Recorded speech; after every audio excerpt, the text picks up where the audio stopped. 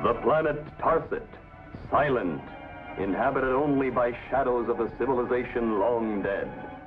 A planet where life of every kind has departed. We must use Tarset, Commander Richards.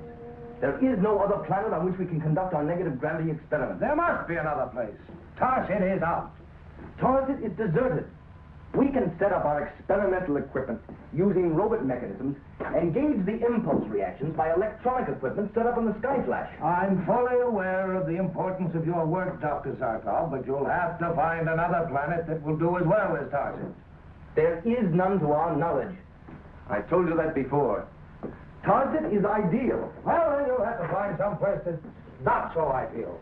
Tarset will not be used. But why? Will you please tell me why? You don't know what just happened to the exploratory mission we sent to Tarset? No. I've been in my mountain lab completely out of touch with things. What happened? Well, we'll soon know the details. All I've had up to now are fragmentary reports, but even from them I'd be a murderer if I let you go. Flash Gordon is here, sir, with Dr. Jervis of the Tarset expedition. Good. Send them in at once. Now we'll get the full story.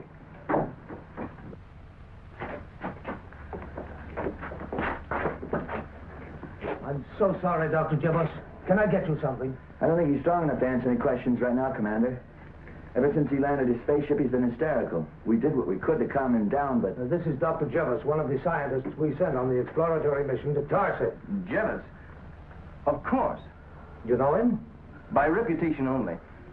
I'm familiar with his treatise on astrohydraulics. Remember, Dale? Oh, that's right, Doctor. He's in a state of complete nervous shock. Well, Dr. Jervis, what happened up there? I'm Dr. Zarkov. What happened on Tarset? Where are the others who went with you? Dead. All dead. How? What happened? Speak up, man. What happened? I'm afraid he won't be able to answer any more questions, Doctor. He's completely... No. It's important that they know. I'll do my best. Don't send anyone there. You'll murder every man you send to Tarset. What kind of nonsense is this? Nonsense? You call it nonsense when your own companions are stricken before your very eyes? When suddenly they are dead? For no reason, for no cause, except a curse. A curse? What curse? A curse of Belphegor. It strikes in silence. It will kill anyone who sets foot on that horrible planet. It didn't kill you. My escape is a miracle. Just a miracle. Perhaps you'd better tell us exactly what happened. Yes, I will. There were 4 of us in that expedition. 4 of us who landed on Tarset. There was Williams, leader of our company, an outstanding physicist. Leclerc, astrochemist. Bending, our engineer. And myself. Our landing on Tarset was easy enough. We made our way to a structure that we had seen from the spaceship. It was the only building not in utter ruins.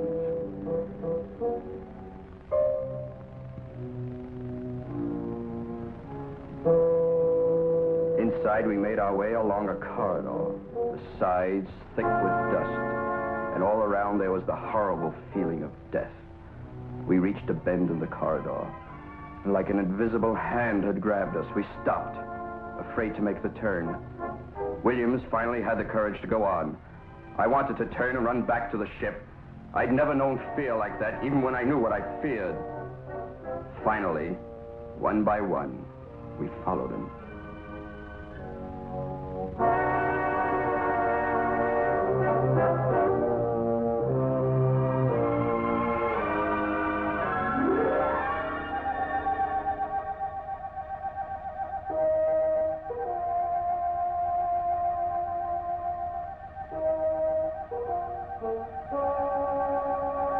Williams saw it first. Belphegor, ancient god of Tarset. Its face looked as if it had been carved out of a solid block of evil. And then we heard its voice. I am Belphegor.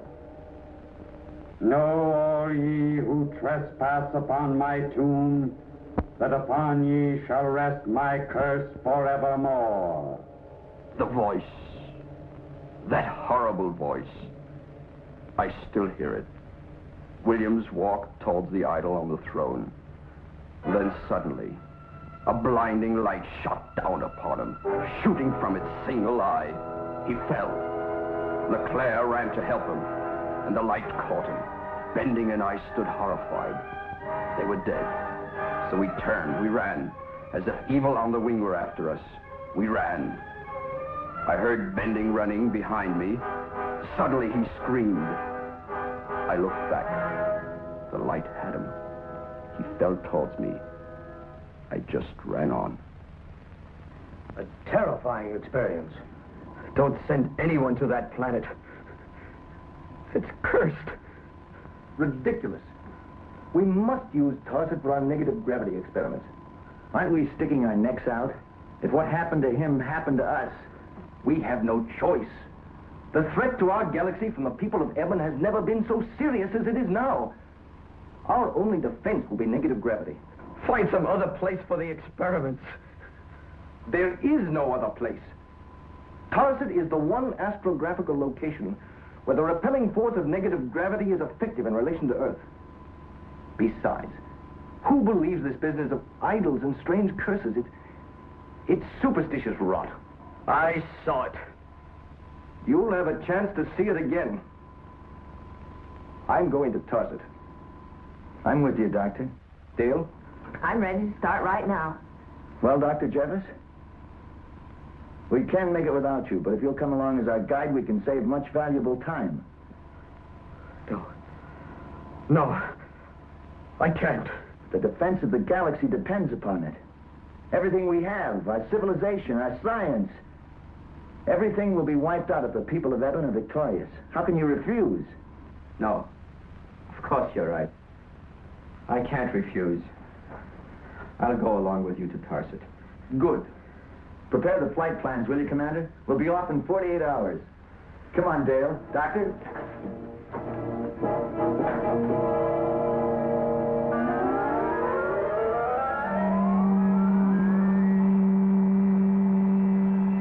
Invasions from Eben. Idols. Strange voices and strange lights. Do you think anybody will believe that stuff, Doctor? Idols, curses, rot. How can you, a trained scientist, believe it? A man believes what he sees. And I have seen these things.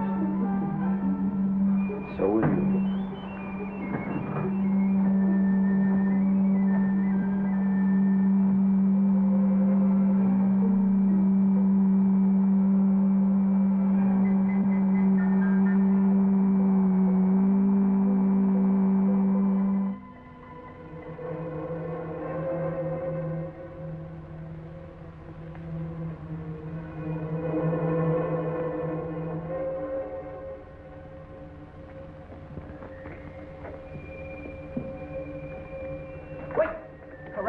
The temple. Please don't enter. We'll never get out alive. You did the last time. Maybe we'll be as lucky. Let's go, Doctor.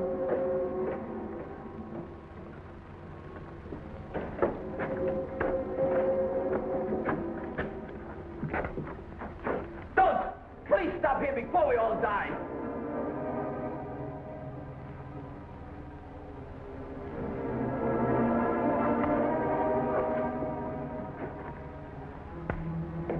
No! Going someplace? Come on. Who's this, Bending? Just as he fell.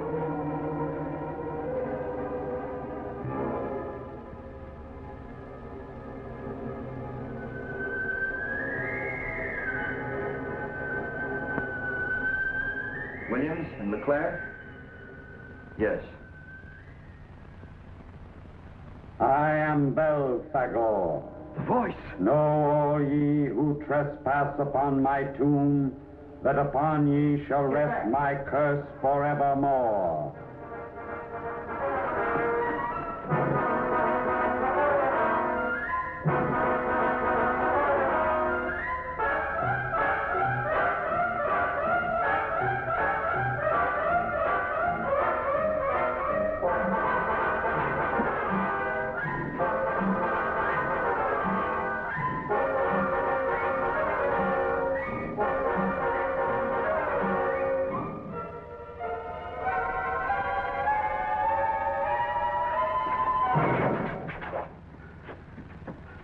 What's going on around here?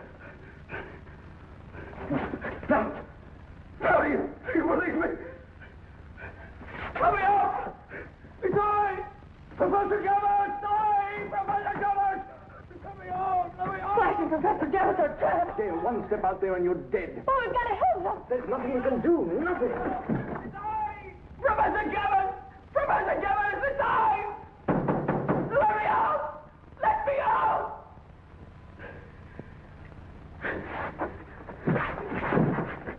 All right, Professor Jevis. If you ever expect to get out of here alive, start telling the truth. The truth? What are you talking about?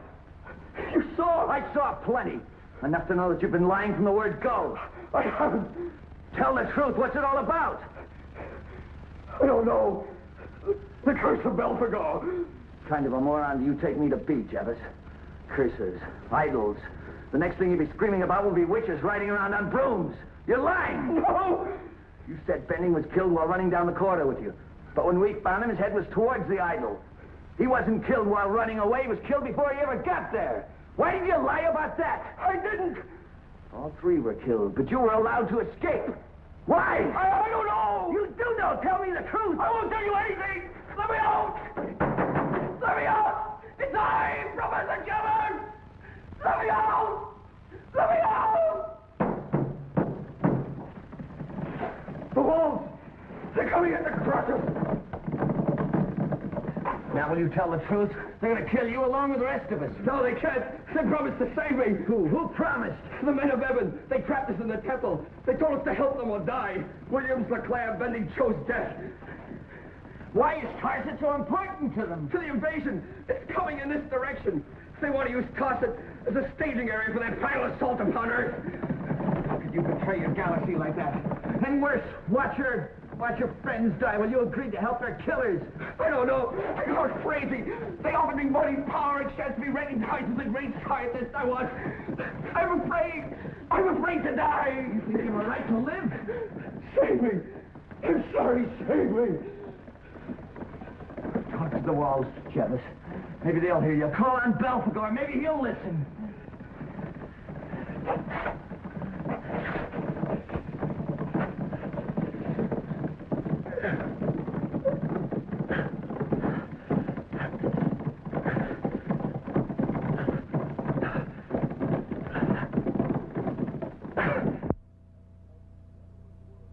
The flat Tarset, a dead, desolate world long deserted by its people. Here in the crumbling temple of Belphegor, the mystic god of death, while Flash fights for his life, Dale and Dr. Zarkov are desperately trying to avoid the touch of the lethal ray emanating from the single eye of Belphegor. In a cell nearby, Flash and the traitor Jeebus, an Earth scientist who sold out to the people of Eben, are trapped between two slowly moving walls that threaten to crush them at any moment.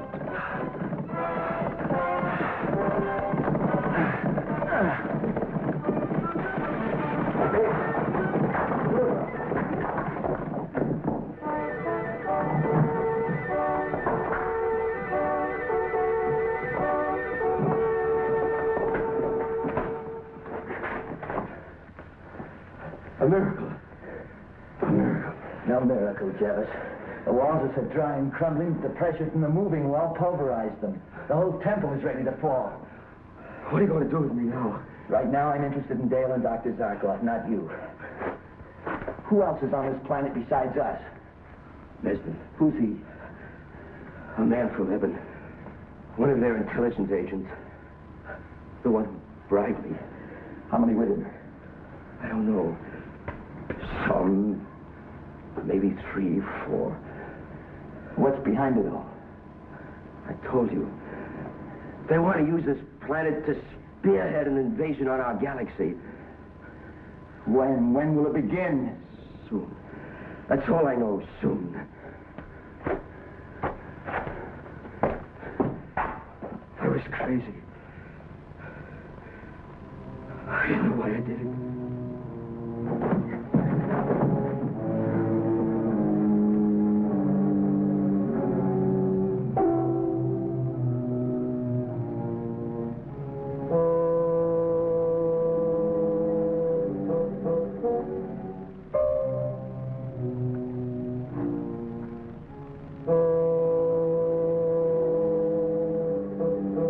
Come in, Dr. Zarkov. And bring your charming companion. Come in.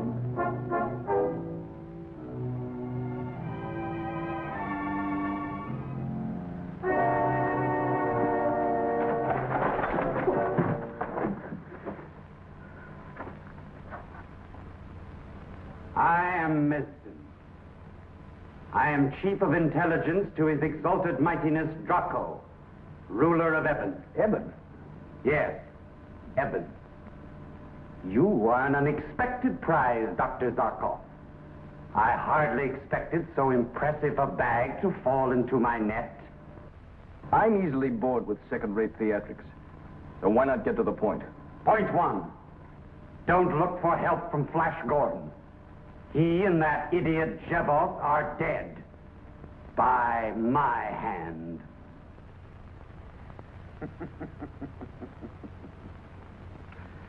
I have spared your life, Dr. Zarkov, up to this point, because you can be of use to my sovereign. My services are expensive. You can name any price. The information we want is worth it. And the information? Complete plans and details of the negative gravity force you have developed. And you must give us the method to combat it. We must know how to smash through it so we can land our forces on Earth. And if I refuse? You will watch Miss Arden slowly and painfully put to death.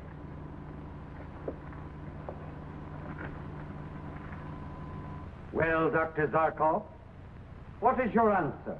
His answer is no. But Dale... My life against the millions they could take on Earth? We have no choice, Doctor. We'll see how brave you are, Zarkov, while you watch her slow destruction. The death eye of Belphegor will bring you Earthlings to your knees.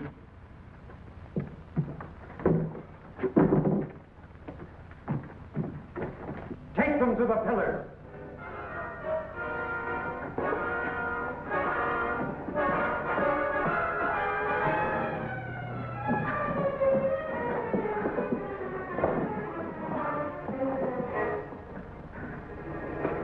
Sorry, Jim. I can't say I'm not scared.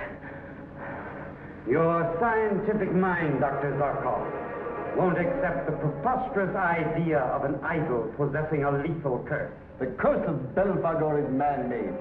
It's a lethal weapon, not a curse. You have seen the result? Obviously, you have a paralysis ray machine set into the idol's head. Quite right. A paralysis ray machine, whose controlled ray cuts through organic matter, destroying the millions of nerves, eating its way deep into the very nerve centers until total paralysis is achieved. You're a fiend. Not by choice. This is war. Dale, I can't let them do it. You must. I can't. You must. And you will.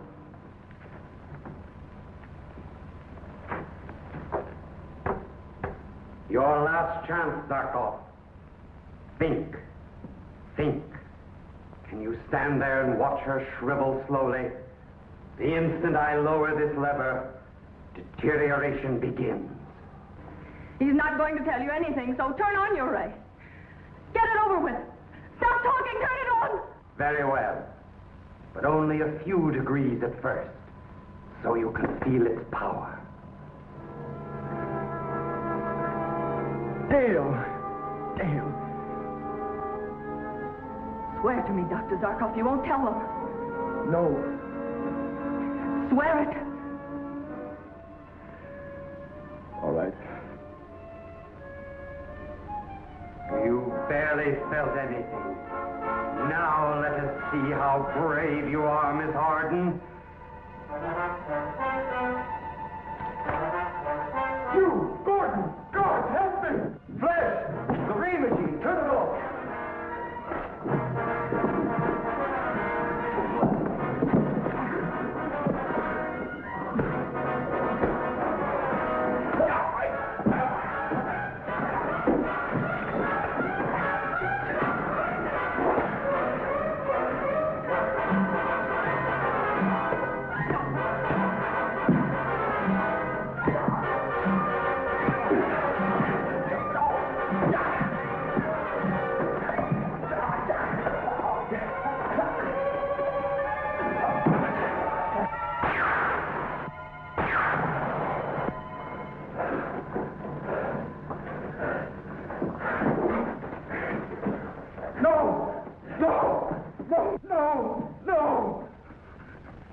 You'll kill us both. Untie them.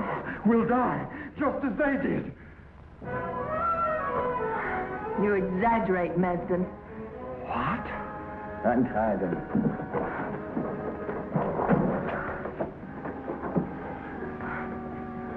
Flash, how did you figure... Okay, Dale.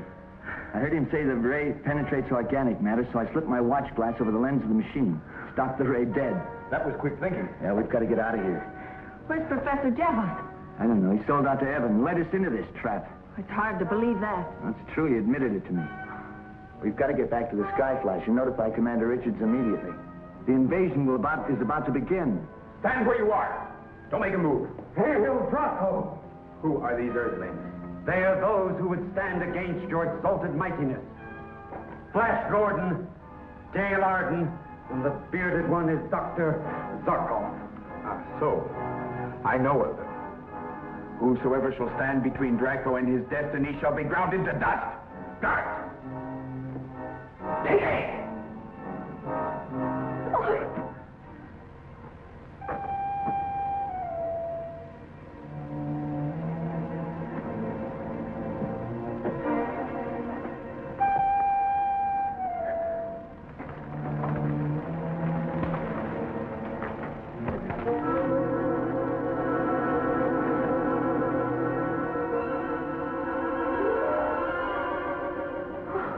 Get back!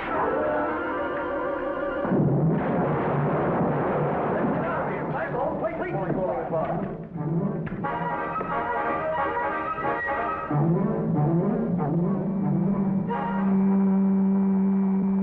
This man, Professor Jevons, was able to topple over that huge ice.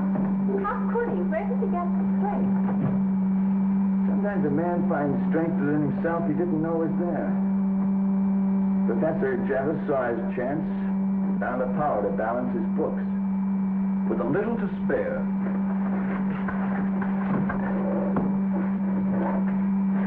Flash Gordon and Sky Flash 2 calling Commander Richards at GBI headquarters on Earth. Flash Gordon calling Commander Richards. Richards here. Flash, I've been on tenterhooks waiting for your report. I'll give you all the details as soon as we land, Commander. In the meantime, you can call off all emergency defensive measures as far as an invasion from Evan is concerned. There will be no invasion. Draco, tyrant of Evan, is dead. Flash, are you sure? This is tremendous news. When you release the news, Commander, one thing you must do. Sir, Flash, what is it? Be sure that all credit is given to Professor Jevons, a great patriot who sacrificed his life in the service of his galaxy. Skyflash 2 signing off. truth will be our secret. Ready for takeoff. Chart a course for home, will you, Dale? Home it is.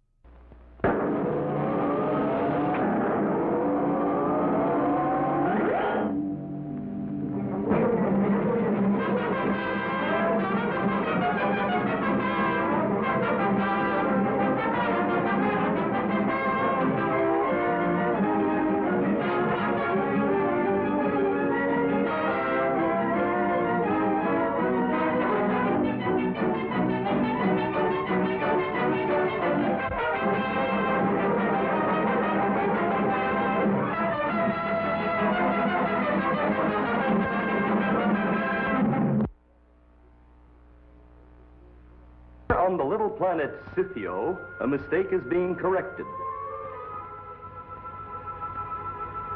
These are androids, creatures without minds, without souls, indestructible, the servants of people betrayed by their own creation. Gentlemen, what I'm about to do is for all mankind.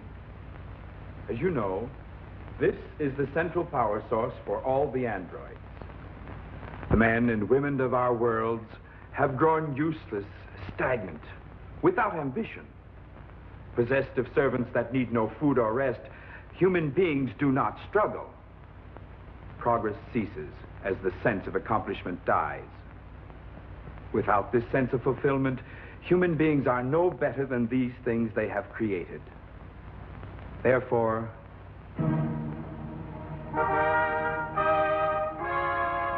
we, the representatives of all the planets, have all taken the vow never to reveal the three secrets of the use of androids: the location of the volts throughout the universe, the frequency readings to which the androids are attuned, and most important, the location of this, the central power source. Gentlemen, the future of humanity depends upon our keeping that vow.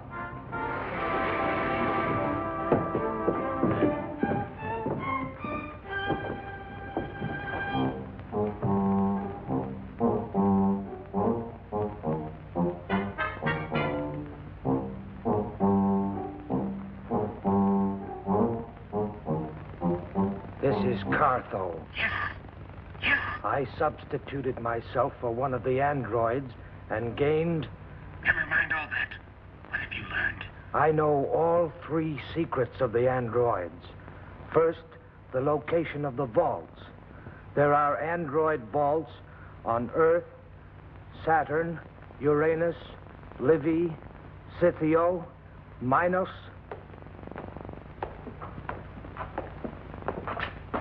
What is that android doing there? It should be back in the vault. I don't understand it.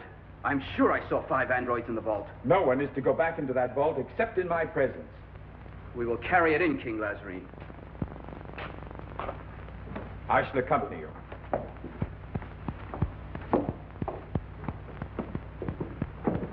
Plius and Delio. The frequency length of the androids is in the delta spectrum. Sine, omega, sine, omega, cosine, epsilon. The location of the power source. The location of the power source. Who's this? Someone has learned all the secrets. Only 2. They did not learn the location of the power source. Without that knowledge, all other is useless. No one need know of this. I understand.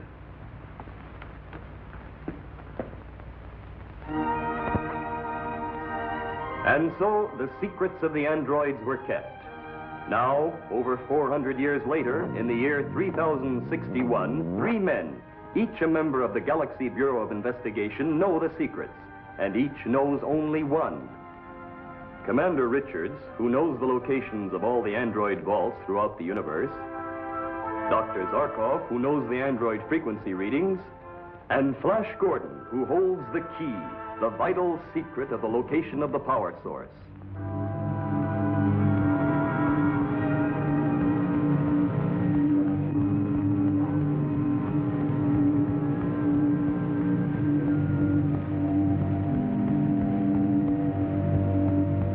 I defy the power of the Galactic Council and refuse to appear before them to answer any such ridiculous charges. But you must answer to the Galactic Council, Queen Phubia. The GBI has received reliable information that you've signed a mutual assistance pact with the renegade planet Futura. The GBI is mistaken. That's hard to believe since I find one of Futura's best-known agents in your throne room.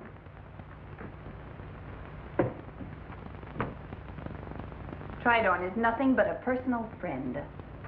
There are some friends that it is better not to have, Queen Phubia. I will select my own friends, Dr. Zarkov. Not this time. Tridorn is an outlaw. Only the fact that this is your throne room prevents me from arresting him. I'll give you 5 minutes to make up your mind, Queen Phubia. Either you order Tridorn off your planet and return with me to appear before the Galactic Council, or I'll have Scythio declared a renegade planet too. We'll wait outside.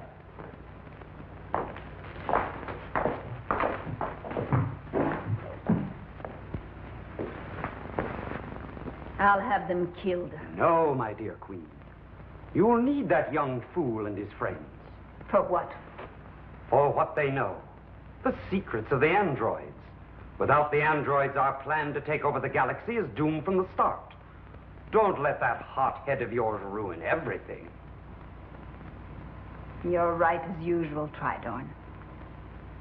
But how do we learn those secrets? That will be my part of the bargain, my Queen.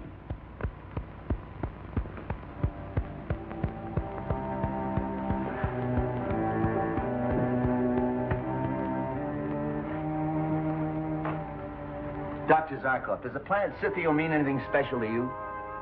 No. Why, does it to you? Tridorn doesn't make any alliance without a purpose. A purpose for the planet Futura. What purpose, Flash? Well, Dale, I'm sure that... Has the Queen made up her mind? Yes. Seize them! Into the throne!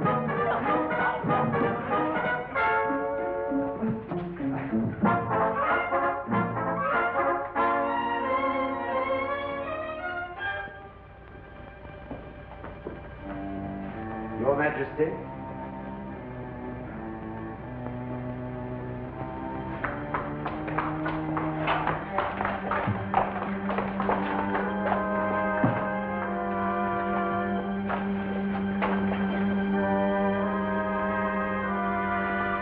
You know what'll happen to you for this, Phubia?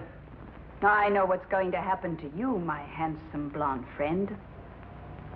Tridorn, Yes, my Queen. you're part of the bargain. Fulfill it.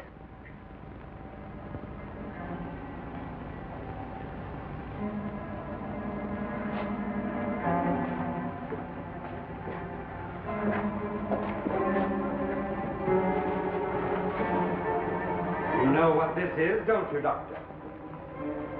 A centrifugal table. Used to test the effect of a specified number of G's on an android. Or a human being. Strap him on!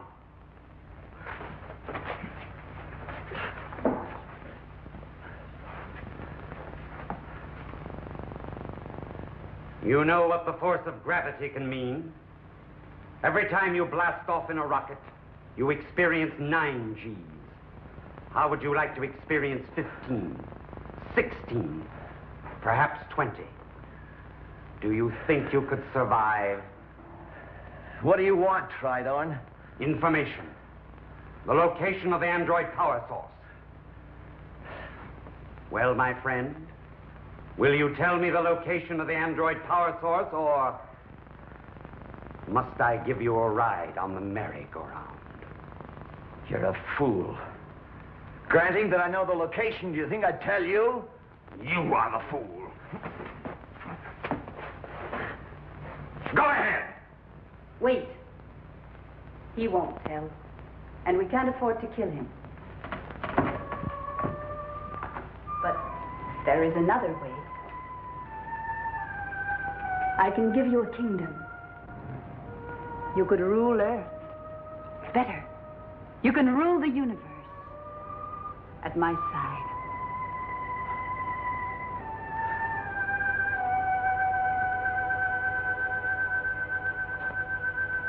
Tie him on the table. No, my queen. As you said, if he dies, the secret dies with him. I suddenly have a better idea. I don't think he'll stand silent and watch Earl die. Yes. That will be better.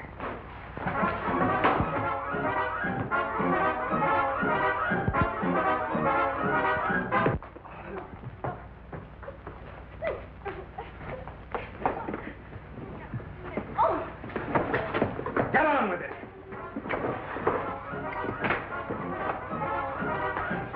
You'll pay for that, Gordon. The location of the android power source, or the girl dies. Don't tell him, Flash. Well?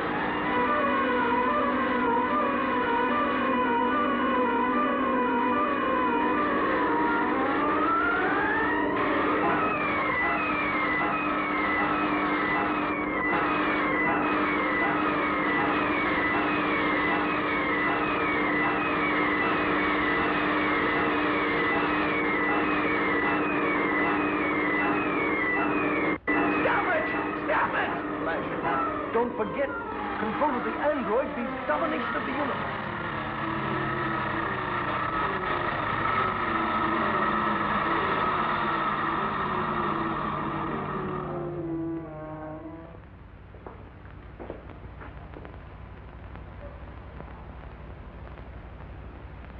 She's still alive.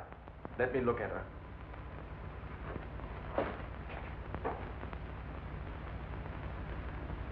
She's alive. The location of the android power source. If I tell him, Pooby, I warn you, he'll betray you. As soon as he has no further use for Scythiel, you'll become slaves to the planet Petura. The power source. Where is it? Send Dale back to Earth. As soon as I hear from Commander Richards that she's safe, then I'll tell you. You take us for idiots. Speak! Then watch the girl die.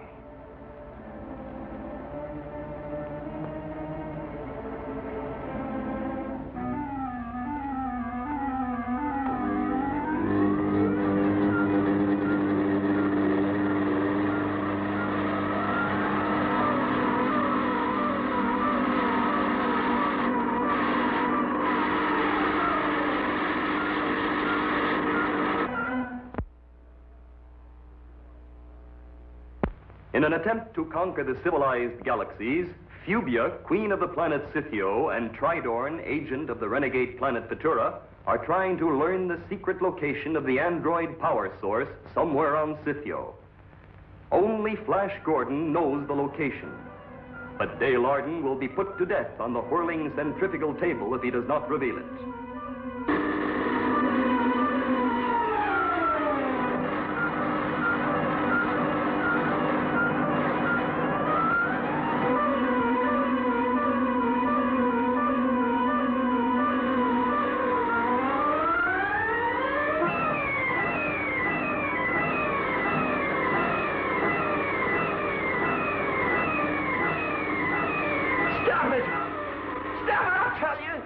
No, Flash, it's no use. They'll kill us all later. Right on.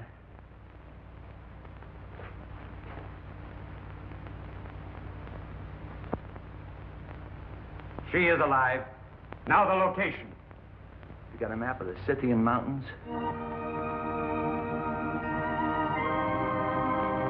Find a door overgrown with brush. It leads into the heart of the mountain and the solid cobalt core. Thank you, my friend. You are most cooperative. I hope your information is accurate. I would hate to have to operate my little merry-go-round again. Guard, take this man to the cell.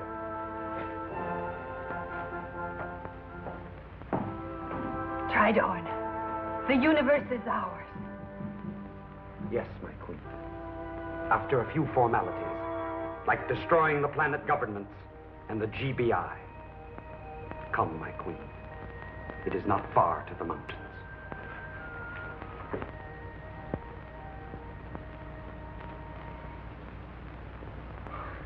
Dr. Zarkov. Come on. Oh, Flash. Androids. Oh, why did he tell them? They'll just destroy everything in their path. I know.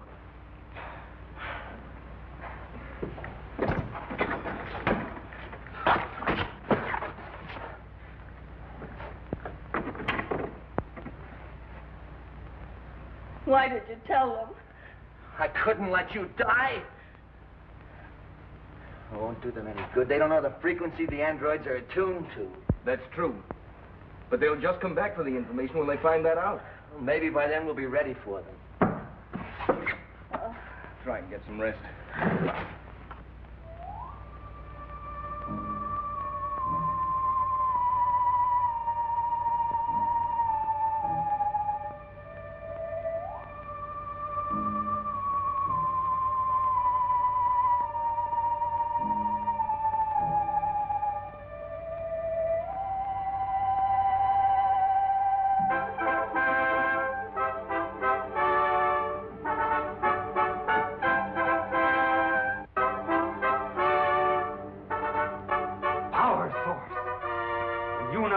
Is ours.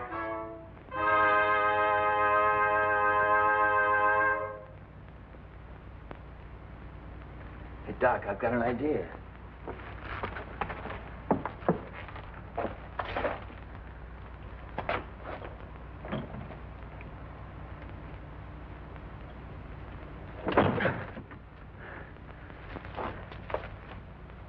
Here is the first setting for our planet Scythio.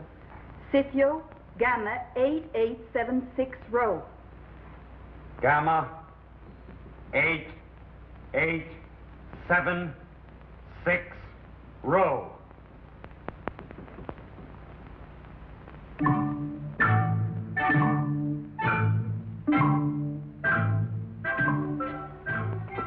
Ready?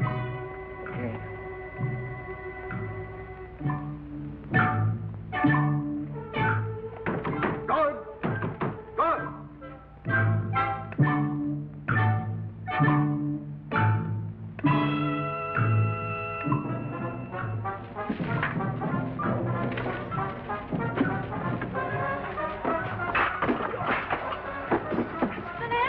Tridorn and Beauty, I have the settings. They brought them to life. Commander Richards has to know. Androids under Futura's control could mean the end of civilization. The androids are on the loose. Commander Richards will know about it soon enough. Let's get out of here. Saturn. Saturn? Gamma 8865 Chi.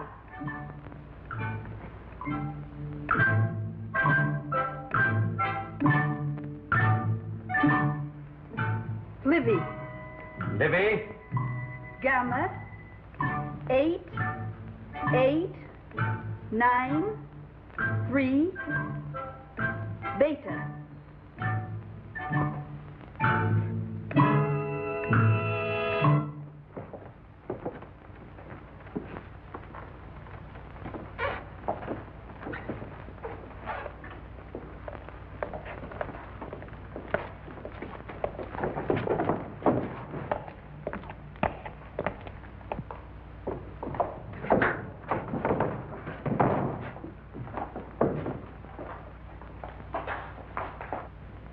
Helio. Helio?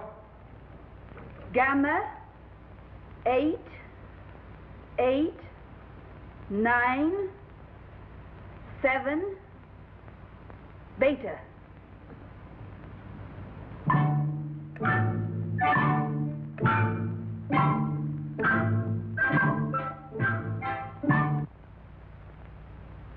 You must be mad. There are no more androids.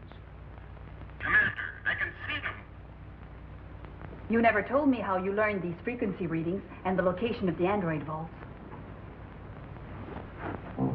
Years ago, a Futurian spy learned 2 of the android secrets.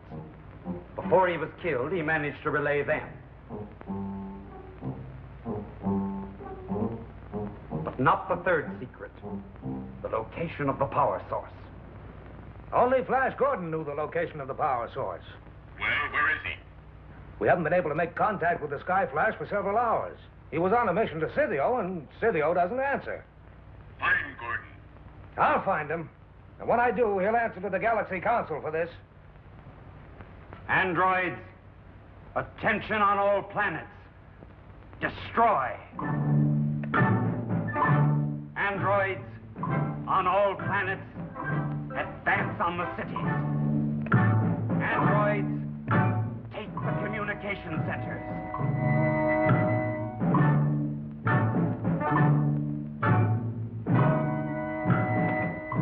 Get me Uranus. Uranus does not answer, sir. Earth androids, attack the GBI. Earth androids, attack GBI headquarters. Androids, attack GBI. Get me Saturn. Saturn does not answer, sir. What about the 3 prisoners? I'm sure the android we sent has disposed of them.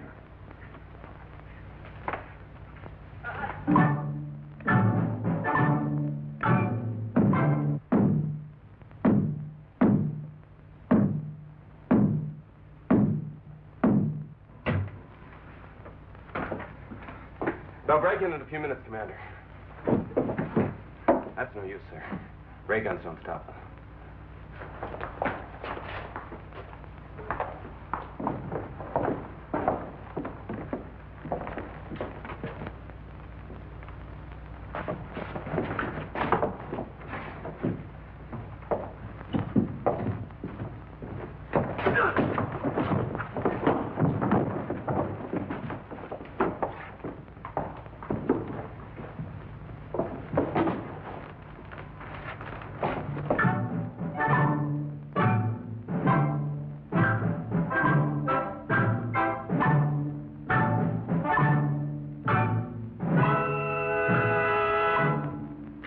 My dear, I need your help.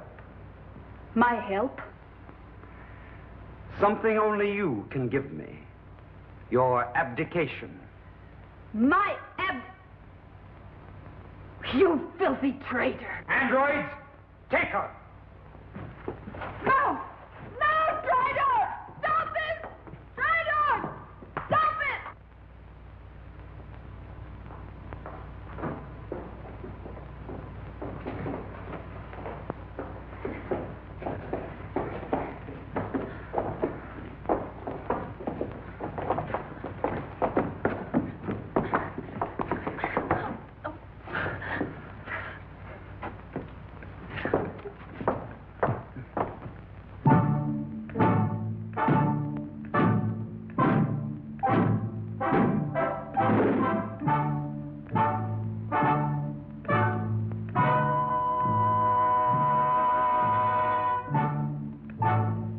Earth androids, listen to this. When you have accomplished your mission, stand by for further orders.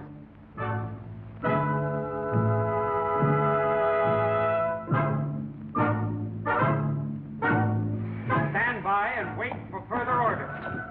Good. Stand back, Triloid. Androids.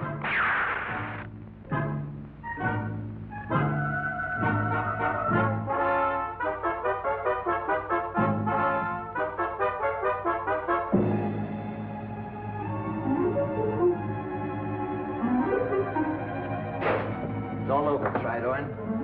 It's a good thing you blasted the machine before the android got your gun away from you. Yeah, once and for all, the androids are destroyed. As they should have been 300 years ago when the androids were outlawed and this, their power source, was turned off. Well, we better get back to the Sky Flash and notify Commander Richards that the androids will never return.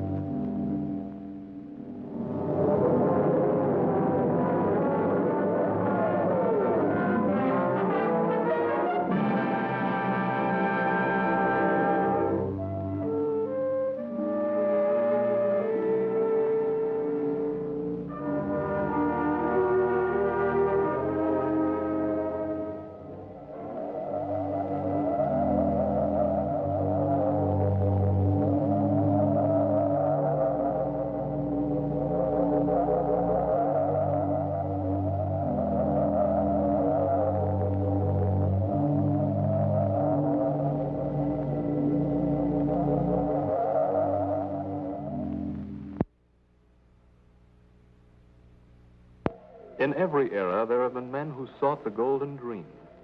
Men who have always believed that just over the next hill lies the claim that will make them rich. These space prospectors rushed to Mars when priceless capellite was discovered, and many of them died of exposure and starvation. They rushed to Venus when the first gusher of gamma oil came in. Hundreds of them died or were lost in the rings of Jupiter when the fabulous gas strike was made there.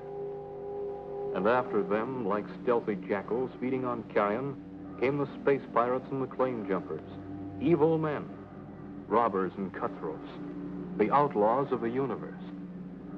GBI headquarters, Earth calling all patrols.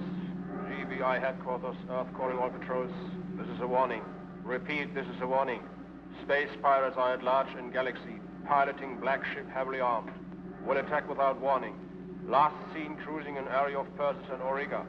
If seen, notify nearest GBI patrol ship at once. Notify nearest GBI patrol ship. That's quite a joke. They're closing in on us, Fred. Well, so what? We can outrun and outgun anything the GBI's got. Yeah, sure. Okay, where to now? The planet Cranus. We got a fuel supply hidden there. After that, we'll take off for our secret planetoid base. After all, we've got a lot of treasure loot to hide. Shades of Saturn, I'm sick and tired of this desk work. Missing people, missing jewels, lost spaceships. Find them. Find them. And what are you grinning at like a baboon? Do you think it's funny to be sitting here like the hub in a wheel responsible for every intergalaxy crime and tragedy? No, Dr. Zarkov. But it is, if you'll forgive my saying so, a bit amusing to watch you boil over every 15 minutes and then go back to work. I see what you mean. Well, I guess I can stand being tied to this desk for a few more days until the Galaxy Council gets around to appointing a new commissioner for the Galaxy Bureau of Investigation. Oh, by the way, Alan, you'd better send out that space pirate warning again. I want all patrols kept on the alert. Yes, sir. GBI headquarters, Earth calling all patrols. This is a warning. Repeat, this is a warning. Space pirates are at large in galaxy, piloting black ship heavily armed. This is the asteroid Myos, a tiny, desolate planet, barren and airless. A place where life can be supported only by incredible bravery and terrible privation.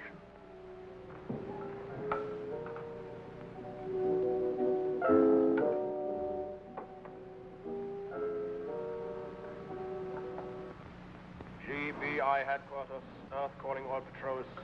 GBI headquarters, Earth calling all patrols. This is a warning. Repeat, this is a warning. Space pirates are at large in Galaxy. Piloting black ship heavily armed. Will attack without warning. Last seen cruising in area of Persis and Auriga.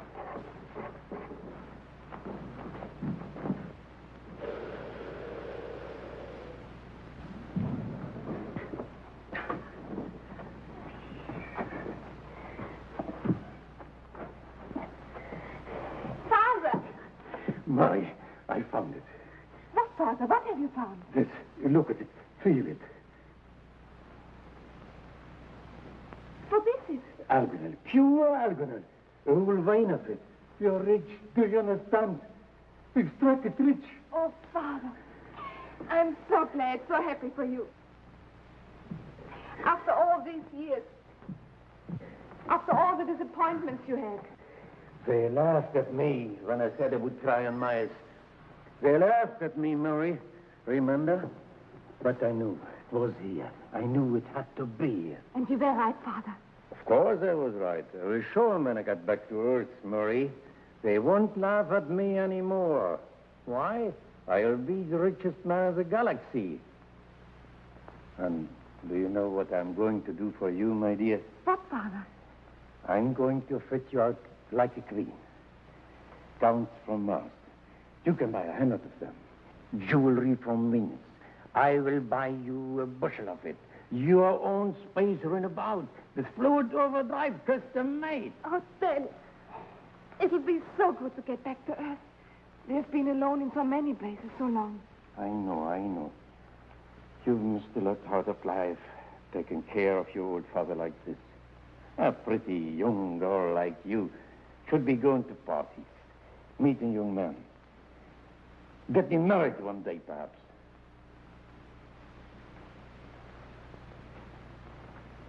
What young man would look at me now? You wait and see. You will be the greatest catch this side of Saturn. Wait till the galaxy hears about this strike. Flash cruises through space, hunting the space pirates. Week after week on assignment from the GBI, it has tried to locate the evasive Shadow, the black pirate ship. Oh, it's no use, Flash. We've looked for weeks and weeks, and what have we found? Nothing. You say that again. We're all getting sailed down. It's been a long sail. You don't have to tell us that, Casey. You know, if I didn't know better, I'd think these space pirates are just a rumor. They're around somewhere, Dale. They jumped a claim on Persis, then they moved in and robbed the National Bank on Auriga. I know. And they hijacked 3 space cargo ships. But where are they? Where's their secret base? And where do they hide their loot? Now, those are questions the whole galaxy would like answered. Planetoid coming up. Get me a locate, will you, Dale?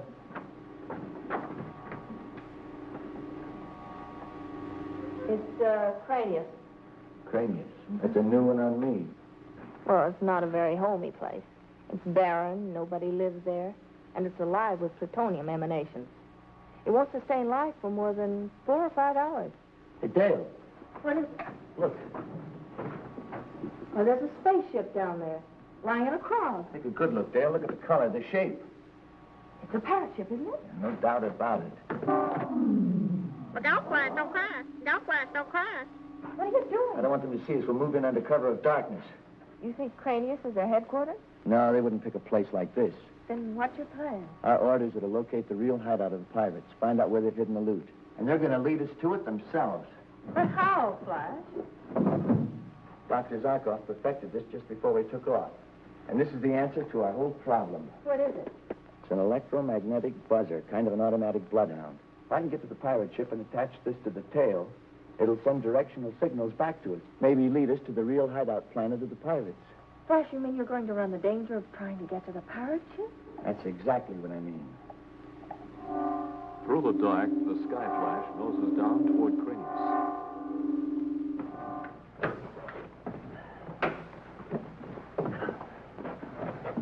Oh, Flash, before you open the airlock, let me take a plutonium radiation reading, will you? Okay, Dale. It's almost maximum, Flash. Well, we can't stay out there too long, even with our radiation-resistant spacesuits. You stay here, Dale. No sense in having us both take a chance on radiation poisoning. No, I'm coming with you. May need some help. Sorry, no. This is a one-man job. But I can cover for you in case the I'll power... be watching for them. I'm not back in half an hour. Contact Dr. Zarkov. Close the hatch. Keep out the radiation. All right, Flash.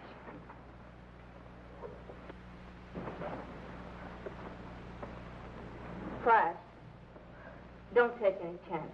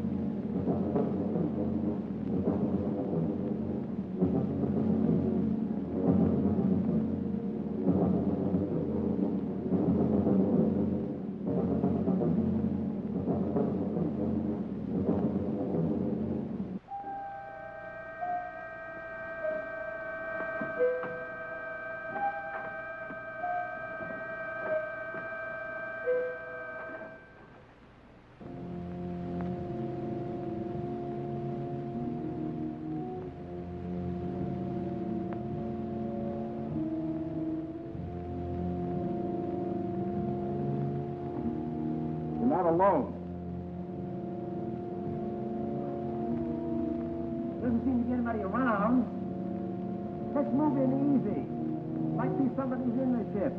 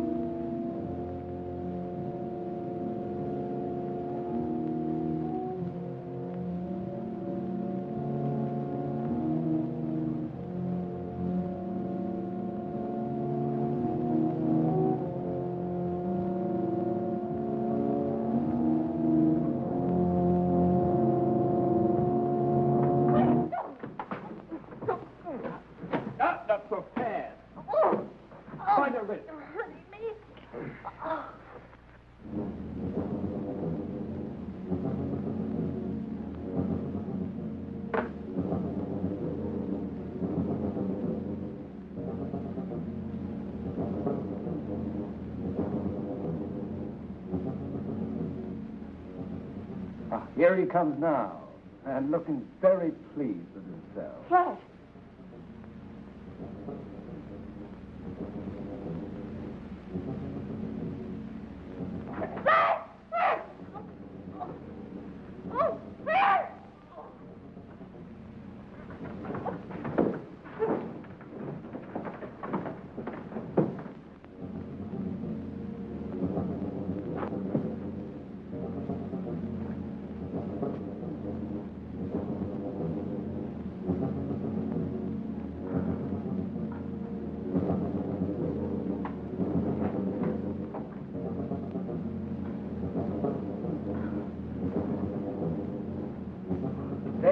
Dale!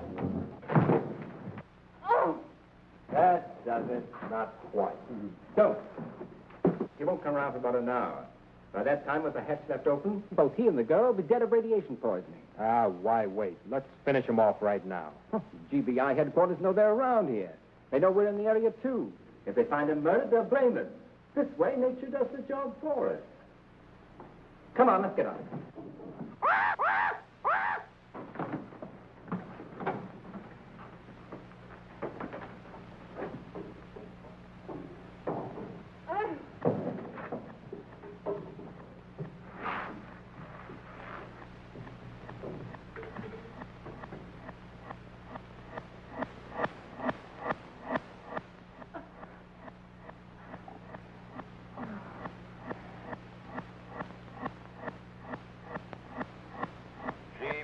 headquarters, Earth calling Skyflash.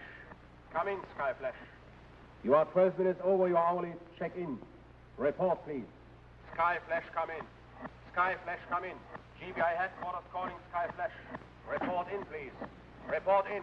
I'll take over, Ellen. Flash. Dale. I'm talking to you on the off chance that you can hear my voice but can't reply. You have 10 seconds before we send out an SOS. My plan is to have all the GBI patrol ships in the area where we last heard from you converge and make a planet-to-planet search. If it is merely that your radio and teleradio communications are out, try to set up some sort of electronic signals that will guide the ships to you. Time is up.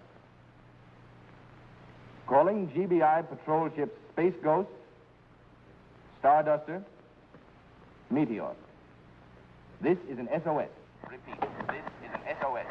GBI patrol ship Skyflash is missing. You will proceed immediately to space points T8, G5, T9, H6, T10, I7. The last report from the Skyflash over 1 hour and 13 minutes ago from that space area.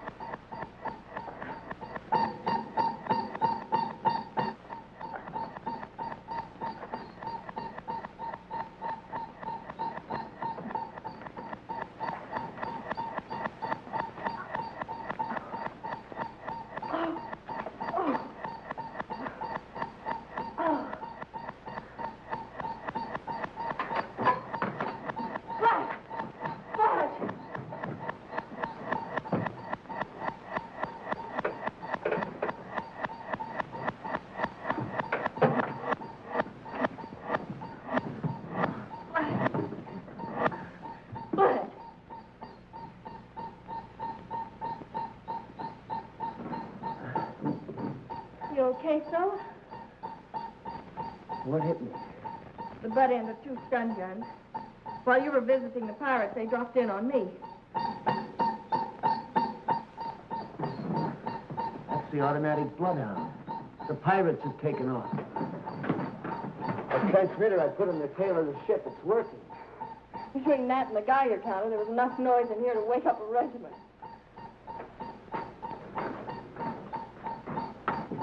I got a good start. We better hurry.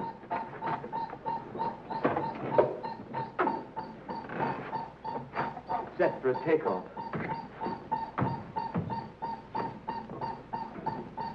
Here we go.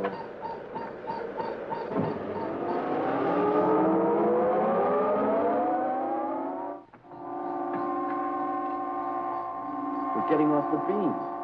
No, now we're on it again. Flash is coming in stronger. Do you think they're headed for the hideout? I don't know, but as long as this automatic bloodhound works, we'll be hanging on their tail.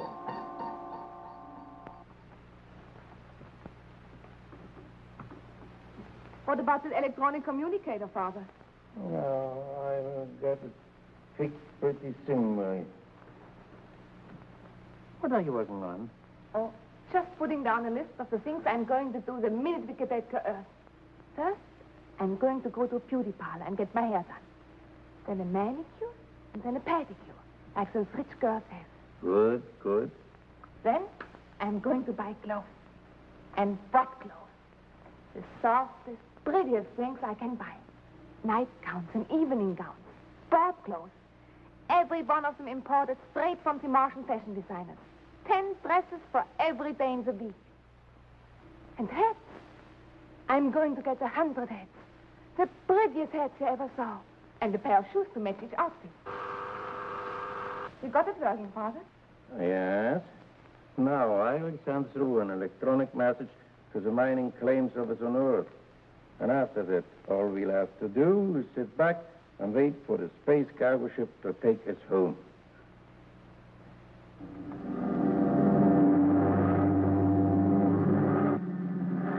Fred. Yeah? Just got a message over the electronic receiver. Oh, yeah? What about? You remember that old space prospector, Planetoid Pete? Oh, yeah. He's filed a claim on Myos over the electronic communicator. Myos? That empty planetoid? What would he find there? I don't know. Myos isn't too far from here. Suppose we drop in and say hello to our good friend Pete. Why not? I'm sure he'll be delighted to see us. Yeah, I'm sure he will.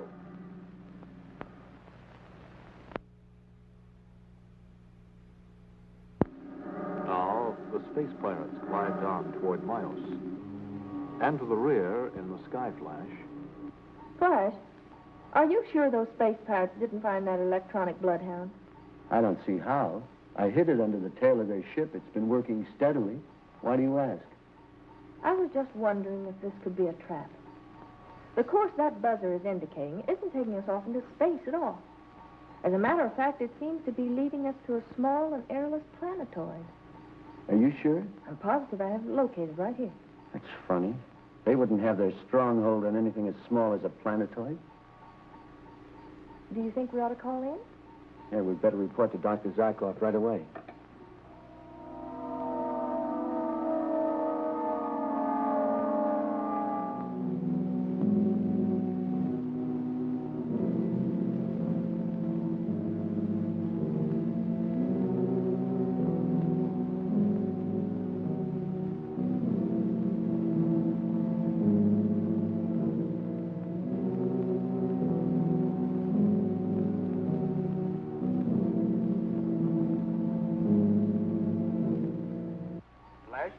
I've told you those space pirates are dangerous. Now, don't try to move in on them alone again, you understand? Sure, I understand, Dr. Zarkov, but... But nothing. Your job is not to capture those men, but to locate their stronghold. And we're pretty sure that Myos is not their home base. Wait until they take off again and then follow them. And when they do land on their stronghold, contact us here. We'll send a fleet of GBI ships to capture it. Is that clear? All right, Dr. Zarkov, everything clear. I'll report to you later. Flash, no wonder they've landed on Maya. I just got a report over the electronic communicator. Planetoid Pete and his daughter are down there, and they've just discovered alganol. That's why they're there. Well, what shall we do about it? There's only one thing to do, land on Myos. But Dr. Zarkov ordered us to cruise around and wait until the pirates took off again. I know, but old Pete and his daughter are down there helpless. These pirates are murderers. We've got to move in. Well, you're right. We'll need our space helmets. There isn't a thimbleful of air on that planetoid, and without them, we'd be dead in 10 seconds.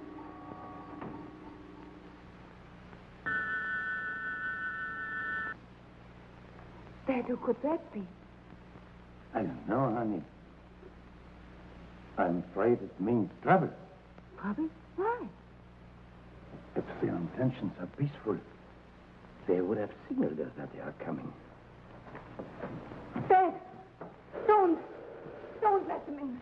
I've got to let them in. But why? It could be someone that crashed. Maybe that's why they couldn't signal us. Dad, I'm frightened. Please don't open the door. I have to. It's a code of space. We can't let human beings die out here if we can help them.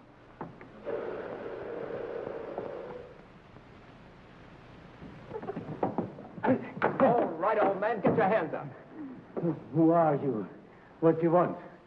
I told you not to let them in, Father. Well, you are not going to take this claim away from me. I worked all my life trying to find it. What are we waiting for? Let's kill them both, load up with this alganol, and leave. Well, we got plenty of time. I'm not so sure about that, Frederick. The old man's broadcast his claim all over the universe. We've taken care of Flash Gordon, yeah. But the rest of the GBI is still looking for us. You dirty thieves. This claim is mine. Mine and my daughter's. Here. Take this. You've got a lot of digging to do. All right, get going.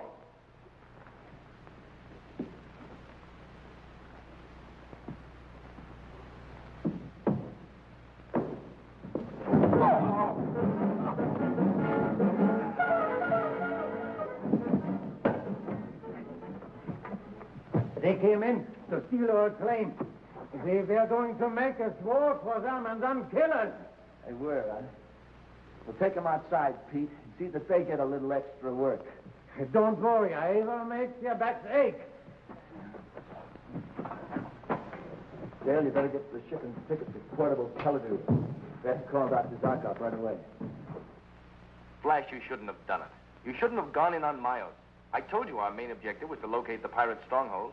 I had to do it, Dr. Zarkov. And I suppose if you had located the stronghold, you would have moved in alone and tried to beat up every pirate in the place single-handed. I guess I did have some such plan in mind. Well, you can forget it. You see, one of our other GBI men has already located the stronghold. He contacted us here, and we've got a fleet on its way to capture it. Glad to hear it, Doctor. Well, any way you look at it, the situation's all cleaned up. And, confidentially, Yes? I guess if I'd been in your place, I'd have done the same thing.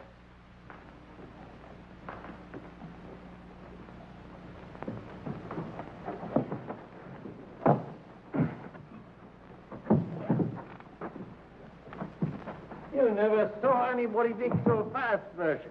Did a real day's work. Got all the argument. I want the idea. Then Marie and you will come back with us, Pete. Just as you say, but what about the Argonauts? Leave it. We'll leave them with it. Get over here. As soon as we get back, we'll send a GBI patrol ship to pick them up. But, Flash, how do we know they won't get away in their spaceship while we're gone? How far do you think they're going to get without these, Dale?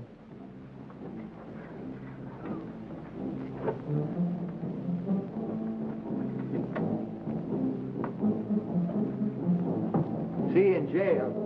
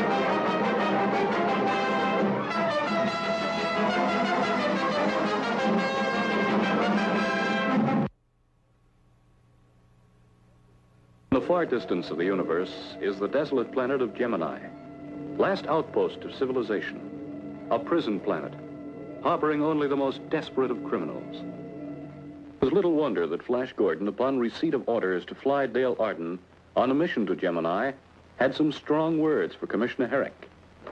I don't like this assignment, Commissioner Herrick. The Sky Flash isn't a prison van. Granted. Nevertheless, the assignment is in order. We don't have another spaceship that can reach Gemini in half the time it will take the Skyflash. And speed is the essential. Okay. Then let Dr. Zarkov make the trip with me instead of Dale. He installed the oxygen purification system in the Gemini prison. It's only logical that he repair it. Impossible. I can't take him up the solar thermal project. He must report on it to the Galaxy Council next week. I don't know what you're so worried about, Flash. I can take care of myself. And if I can't, you can. Prisoner Gatekiss is one of the worst killers in the universe, Dale. I don't like the idea of your being exposed to any crazy attempt he might make to take over the Sky Flash and escape. I guarantee you, you'll be securely manacled and shackled. Now, be reasonable, Flash. I must go with you because, well, so far, Dr. Zarkov and I are the only people who know the principles of the Solomon rectifier and its application to the purification system. And if it isn't fixed soon, every prisoner, every worker, and every guard on Gemini will die of suffocation within 24 hours. Okay, but I don't like it. Get a flight plan ready, will you, Dale? We'll blast off at 16 hours. Good luck.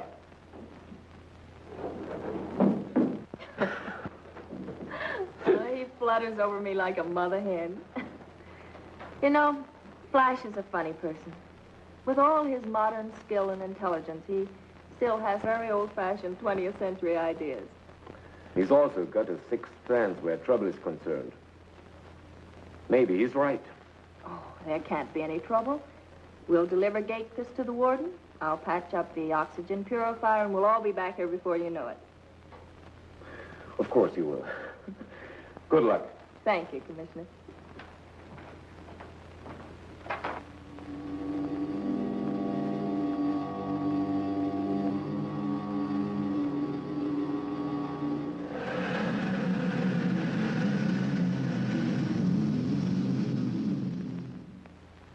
All right, take him to the processing room. Sure, I'm glad to get rid of that baby, Warden. So am I, Flash, but, well, you must admit all your worrying about his trying to escape was a bit foolish. Not so foolish, Miss Arden. Gemini is the last stop for these incurable criminals. Once here, they know there's no chance of escape. That's exactly my point. The trip from Earth here is their last chance. I know of cases where they've tricked and overpowered the pilot and escaped with a spaceship. Your friend Flaggart was one of them. Remember, Flash? The first time he was captured, he escaped. That's when Flash went after him and captured him. It was Flaggett I had in mind. It's good to know, though, that there's at least one place where killers like Flaggett and Gatekiss can't break out.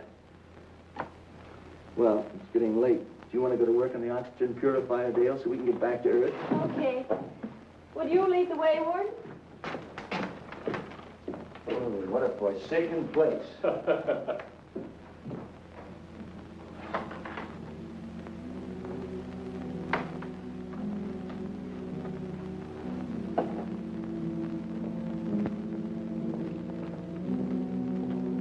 Flaggett, come and get it. Get that slug away from here. I'm sure not going to feed you, Flaggett. If you don't want to eat, that's your business. Get out of here. Why don't you cut it out, Flaggett? You have been acting like a caged tiger ever since you came up here. What good will it do you? You're here. You're never going to get up. I'll get off. When you've got a debt to pay like mine to the guy who railroaded me here, you find ways. Not from here. You don't. Him and Flesh Gordon. The guy who railroaded me here and the guy who caught me. Both of them. I'll catch up with them. And when I do... Gordon, you couldn't have a better chance. He's here, right now. He just delivered another one of you bad boys. Gordon here? Yes. I'll bet that eats you. So near and yet so far. Yeah. So near and yet so far. Well, I guess I might as well eat my grub and make the best of things. No, you're talking sense.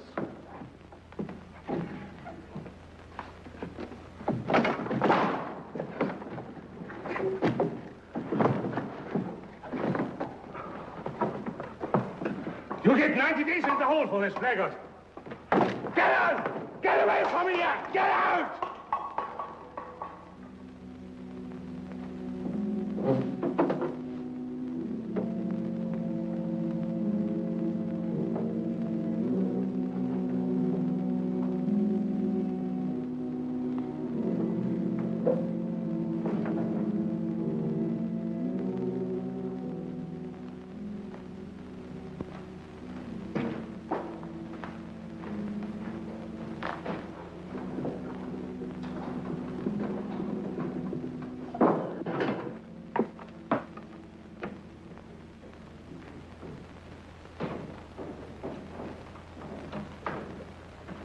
Hi, Flash. Hiya, Pete. Everything checked?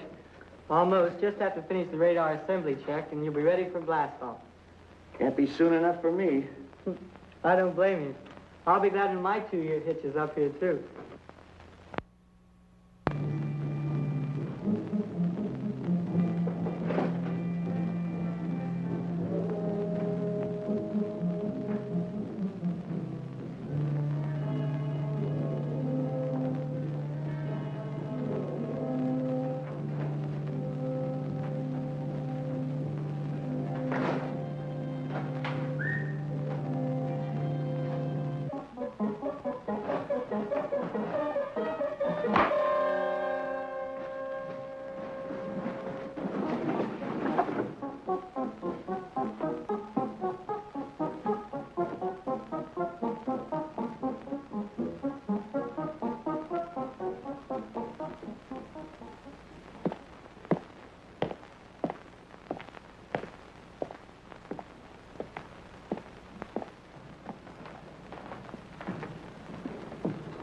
Flash, you about ready to blast off? Sure thing, Dale.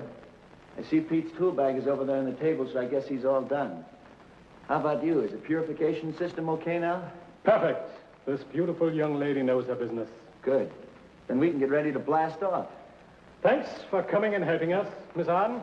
I really do appreciate it. Warden! Warden! Yes, Blake, what is? What happened with you? It was Flaggett, sir. He is on a rampage again. But how thunder did he get at you? Grabbed me through the bars. He's been yelling as usual that he is going to break out. That he's going to get even with the guy who railroaded him here. That'd be Breshkan, his old gang boss on the planet Leo. He's gunning for you too, Flash. When I told him you were here, that's when he went berserk. I guess that's all he dreams about up here. Getting Breshkan and getting me. Thank goodness he won't be able to get to you, Flash. Well, I handled him once. I guess I could do it again. Well, I know it's impossible, but just the thought of his escaping... Well, I'd better get up there and calm Flaggett down. And I know you're both anxious to take off. Goodbye. Bye. Warden.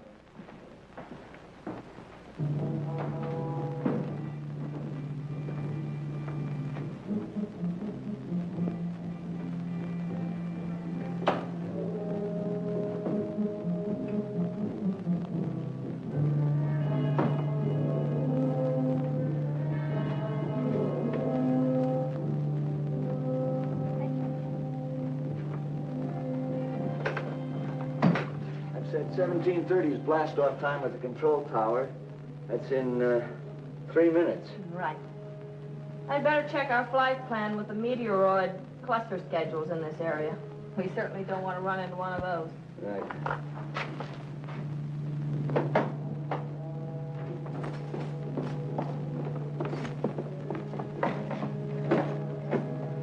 Sound the alarm. I've got to warn Gordon. Flaggett may be on the Sky Flash. There's a meteoroid cluster about 10 light minutes away, Flash. You'll have time to pick it up on radar. Right. I'm taking the landing ladder up now. Only 30 seconds to take off. Open the atto fuel chambers, will you, Dale?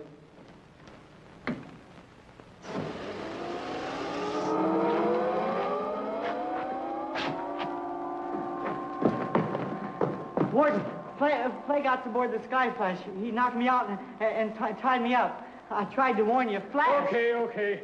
I've got to contact him by radio. Hope I can warn him before Flaggett gets him. I've never been so glad to get away from a place in all my life. You're just afraid of Flaggett, that's all. Hey, you're getting awfully fresh, young lady.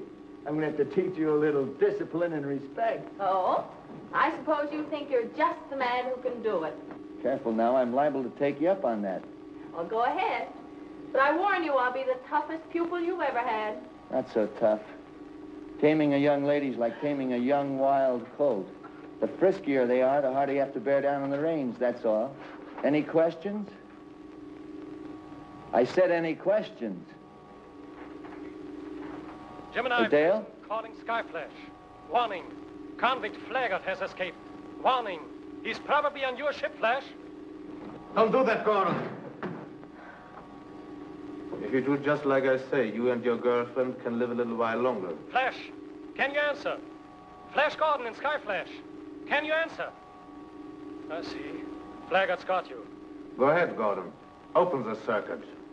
Let me talk to the warden. I forgot to give him my respects when I left. Give me your hand, Mike, so I can talk. What's wrong, Warden? Do you miss me? Flaggett, what have you done to Flash Gordon and Dale Arden? Nothing for the moment. But when the time comes, I've got a beautiful idea.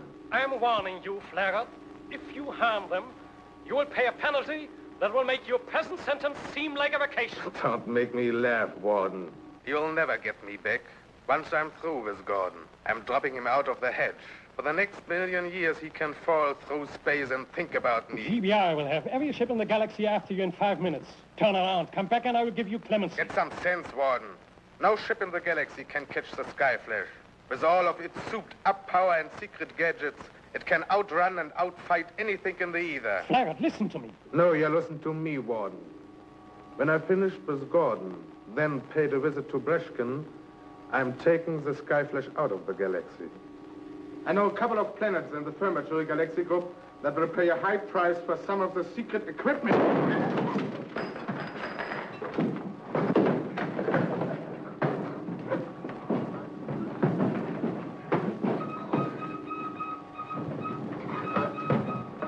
Oh, Flash! We're heading into a meteoroid cluster.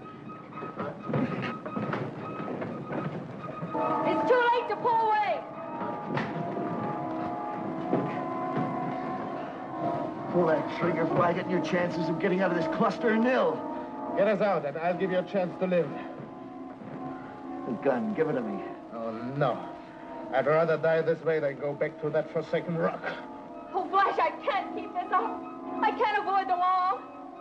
But we're coming into the center where we crushed. Flaggett, let Flash take the controls or we'll all be killed. Well, Gordon? Okay.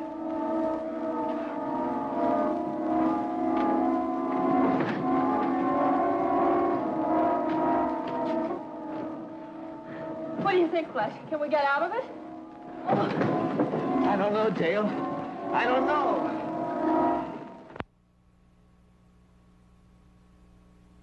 Flash Gordon tries to maneuver the Sky Flash to safety.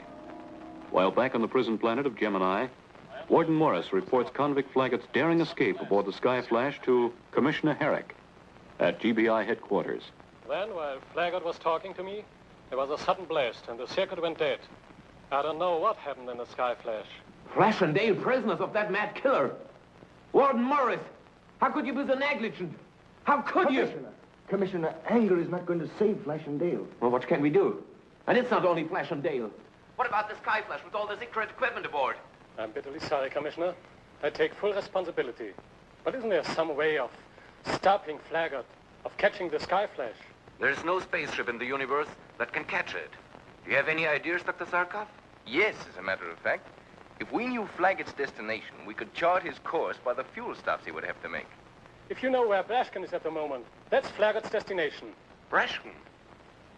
Of course, Flaggett would be heading for him to get his revenge. Brashkin, did you hear that? Our last reports were that Breshkin had a hideout in the magnetic mountains of the planet Leo. Then Consequently, by figuring the atto fuel consumption of the Sky Flash, we can pretty well localize the galactic area where they'll have to refuel. Careful, Dr. Zarkov. The Sky Flash left here with only a half load. Half load. All right, Warden, thanks. What can we do? Flaggett knows the sky route into the magnetic mountains here. We can't keep him out. What can we do? Do, Mickey. They're going to climb into our spaceship and take off. But for where? He'll find us. We can't escape. Escape? Who said anything about escape? We're going out to find Flaggett. What? What? We've got a rendezvous with Flaggett on the planet Ariel, where he and I planted a fuel cache. While he's on the ground, we'll blast him and the Sky Flash to Kingdom Come. Come on, let's get going.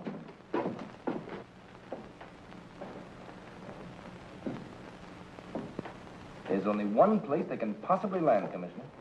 The planet Ariel. Deadly atmosphere. More deadly even than Gemini. They can't possibly land there. But where else have they...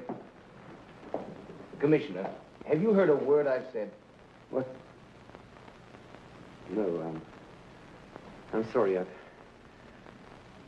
I've just made the most difficult decision in my life. What do you mean? You know that. Flash and Dale and you mean more to me than anything else in the universe. But I've got to think of my duty to the galaxy before everything. You agree, don't you? Of course. Well, we don't know if Flash and Dale are dead or alive. All we know is that Flaggett is in the control of the ship. And I can't let the secret of the Sky Flash get into enemy hands. So, I'll have to destroy it. I'll have a ship ready to blast off in 15 minutes. We should be able to get to the planet Ariel in time to destroy the Sky Flash if it lands there.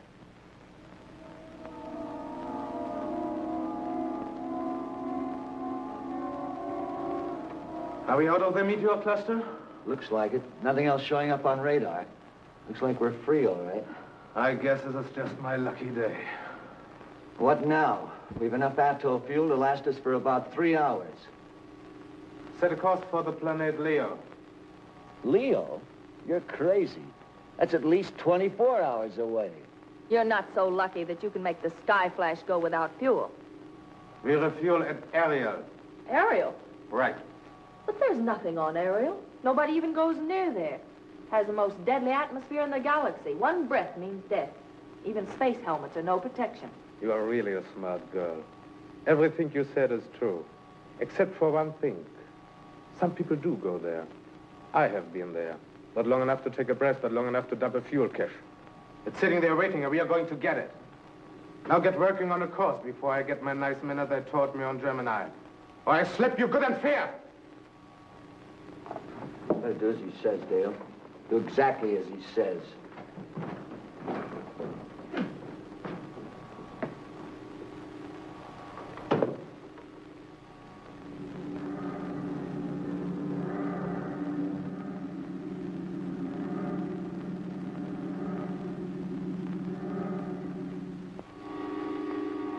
That's Ariel.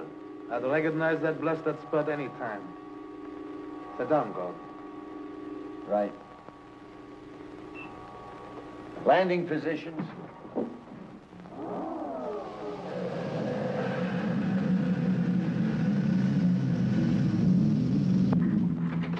Okay. Get up, Gordon. We sit down right next to the fuel dump. Oh, you can't go out there. One breath of Ariel's atmosphere and you'll both suffocate. You look like a man with pretty fair lungs, Gordon. How long do you figure you can hold your breath? About 2 minutes. I can do better. Spend a lot of spare time on Gemini trying it. I can almost make 3 minutes. You expect to get the fuel aboard in that time? Why not? The fuel is right next to the ship. Gravity pressure on Ariel is low, makes the tanks light enough. I think we can make it under 3 minutes. 3 minutes? Maybe you can make it, Gordon. Maybe you'll be lucky. Don't try anything while we are gone, for his sake. We'll have to use the door to the control room as an airlock, Dale. Close it after us. Don't open it again until you're sure we're back inside with the outer port locked. If you still want to go through with this mad idea, you're going to get us both killed. Get going. When you hear us knock, open up. Casey!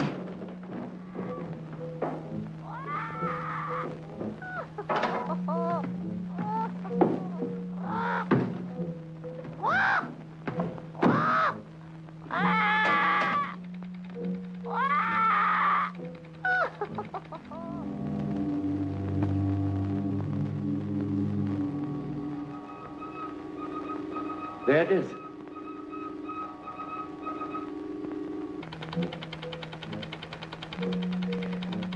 One minute.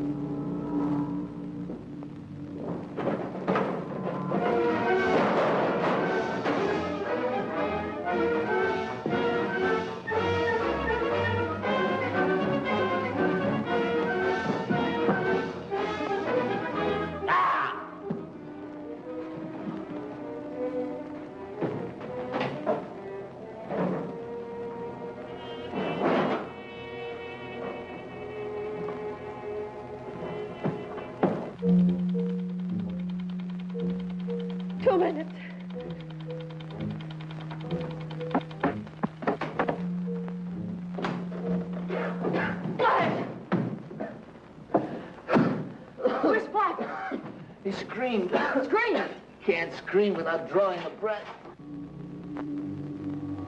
Approaching target. Ready with disintegrator gun. Wait a minute. Spaceship approaching. One of ours? No, a black ship. The Black Jaguar. Breshkin's ship. Set the tractor gun. Ready for a run?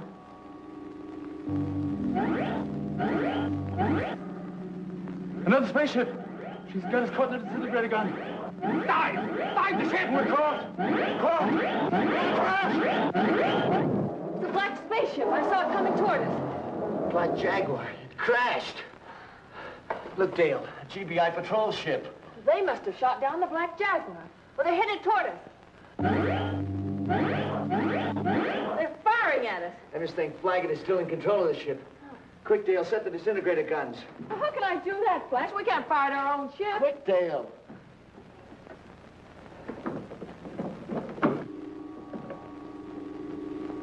The Skyflash is answering our fire. That's funny. What's the matter? His disintegrator ray is blinking on and off. It's code. He's using his gun to send code. F-L-A-S-H.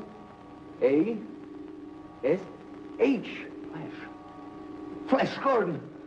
He's at the controls. He's safe. Thank heaven. I'll signal him to blast off and follow us back to Earth.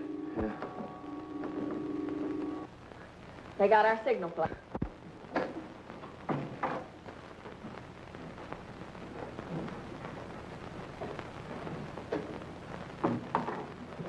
They're standing by to escort us home.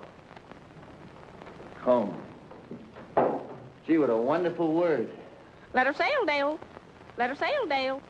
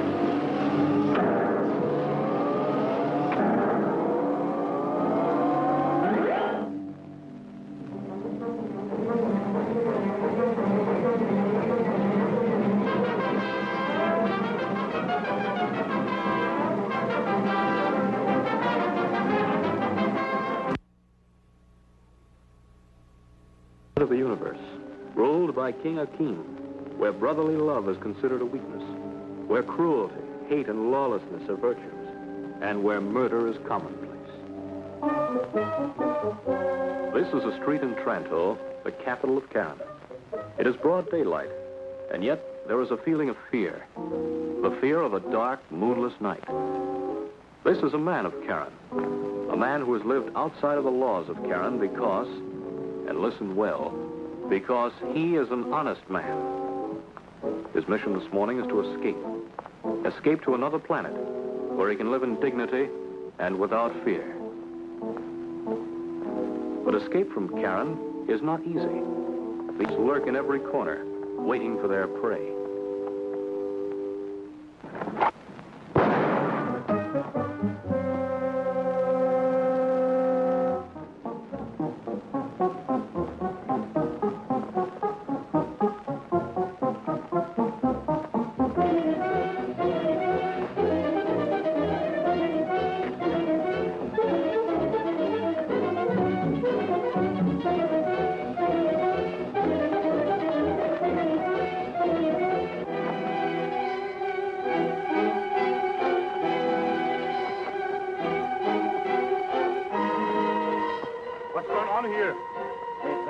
My briefcase. All three of them? And for those who would help the helpless, there is no mercy. These offenders must answer to the highest law, the highest authority of Karen, the king himself. You are under arrest. Come on. And so a man whose crime was honesty, whose ambition was to live in peace and dignity and without fear, has his life dream and all his possessions torn from him in a matter of seconds. This is Karen, the stronghold of Akeem, the terrible.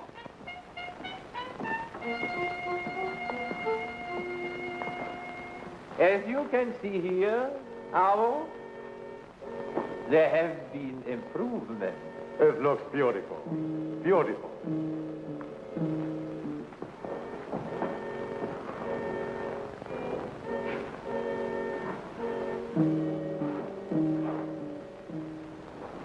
It's good to have you back, Avo.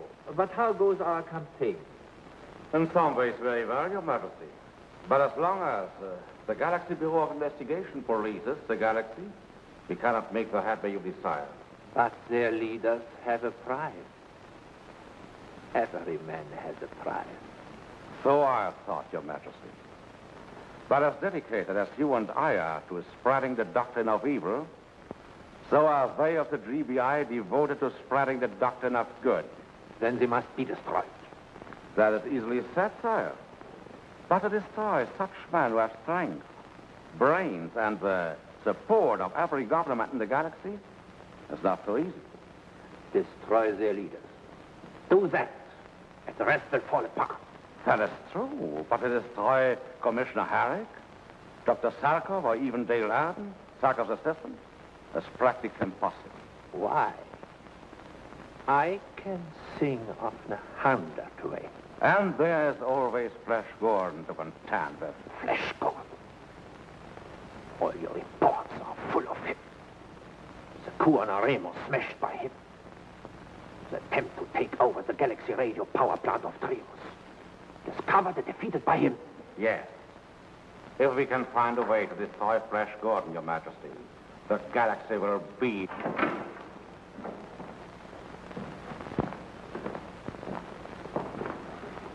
And what have we here, Sergeant? His name is Jordan, Your Majesty, an offender against the crown. The charge? Breaking the first law of Karen. The old, the weak, and the sick shall perish by the hand of the strong. And the specific crime? Defending an old man who was in the process of being robbed. You may go. Did you not know you were committing a crime against Karen? Against me, the king? Certainly, Your Majesty. What child doesn't know your filthy law that unless he can rob, cheat, and betray, he'll one day face death by your hand? That's an admission of treason. The traitor's death on Karen is preferable to life here, where the only honor is deceit. Death is too easy for you. You are too eager for it. I shall change your point of view. All right, torture me, do what you will. You will never destroy my conviction that the laws of Karen are wrong and inhuman. No.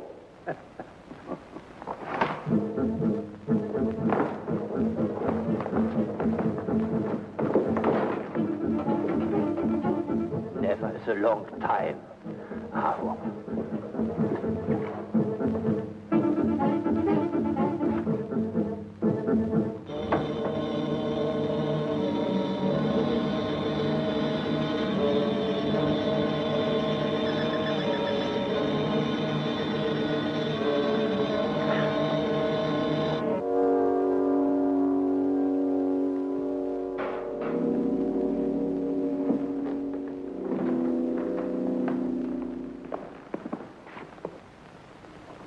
Well, Jorgo, how do you feel now?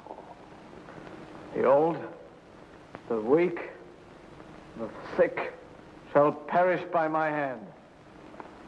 Let him go. He will be a law-abiding citizen of Karen from now on. What is it? I have a message from the Spaceport, Highness. Well? A representative from the Galaxy Bureau of Investigation is on his way here. His ship has just taken off from Earth and will land on Charon within the hour. A GBI man from Earth. Well, Aro. That's a pleasant surprise. We shall give him a warm welcome when he arrives.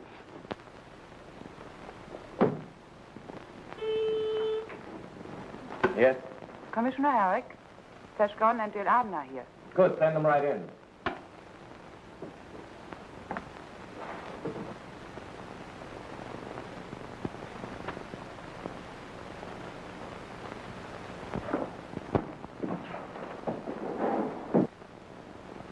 Oh. Welcome home. Good to see you. Want to sit down, Chief? 9 patrol ships out, I see. Yeah. And all on charted course and in good shape, thank heaven. Position H was supposed to be the Skyflash on a special mission. Where to? Charon, one of the black planets of our galaxy. That's the stronghold of the king they call Akim the Terrible. That's the place and that's the man. Somehow or another, we must keep him from spreading his evil influence throughout the galaxy. Well, if I remember correctly, he has no army. Only a strong-armed squad that rules Karen by fear. He has no army. But his kingdom is a kingdom of evil. Wherever there is evil throughout the galaxy, there he finds allies, ready to steal, murder, and destroy for him. Obviously, Akim the Terrible is GBI's top assignment right now. When do we start? You don't. As I told you when you came in, you were supposed to be on your way to Karen now. But the crime situation is getting so out of hand, I had to. Send somebody else? Good. Yeah. Who is it? Kurt Weber. You couldn't have picked a better agent. Kurt and I went through GBI training school together, you know. His record is excellent. I'm confident that he can handle the assignment. But there was another reason for urgency. Orville, Akim's ambassador at large, has returned to Karen. Why does that worry you, Commissioner? Every time he's returned before, a crime wave throughout the galaxy follows. Stardust calling GBI headquarters. That's his hourly report in. Coming, Commissioner. Give us video too, Frank. Coming, Commissioner. Yes, sir. Hi, Commissioner. Where are you, Kurt? Just getting ready to land on Karen. Hi, Flash. Hi, beautiful. Seems that I beat you both out of a trip for once, eh? Take care of yourself, Kurt. And watch old Akim. He's a tough customer. Don't worry, Flash. I'll keep my eye peeled on the old pirate. See if I can find out what he's up to, huh? Uh-oh. Coming into the spaceport. I'd better decelerate before I wind up in little pieces. Report back in 15 minutes, as arranged.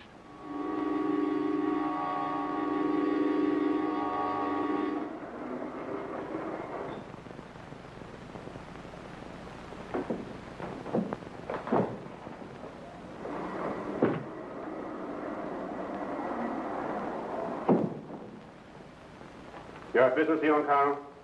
Yes. With whom? The king. You have an appointment? No. What you really are is a spy. You've got my credentials. I'm not hiding anything. Give me your gun. Search her. Now, wait, you're all right. I'm a GBI agent with full diplomatic immunity.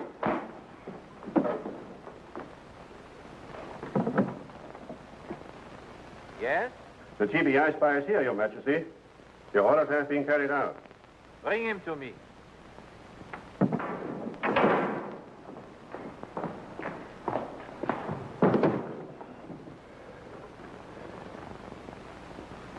Your Majesty. What's the meaning of this?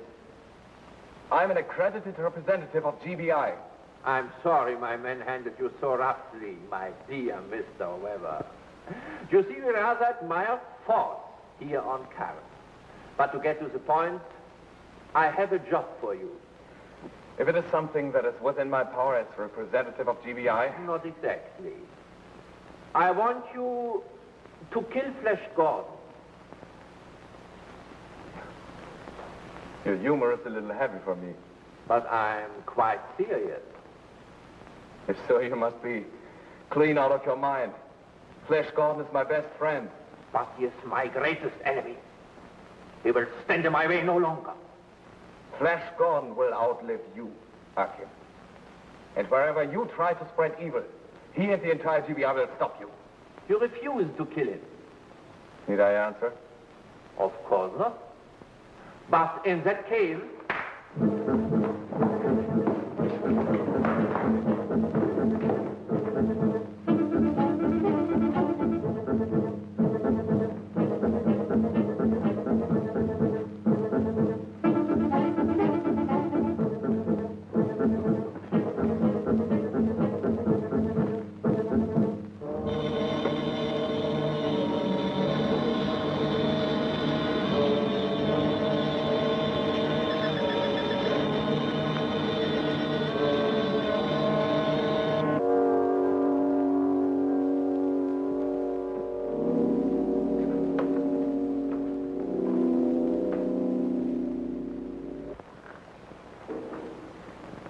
Well, Weber, what about it?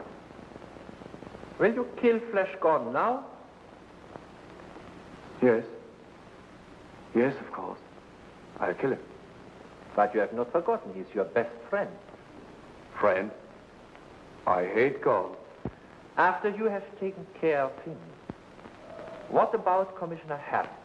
Oh, why not? Good. Good. But first, How do you plan to do your job on God? Oh, don't worry. I'll find a way, and quickly. Here. Take this. It's silent and sure. Oh, I don't want the GBI to get suspicious. If I don't report back to them in the televiewer every 15 minutes, they all send help here to me. You can use my teleradio.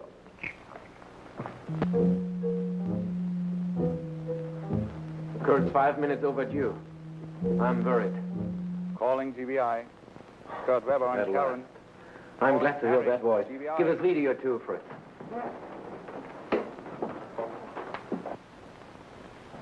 Everything all right? Fine.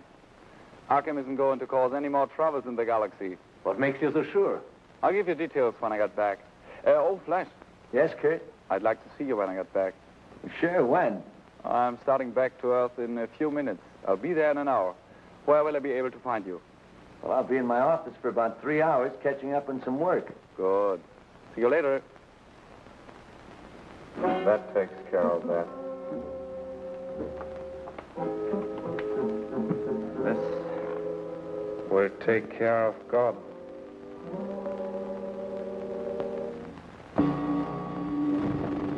And now a spaceship heads toward Earth from Charon, piloted by a man with a twisted brain. A brain fevered by a machine of treachery. A treachery for which he is not responsible and cannot control.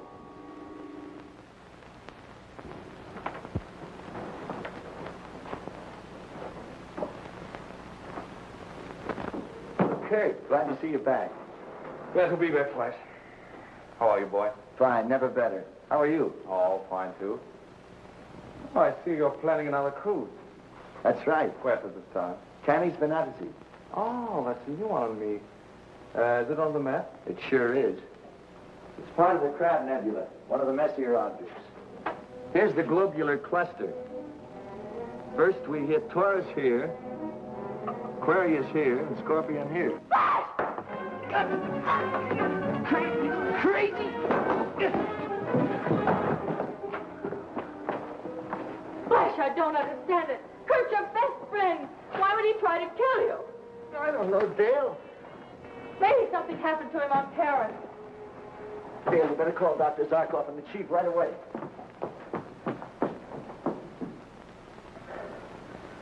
Kurt, what have they done to you? Just as I thought. What is it, Doctor? Something has been done to Kurt's brain. That reaction, you see, is the brainwave of a homicidal maniac. Good heavens. It looks almost as though he had had a frontal lobotomy. And yet there are no scars on the skull. That's strange. Unless it were done electronically. All right, Dale, the light. There's only one answer to this, Flash. I know, Chief. Dale and I'll take off right away. I'll make a keen pay for doing this to Kurt. All right.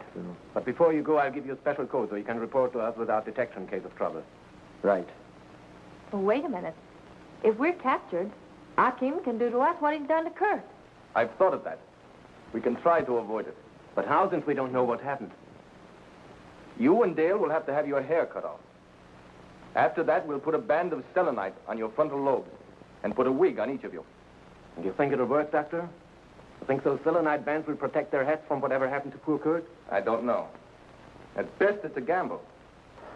We can only try.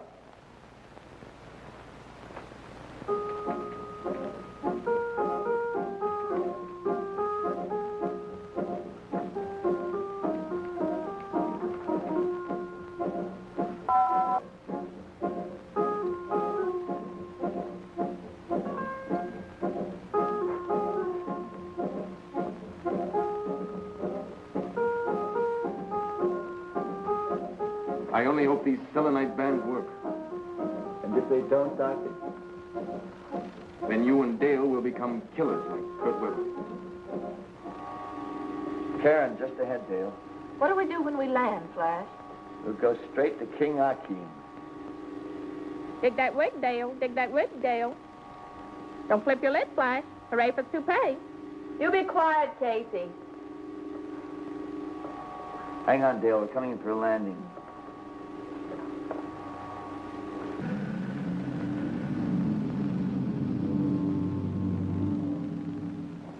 What are you worried about? Weber has only been gone for a day. Maybe he has recovered sooner than we expected.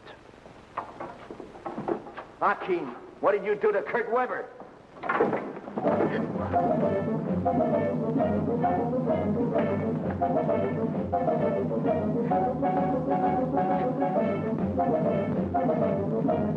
Welcome, Gordon. Your visit was not expected. Answer me. What did you do to Weber? I will do better than that. I will show you.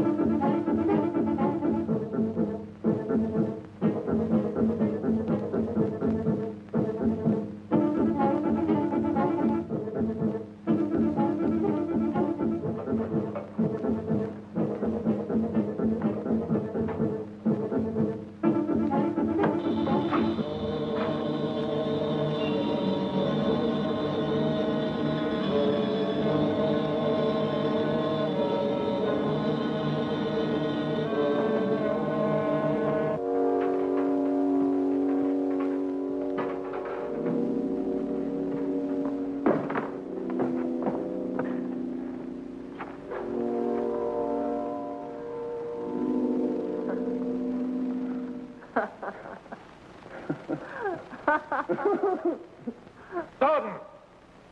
Listen to me! Nobody talks to me like that.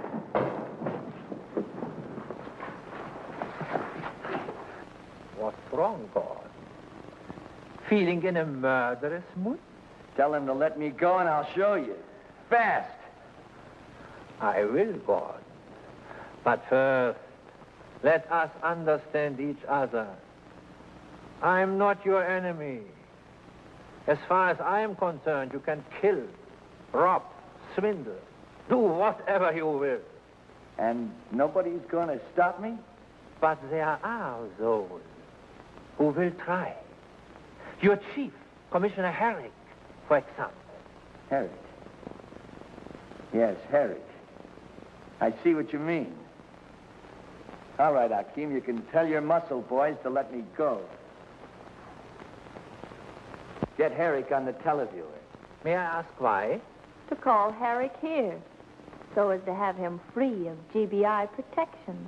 Right. If we get rid of him here, there's no getaway problem. Excellent. Excellent, Gordon. Proceed.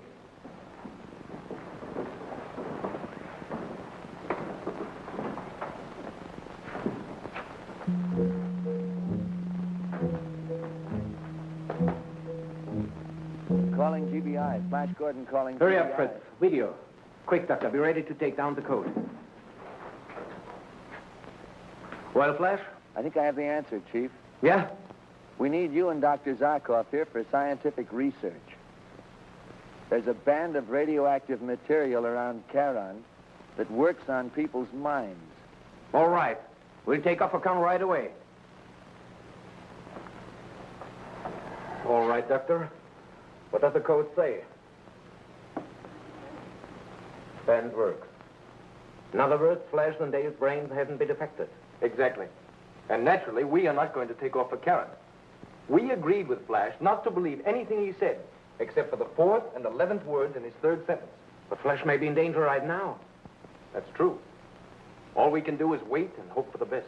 Excellent, Gordon. Excellent. You are very clever. Thank you, Your Highness.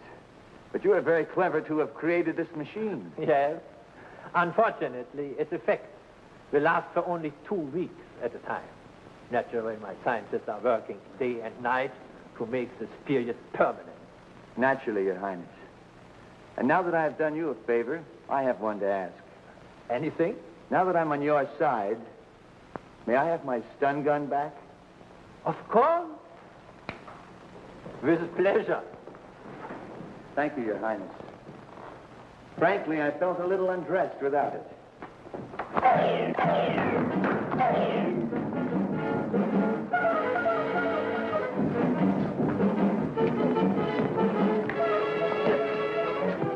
Dale's machine, smash it.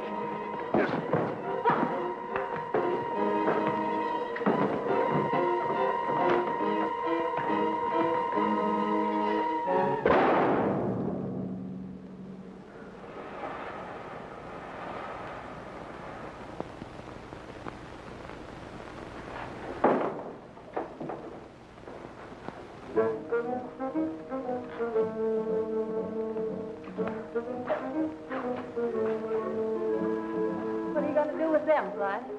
I will take them back to Earthdale. They're the only real villains on this whole planet. And they'll send a crew from Earth to destroy all the other infernal machines on this planet. And with Akeem here in the Earth prison, these people will be free again.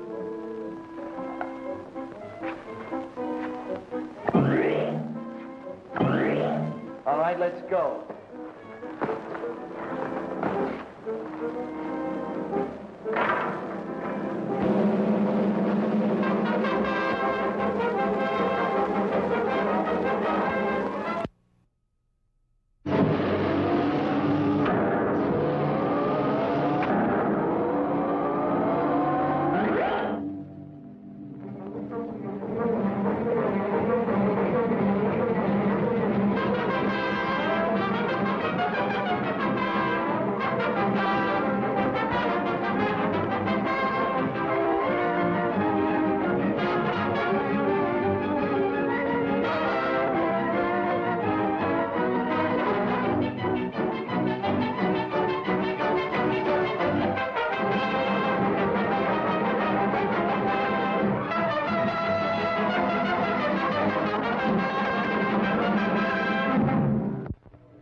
The universe, an immensity so vast that the thought of its distance is beyond the concept of the average human being. A sprawling sea of space, bewildering, enchanting, frightening. This is the story of a man who, as none before him, probed its mystery, challenged its emptiness, and found a great secret. And the story of this woman who, angry with fate, hungered for the secret and the power it would give to her. Yes, Commissioner Herrick. Put me through to President Jennings. A priority call. I'll tell his secretary and call you back. They must be crazy. Did you say something, sir? Say something? I'm going to say something, all right. How could President Jennings okay a thing like that? Will you tell me? I'll be happy to try, sir. That is, if you'll tell me what it's all about. I'll tell you. It's about an invitation, Elm. An invitation to the next Galaxy War. Herrick here. Hold on, Commissioner. President Jennings on the line in a moment.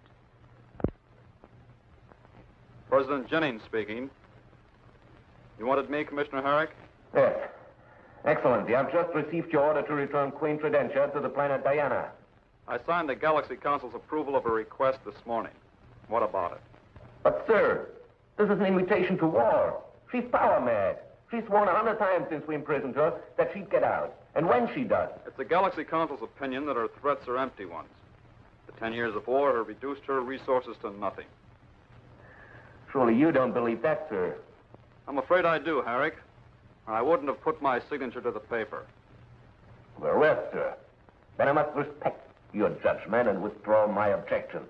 I want the Sky Flash fueled and ready to transport her. The Sky Flash?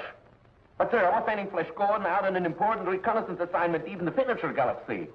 Sorry, that'll have to wait.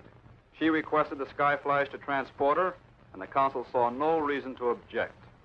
Very well, sir. The Skyflash will be ready as ordered. Now, Dr. Zarkov, by remote control, I activate my thermotron.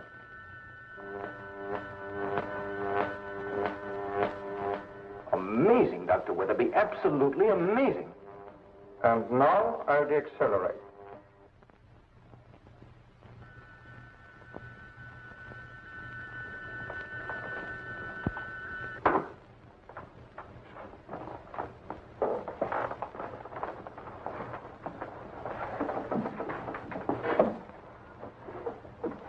Dr. Weatherby, I don't know what to say.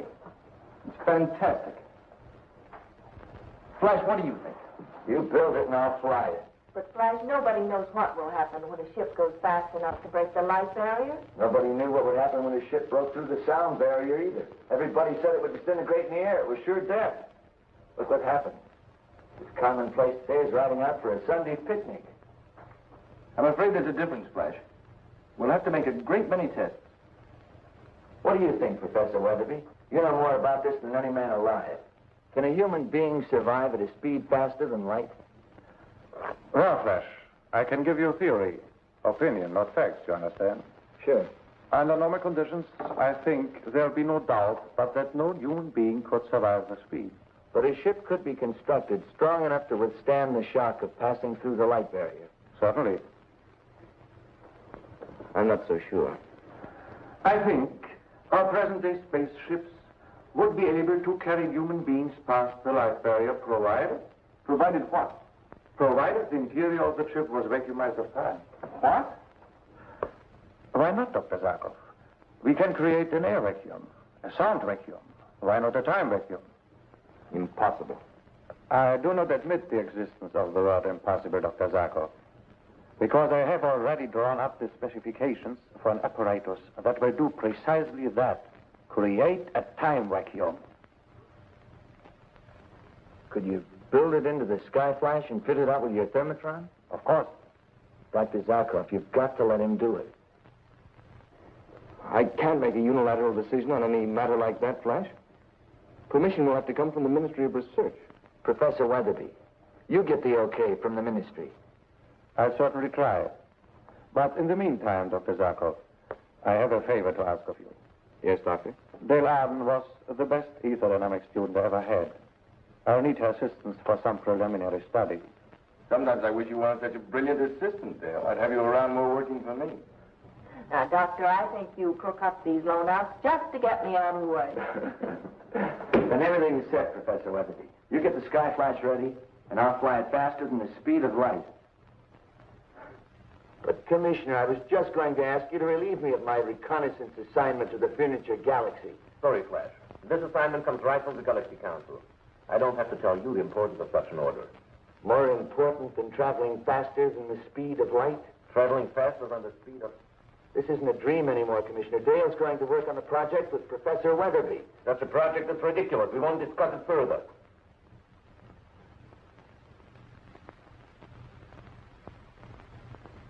Yes, sir.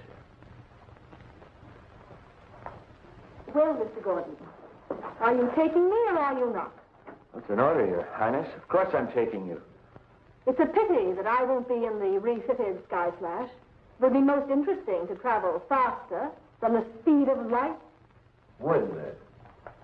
But of course, it's just a dream. Most interesting. Especially if the Lorentz-Fitzgerald contraction theory is true. What's that, Your Highness? In its simplest terms, upon exceeding light speeds, all is reversed. Possibly even time. Shall we go, Mr. Gordon? I'll be back in 2 days. We can talk then. Yeah, if we haven't talked too much already.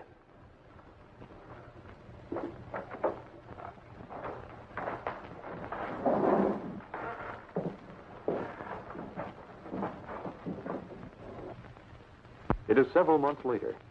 Queen Tridentia, safely delivered to her planet Diana, has been forgotten, and plans on the Faster Than Light project, finally approved by the Minister of Research, are moving rapidly. Okay, Professor Weatherby. I'll drop in tomorrow for the changeover test. Good night. Come on, Dale, let's drop by Dr. Zarkov's office for a minute before we go to dinner. Yes? Harry here. Get me Dr. Weatherby. Yes, Commissioner. Dr. Weatherby speaking. Harry here. Doctor, could you come over here for a moment? Certainly, Commissioner. Be there in 3 minutes. All right. Come on, Dale, relax. I've never seen you act this way before. I know you think I'm so impressed. Well, I can't help it. The whole project gives me the creep. What can happen? Look, I'll tell you. I'm going to be the first man to fly faster than the speed of light. Faster than 186,000 miles per second. But why, Flash? Why do people climb mountains? Swim the channel? It's a challenge, I guess. 186,000 miles per second. Sounds tremendous, doesn't it? Sounds ridiculous. Why, when I sat down to figure it out mathematically, it was so fast that, well, you'll meet yourself coming from wherever you're going. Oh, sure, it sounds funny, but, well, I can't help it, Flash. Quite seriously, I'm sick about the project, and I wish you'd give it up. You are serious. I'm sorry, Dale. Would you forgive me if I get dinner with you tonight? I'm retired. Okay.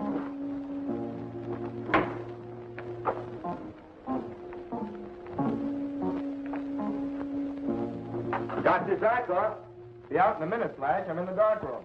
Okay, I want to make a... Dale!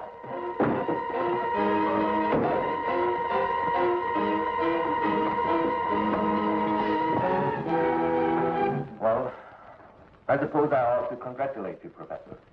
Now that the Ministry of Research has given you a go-ahead on your project to install the thermotron in the Sky Flash, you don't approve? You know, Flash Gordon is my right hand. I can't even imagine of trying to operate this division without it. What makes you think you will have to? No one can survive such a speed. That remains to be proven. Professor Weatherby, I have a great deal of respect for you. I think your accomplishments have been extraordinary. If you tell me that Flash will be perfectly safe, I'll feel 1,000,000% better. No guarantees. You see? And that's why I'll have to stop him. You can't. No one can. That's the way Flash Gordon is built, Commissioner. Presented with a challenge, and he'll never retreat. Eric here. Zarkov, get to my lab at once. What's happened? Flash has been attacked. Flash, is he? He's all right, but Commissioner, What? Dale has been kidnapped. She's disappeared. I'm coming right over. We've got a message from our agents on Earth, Your Majesty. Ah. To Her Gracious Majesty, Queen Tridentia of Diana. Mission accomplished. Hail to Her Glorious Queen, signed Malaysia.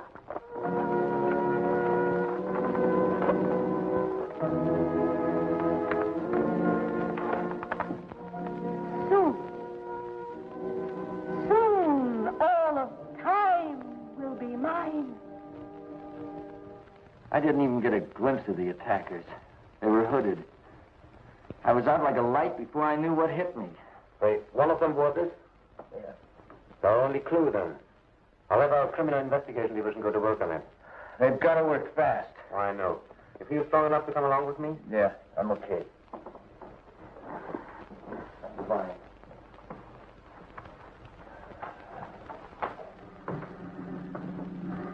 What is the activating force of Professor Weatherby's thermotron? What is it? Speak. Speak. You will speak. Have you ever tried living without oxygen? We have a cell where it is slowly drawn from the atmosphere. You will speak. What's taking them so long? No, Flash. It's been almost 60 hours since Dale disappeared. The lab men are doing their best, Flash. Yeah, they... Have you found anything? I think so. I did a spectrograph on the textile used at the Cape. Checked it against the fires. The only source of the wool woven into the cape is the planet Diana. Diana. I knew it. I knew that wildcat Tridentia would start trouble. But Dale, what's in the name of the universe would you want with Dale? I can tell you, Doctor. She's after the secret of flight, faster than the speed of light. Impossible. How could you know we had such a project? It's been top secret. And how could you know that Dale... I told her. If anything happens to Dale, I'm responsible. Self-recrimination isn't going to save her. No. Two things must be done. First, try to figure out what Tridentia wants with the faster-than-light secret, so we can take steps to stop her. And second, simultaneously, save Dale. The answer to the first is fantastic. If Tridentia can move faster than the speed of light, she has a good chance of moving back through time. And if she's able to move back through time, she can go back. Go back to the intergalactic war. She can go back to that morning when she made that one great tactical error that defeated her. She can correct it. She, today, this minute, will be the supreme ruler of our galaxy. Dale knows the formulas and the activating force of Thermotron. Tridentia will torture her relentlessly until she learns it. The secret formula, Dale Arden. The secret of Thermotron. There's very little oxygen left in your cell. Hardly enough to sustain your life. Speak, Dale Arden, before it's all gone. Speak, or die.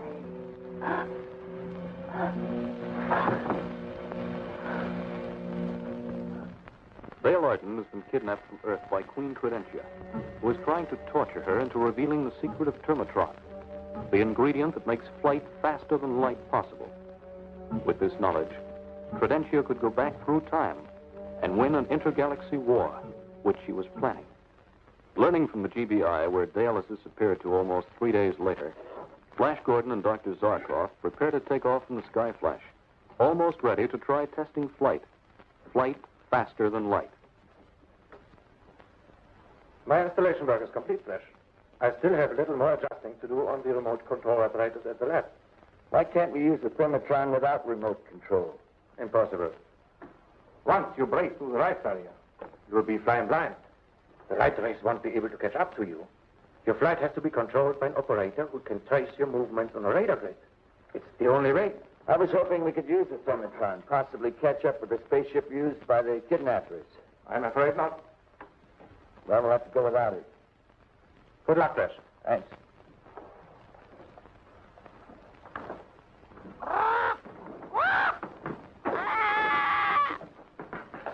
Thank you, Doctor.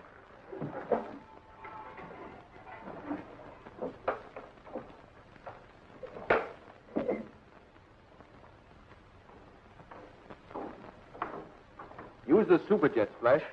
Superjets? Back to the horse and buggy.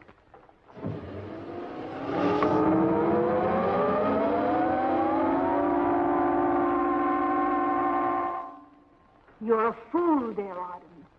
Tell me the secret of Thermotron, and I'll give you riches, power, even a planet to rule. A few words. Only a few words. And the cell will be flooded with oxygen. You can breathe. Breathe freely. Freely and easily. A few words.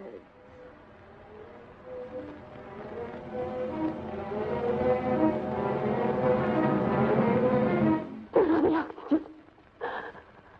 I'll kill you.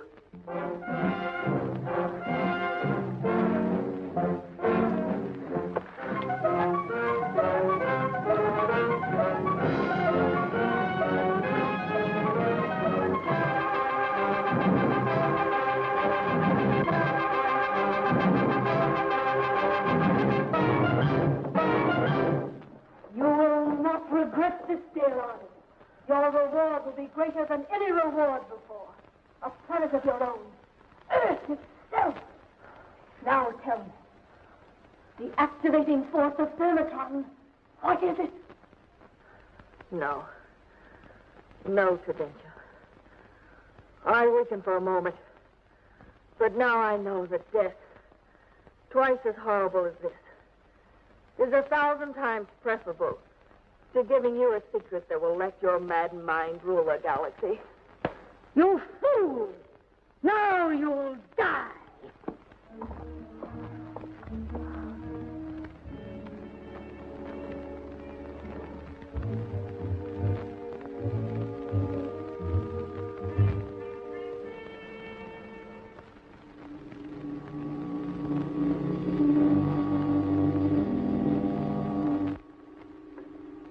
Coming in for a landing.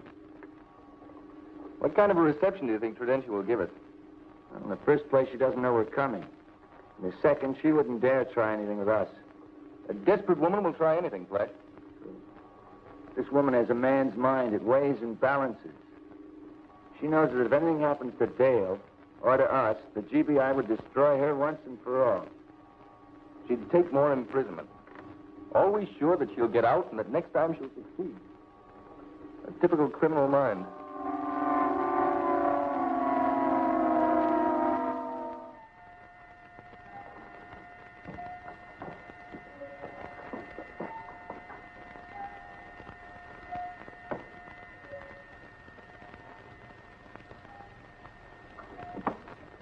You fool!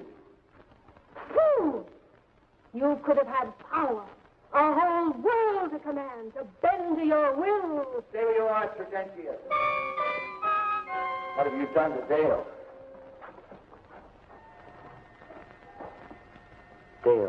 Dale, wake up. Please wake up, please.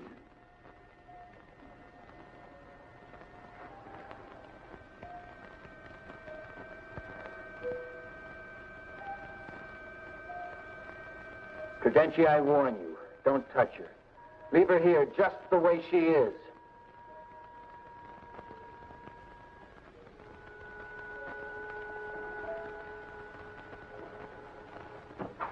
If you disobey this order, Tridentia, I'll hunt you down to the end of the universe to avenge Dale. Let's go, Doctor.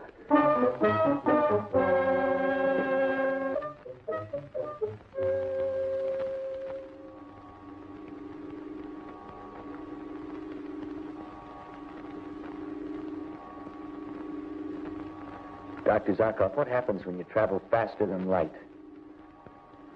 That's a question. I'm serious. Well, according to the Lorentz Fitzgerald contraction theory, at the moment when you exceed the speed of light, you turn inside out. Everything is reversed. Everything. As I understand it, that's the theory. Even time? Time? That's what I asked. Well, if you consider that time is finite, as many scientists do, yes, according to the theory, time would reverse. Skyflash calling GBI headquarters. Gordon calling GBI headquarters on Earth. Skyflash calling GBI. Go ahead, Skyflash. Connect me with Commissioner Herrick. Yes, sir. Herrick here. Skyflash calling, sir. I'll take it. Herrick here. Commissioner, has Professor Weatherby finished his work on the remote control apparatus? But let's forget that. What about Dale? Put Weatherby on. But Flash. I said put Weatherby on. Weatherby here. How soon can you get the thermotron working? Why, Well, how soon? Actually, it's ready now. But there's still some double checking that should be done. I'm not absolutely sure of the calibration on the remote control panel. Forget it. Time check. Coming up to 11:29. 5, 4, 3, 2, 1. Check. Okay. Let's go in exactly straight up. But I... Stop arguing. Is there any last-minute instructions we have to have? Note the small clock next to the large one on your panel. When you break through the light barrier, the hands will reverse. Can we contact you by communicator? You can contact us, but we can't contact you. You'll be traveling too fast for radio beams to reach you. Okay. Wait for our signal. When you get it, deaccelerate our speed. When you get it. Not before, do you understand? Yes. Okay. Straight up. 15 seconds. 10. 5, 4, 3, 2, 1, 0.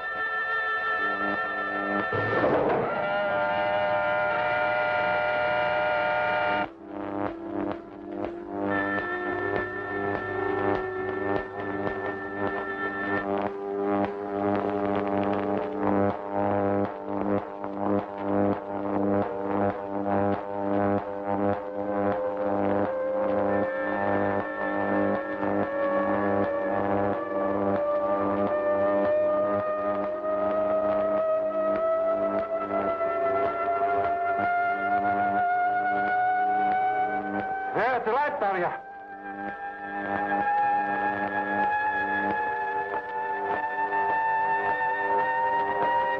They're past. They're past the barrier. They're flying faster than the speed of light.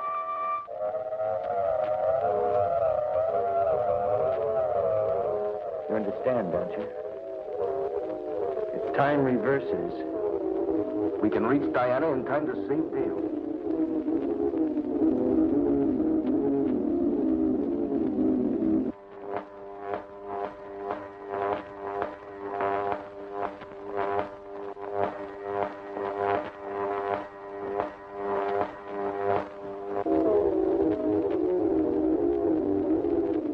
how long had she dead when we got there? Not more than a few minutes. Skyflash calling Zarkov's lab. Gordon calling Professor Weatherby at Zarkov's lab. Deaccelerate.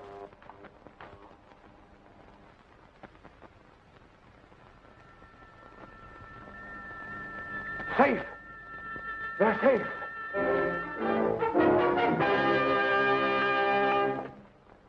Thank goodness. Here's the Skyflash. Here's the Skyflash. Flash, what about Dale? No time now. Explain when we get back. Cutting off. Set the course for Diana.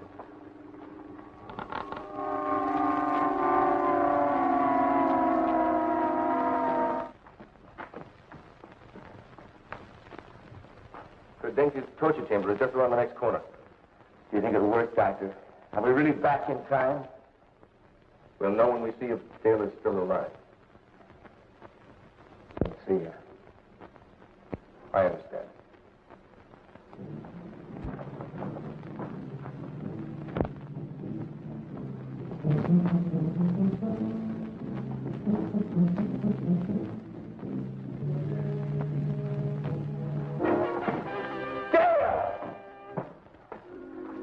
Dale. Ladies, after you.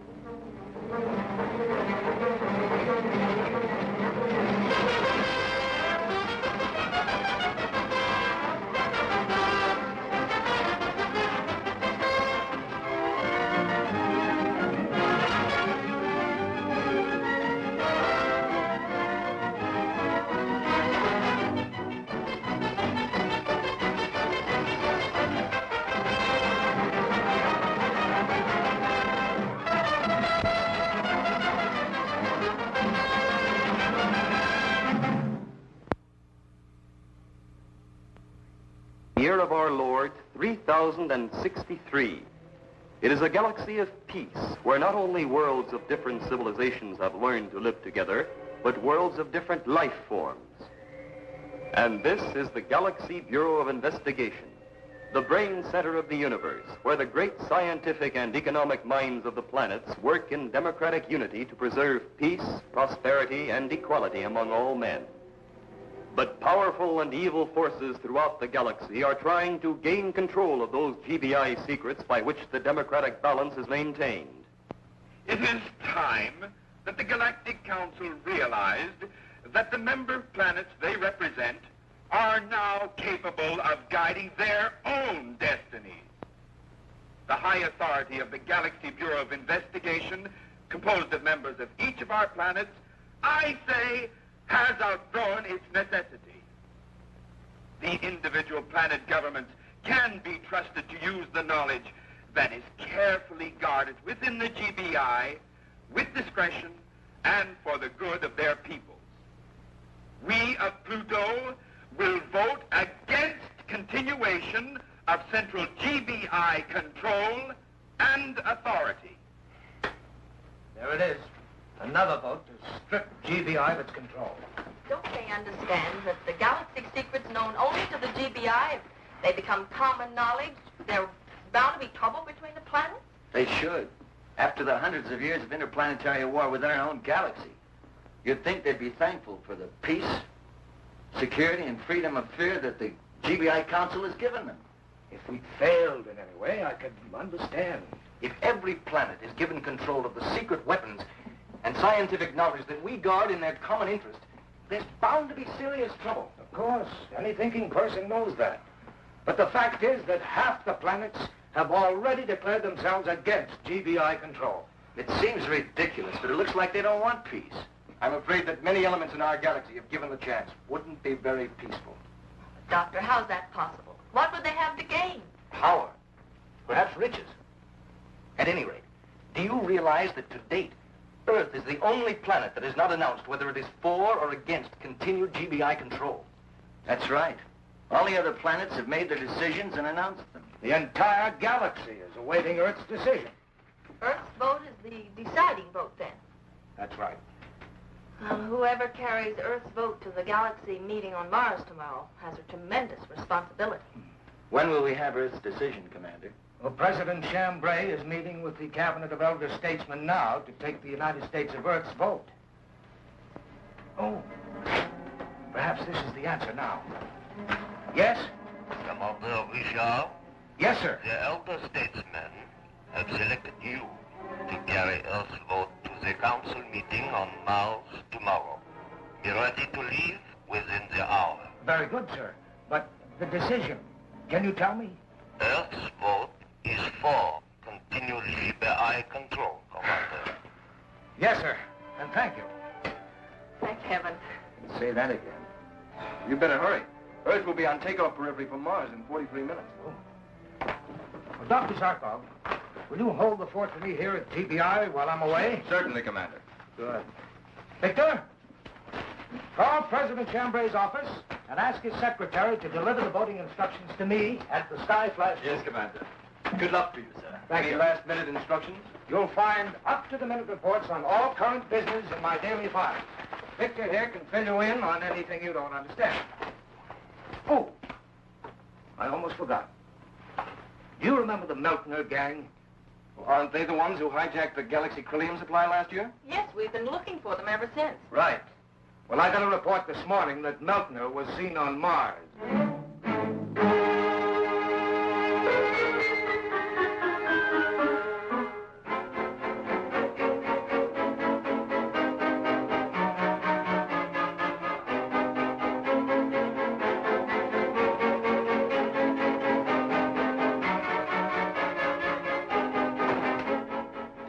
You're certain you weren't, anybody hadn't seen you come into my office? Relax. With a red alarm up for me, there'd be GBI agents all over the place if I'd been seen. If Meltner's there, it's for a reason. I don't like his being around when the Council is voting its most important decision in galaxy history. I've ordered a red alarm put out for him on Mars.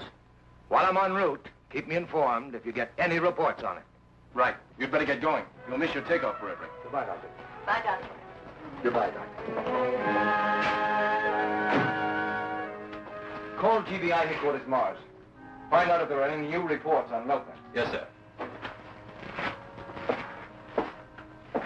Why'd you call me here to Mars? Another Corellium hijacking job for Pluto? Much more important than that, Milner. In 2 days, the Galaxy Council meets to abolish GBI control of secret weapons. And they will give all of this information to the individual planets. The deciding vote is Earth's. In talented hands, such as ours, we could dominate the galaxy in 6 months. Now I understand what you've been doing with the Corellium I hijacked. You've been buying votes. That's right. But Earth is one of the planets whose vote we were not able to buy with the stolen Corellium. So, what can I do to make Earth vote with us? With the help of the machine in that box, you will stop them from voting. Galaxy Council regulations provide that a voting delegate of every planet must be present when a vote is taken affecting all planets. If one is missing, however, it is forced to accept the decided vote. I see. If Earth's representative isn't there to vote, they gotta accept the vote of the majority that was present. What is it? We've received a report that Commander Richards, Earth's delegate to the Galaxy Council meeting, has just taken off from Earth, accompanied by Flash Gordon and Dale Arden. Gordon? Good. What time does that bring them to planetoid Epsilon 30? Tomorrow afternoon at 14 hours. Your job is to intercept them at planetoid Epsilon 30. This is one job I'm going to enjoy more than I expected. What do you mean? Flash Gordon. We met once before. 6 of the men of my outfit are in the GBI prison as a result. Well, you'll have him all to yourself on planetoid Epsilon 30. Now, come with me. I want to show you how this ray machine works.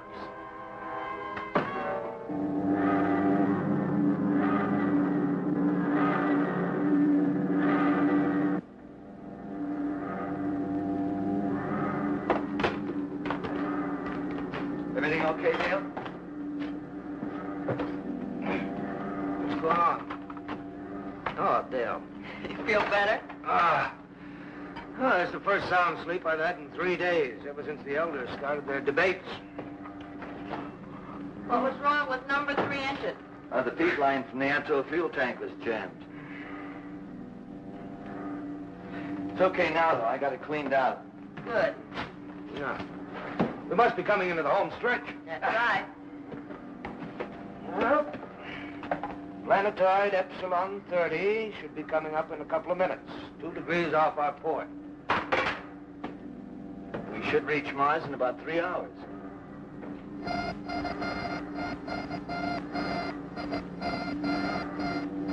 There it is, Epsilon 30.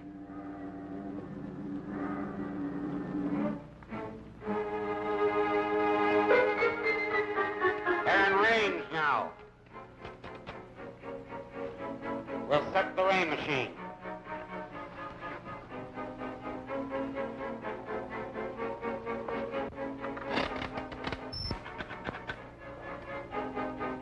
.7. Trajectory line -4. .5. Trajectory line -2. .3. Trajectory line 0.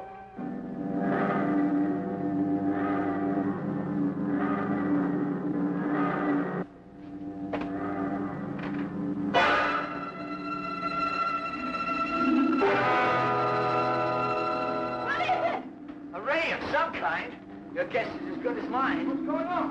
Our 4 engines are cutting out. The every engine's dead. No wonder. Fishermen, all 4 chambers are stopped. We're heading for a crash, Commander. You better strap in. You'll find straps in the cupboard. Are you getting any voltage? No, nothing. Yet fuel is feeding into the fission pit. It's as though the idle fuel has lost its power of fission. The rays, do you think it could have caused it? What else? The engines cut out the second that ray hit us. I'll bet my bottom credit in order to change the properties of the Atto fuel and make them non-fissionable. Can't you avoid it, huh? I'm going to try and break it even once we hit the planetoid's atmosphere. At the rate we're dropping, you'll never make it.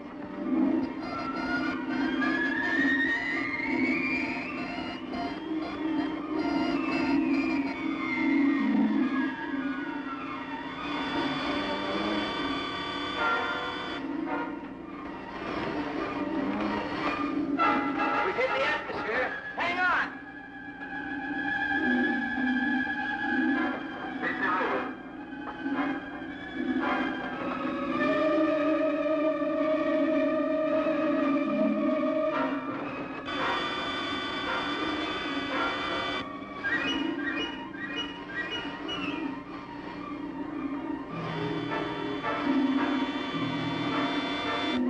There it is.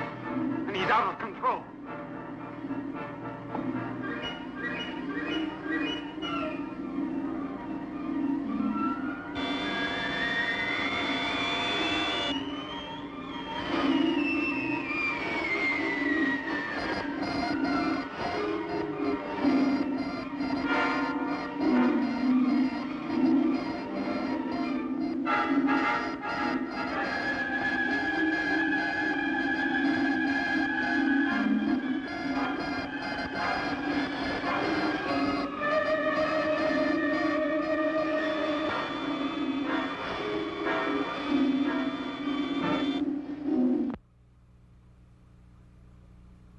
The Skyflash plummets towards a crash landing on the planetoid Epsilon 30 after being hit by a ray machine which decomposed the fission properties of its Atto fuel.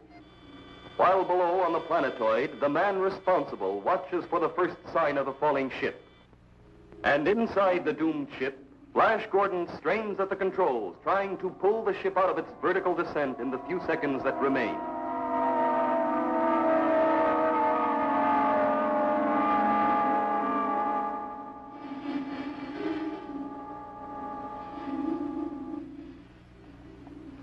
He pulled it out.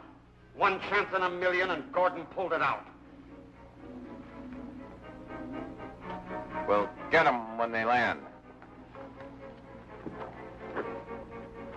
His brother was one of my gang captured by Gordon. For 5 years, he's been waiting for his chance to get even. And it'll be much more satisfying for us to meet Gordon face to face, settle our account with him in person. He's dangerous. Get this, Dibble. You better hide that yellow streak. Every time we've been on a job, you've shown it. This is your last chance. Once more, and you won't leave here alive.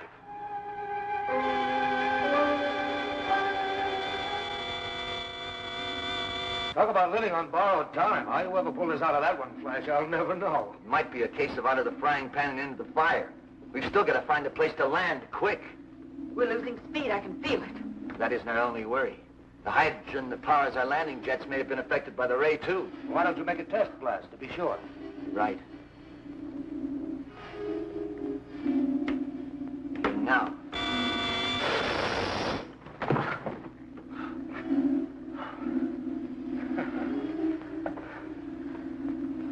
Oh, that jet blast was the sweetest music I've ever heard. I've got to contact Dr. Zarkov and let him know our predicament. I'll get him for you. All I can see below is water. That's all I've seen ever since we pulled out of that crash. Look up Epsilon 30, will you, Dale? There must be land. If there is, it's probably at the bottom of all that water. Gordon in Skyflash 2 calling GBI. Gordon in Skyflash 2 calling GBI. There's Flash now. I'll take it. Yes, sir. Captain Gordon, hold on. Here's Dr. Zarkov. Flash? Right. If I figure correctly, you've just cleared Epsilon 30. Not exactly. Here's Commander Richards. He'll explain. We've run into trouble, Doctor. I don't know if I'll make it to Mars to cast Earth's vote. We're forced to make an emergency landing on Epsilon 30. I'll call Mars and have them send a rescue ship. No, don't. What happened to us probably would happen to them. Only they wouldn't be so lucky. But you've got to be at that meeting. What happened to you? We were hit by some sort of a ray. No time to explain now. But what is evident is that someone, some group, doesn't want me present to cast Earth's vote tomorrow. Commander Richards, you've got to be at that meeting. We're going to try to make every effort. But President Chambray must try to get the Galaxy Council meeting postponed, just in case I can't. You mean you want him to send another voting delegate to replace you? Yes, immediately. If the delegate leaves immediately, it means the meeting would have to be postponed only one day. We'll try. But I doubt if the council will agree to a postponement. The opposition would like nothing better than to have Earth miss its vote. I'll call you back just as soon as I've talked to the president. Good luck.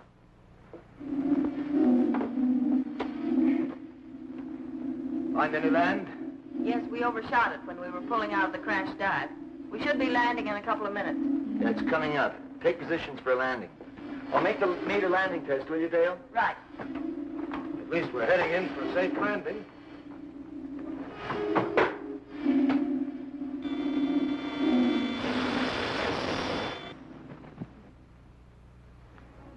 Here they come.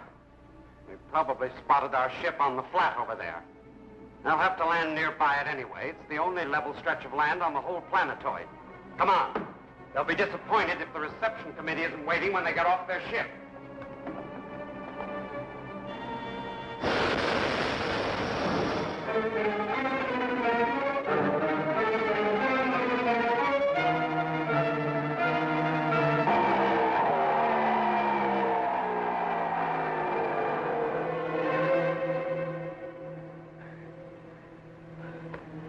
Come on! We gotta get to the other side before they leave their ship. We'll never make it. We should have started sooner. We gotta make it. Once they get behind them trees, they're as much covered as we are. I can't take another step. I gotta rest. There's no time.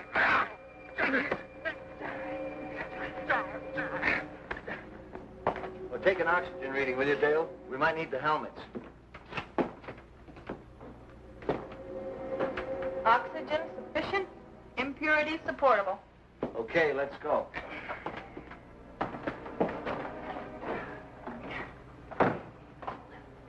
Now remember, whoever was in that ship we saw when we were landing isn't far away. If they're hostile, we're clay pigeons until we gain the protection of those trees. Come on! Come on, get a move on. Come on. There they are.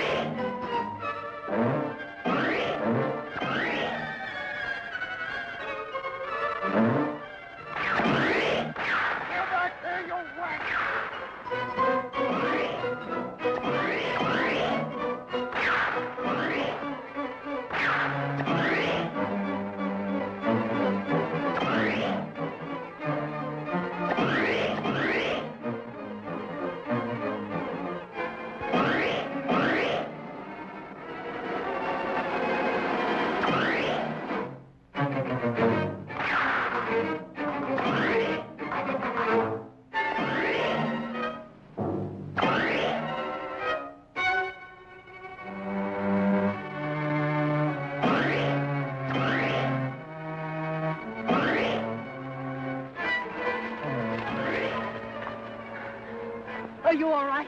Those boys need target practice. You sure you weren't hurt? All the pieces seem to be in one place. Well, our chances of getting out of here, even if I lock holes in time for me to make the council meeting on Mars, are practically nil. Our only chance is to take the ship of our friends up there. Yeah. I hope Dr. Zarkov and President Chambray were able to make a postponement and send another delegate. We've got a clear channel in the Skyflash too, Dr. Zarkov. So I see, but no response. They must have landed on Epsilon 30 and left the ship.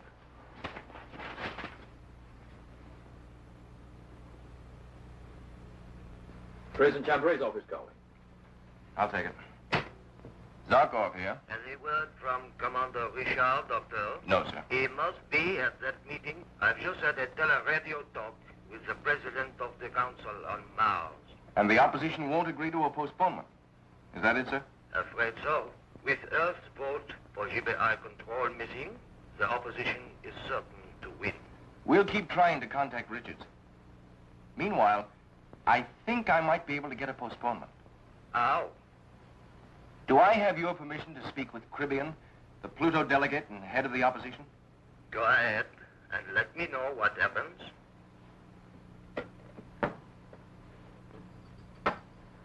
Put you through to Cribian on Mars right away, Doctor.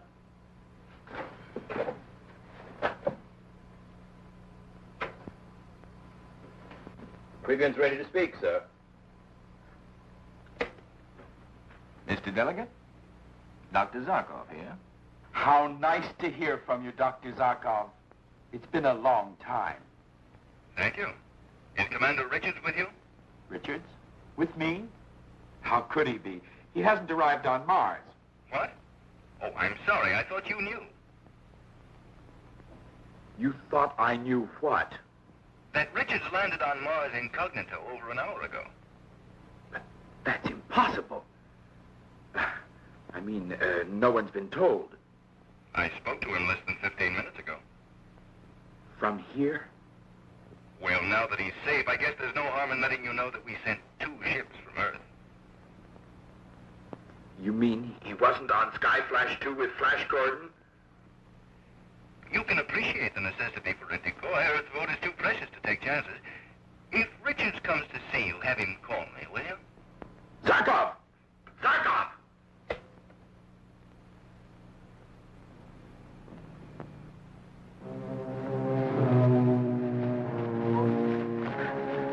Look, there's a place to hide down there. Come on.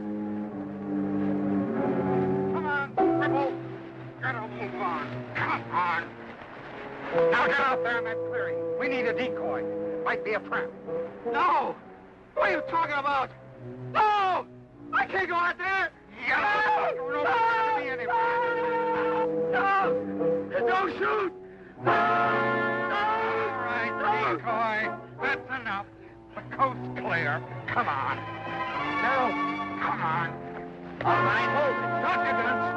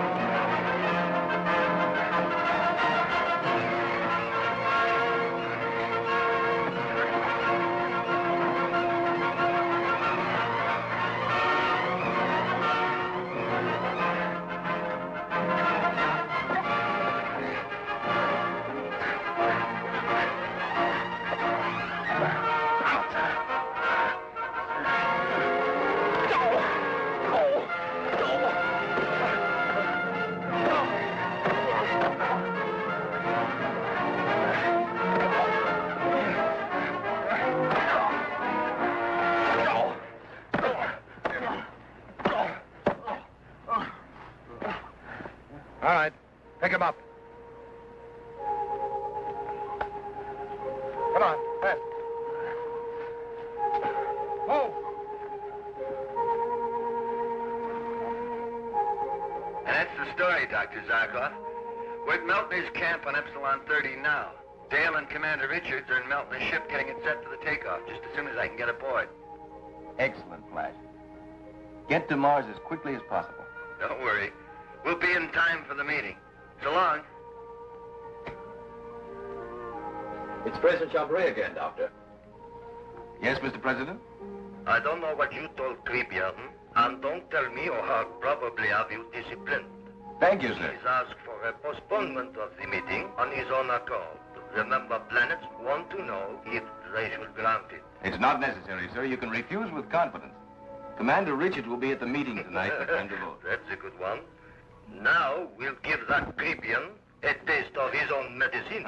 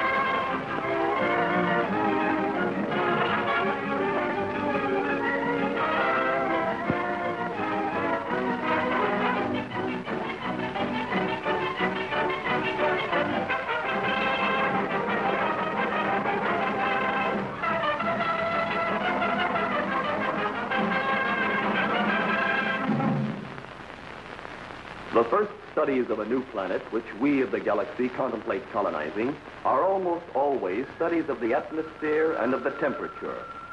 Most are poisonous atmospheres, either steaming hot or impossibly cold, depending upon the planet's relative position to the sun.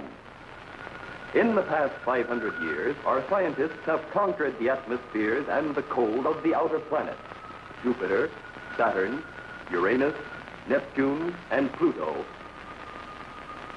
by constructing tremendous atmosphere converters and heating units that have permitted Earth people to colonize these rich worlds.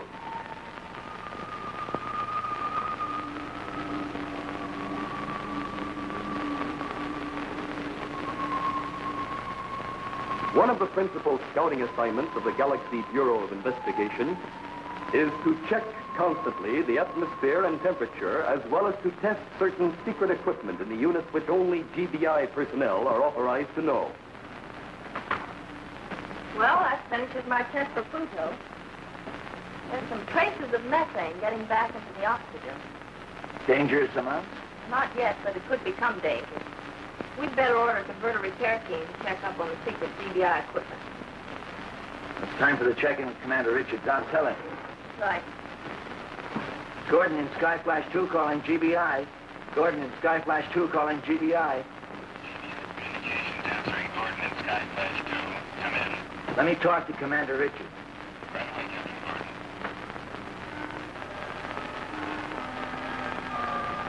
Lance Gordon calling Commander Richards. Commander.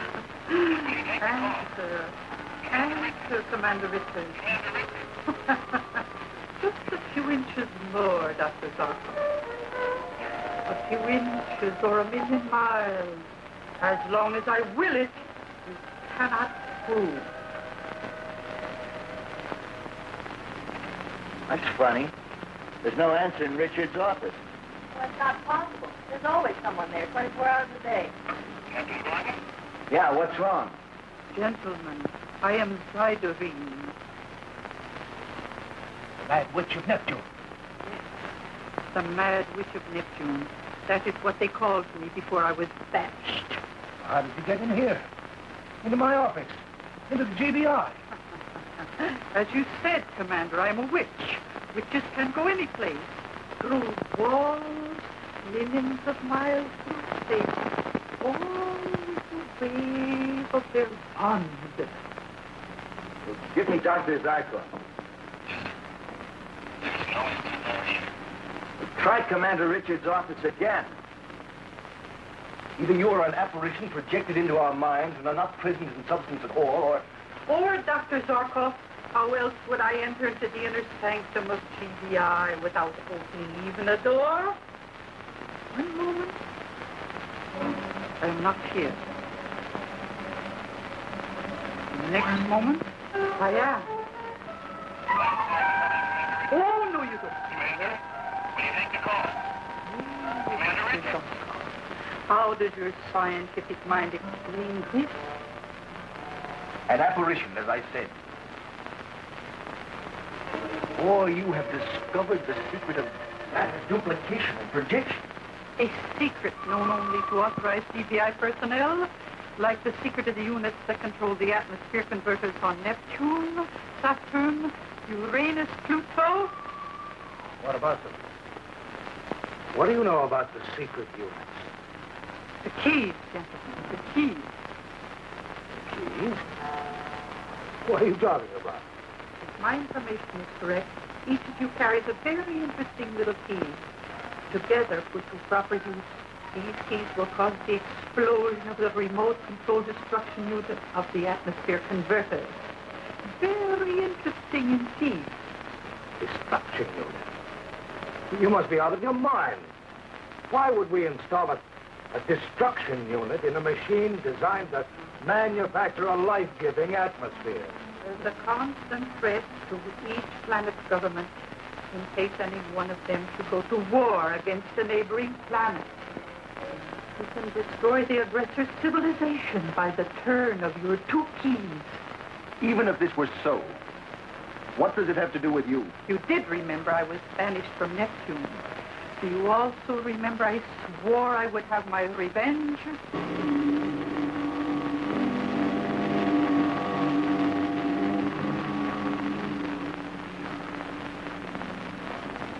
I don't get it. 10 minutes and GBI Communications still hasn't called us back. They haven't located Commander Richards or Dr. Zarkov. I have a feeling something's happened. Inside of GBI headquarters? Come on, Dale. If there's one place in the entire galaxy that's safe, it's GBI headquarters. I know, but it's also a fact that Commander Richards' office is the nerve center of the galaxy. If he isn't there, someone must be. Someone must be there 24 hours a day. I mean that every living thing on Neptune shall die. If such a destruction unit existed, I'll just bet you'd carry out that threat. Fortunately for Neptune, there is no such unit. Of course, we have no keys. My hand is being forced into my pocket.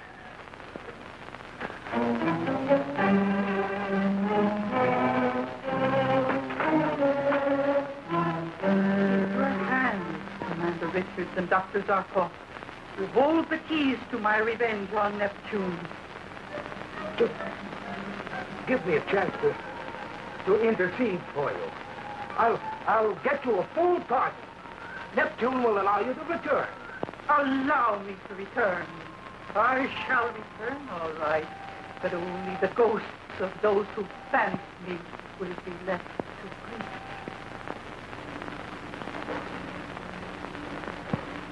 Flash Gordon and Sky Flash 2 calling GBI. Flash Gordon and Sky Flash 2 calling GBI. Come in. What's the score on Commander Richards and Dr. Zarkov? Look, that's impossible. Someone's got to be in Richards' office.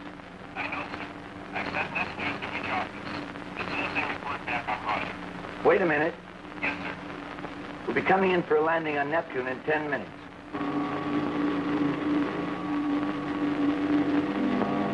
Contact us at GBI headquarters there. Okay, Deputy Gordon. Okay, so it looks strange. But I tell you, nothing could have happened to them inside of GBI headquarters. I hope you're right. We're entering Neptune's landing channel. Okay, cut the landing speed. Right.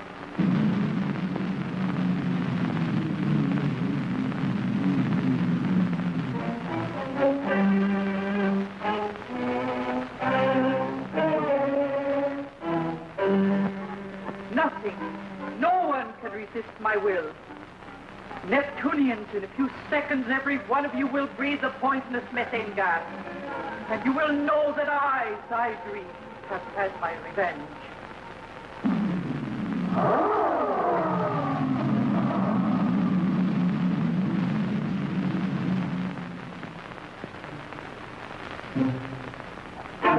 Put in the keys.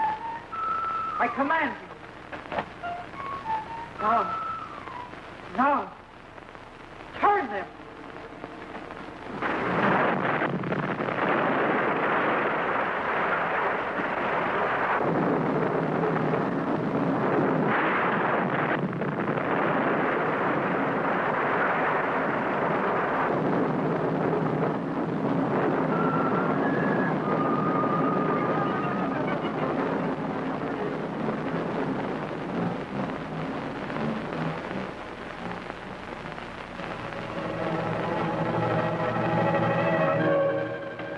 Calling GBI Earth.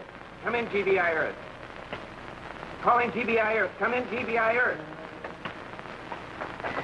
Have you been able to contact GBI Earth? I can't, Gordon. I can't make contact. The explosion must have knocked down all the communication lines. Our teleradio transmitters are about a half a mile away from the converters. They must have been blown up, too.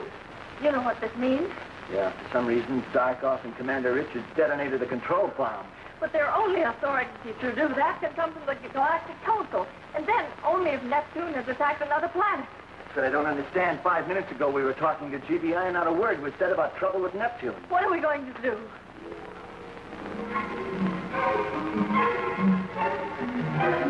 Have you been able to contact them yet?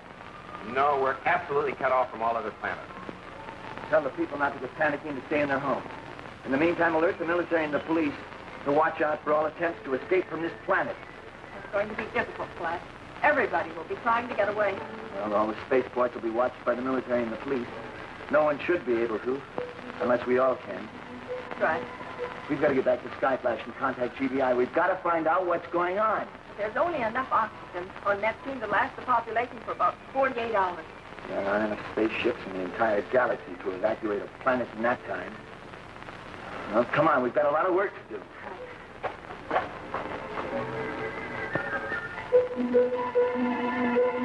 Alert! Alert all military and police posts on Neptune. Alert! All military and police posts on Neptune. Alert! All spaceships are to be grounded. Allow no one to leave Neptune. No one is to leave Neptune. Arrest anyone trying to escape. Repeat, arrest anyone trying to escape.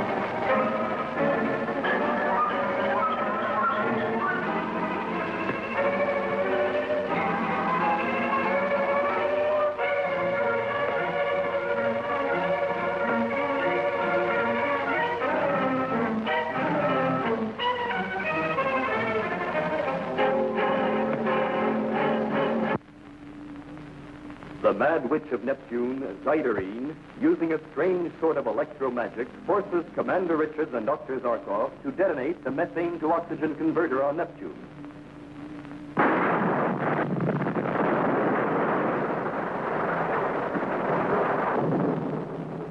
The powerful atomic bomb, detonated by remote control from Earth, completely destroys the converter and the pumping system. Panic spreads like wildfire throughout the Neptunian populace. Coincidentally,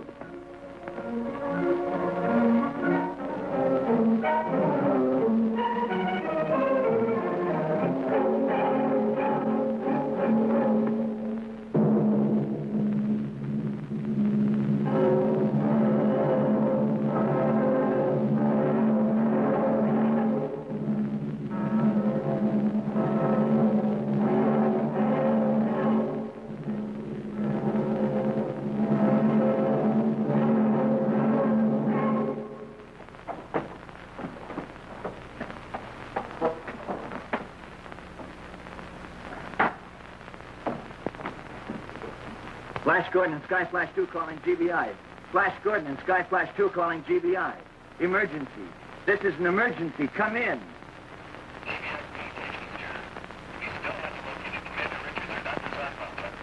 Now listen carefully. We've landed on Neptune. Right after we set down, the methane to oxygen converters were blown up. Wait. Have any reports of Neptune attacking another planet been reported to GBI? That's all I wanted to know. For the next 48 hours, Dale Art and I will stay here in Neptune and try to get the secret GBI auxiliary converter hooked in the central system.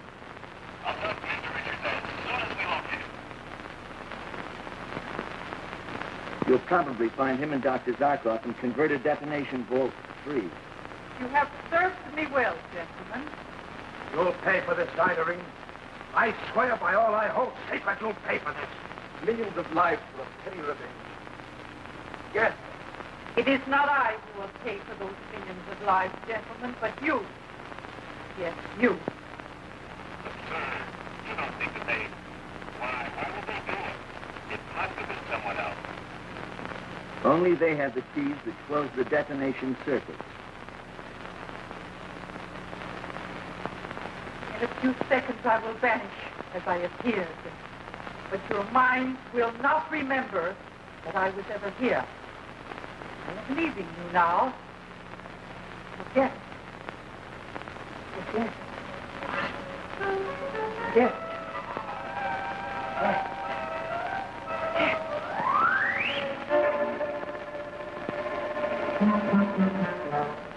Marco, we're in the converted demolition vault.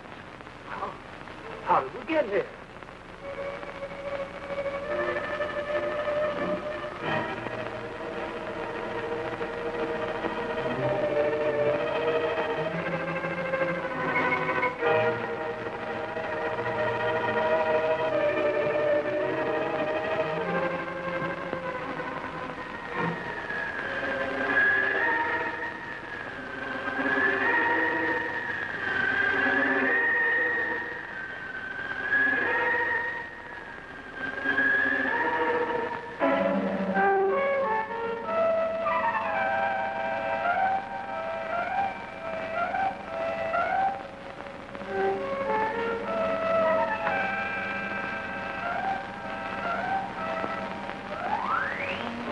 Welcome. Welcome back, Zyderine. It would seem that all went as planned. To the last detail, Prostar. Exactly as we planned it together all these years of exile. See them. Can you see them? Those miserable people of Neptune.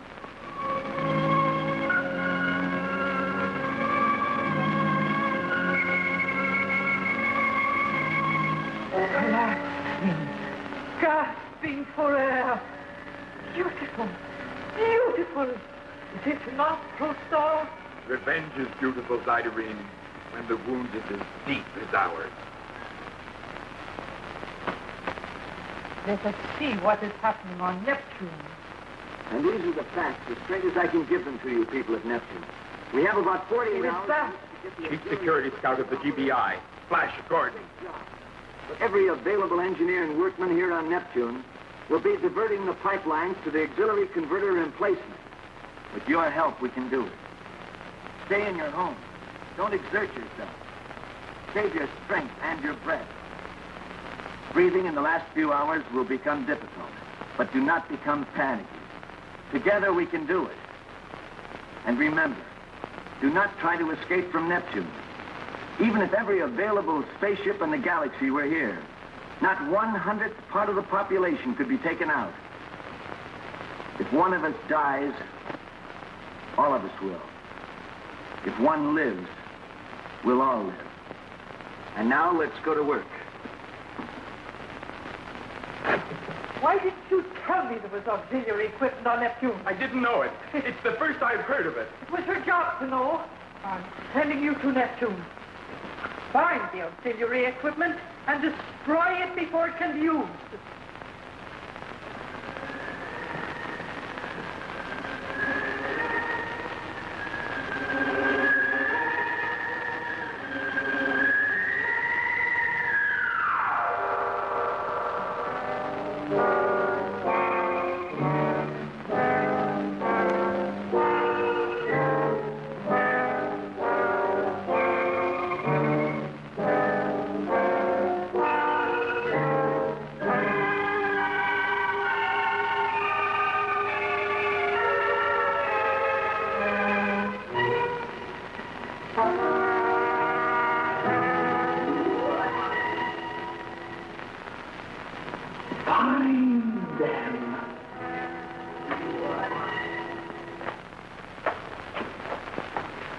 There it is, Dale. The auxiliary converter.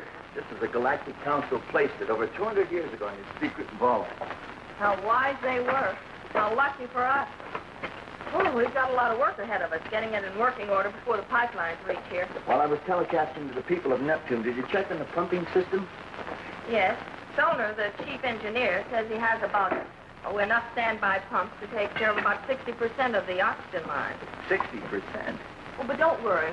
The people in the areas that are not being covered are being evacuated to covered areas. Okay, but we don't have much time. We'll start popping those feed lines into those entries over there before we know it.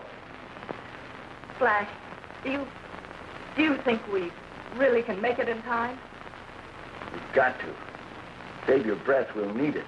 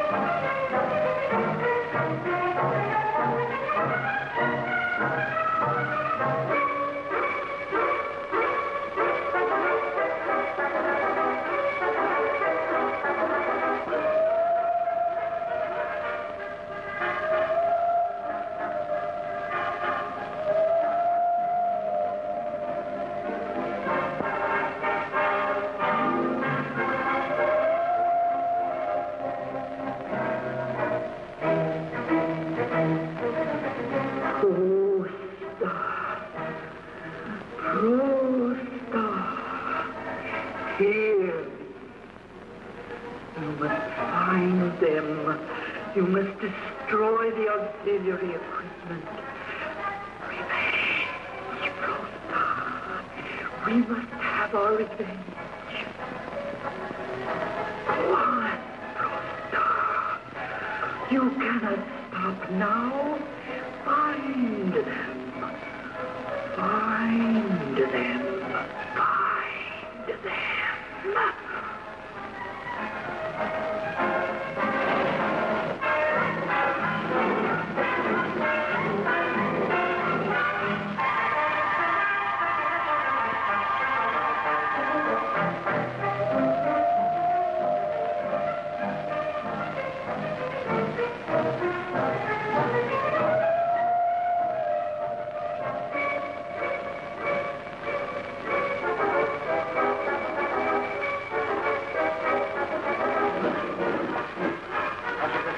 Connected. Get ready to turn the machine on. Here. I'm ready.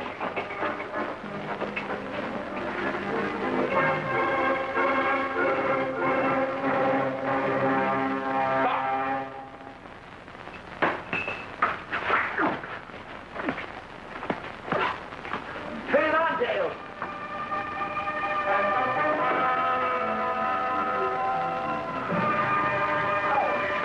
Oh, you did it.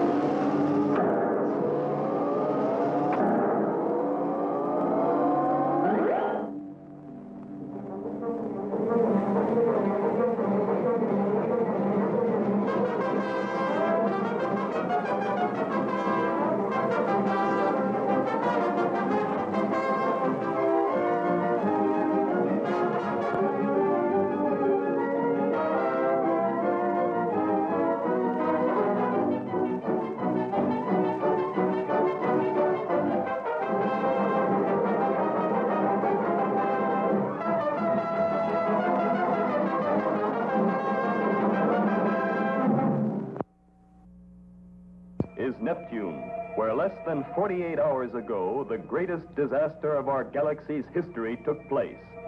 It was a normal, peaceful afternoon when suddenly...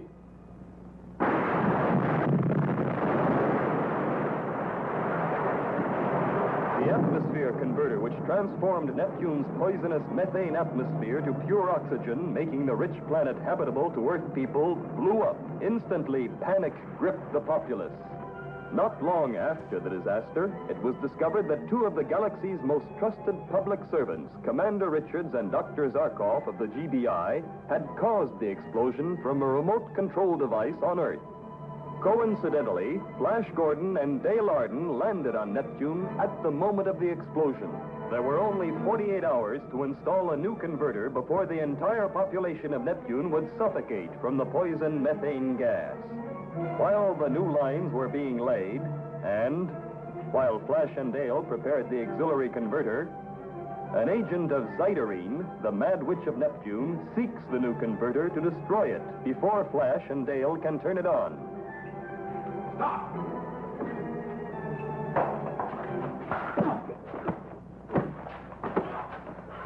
Turn it on, Dale.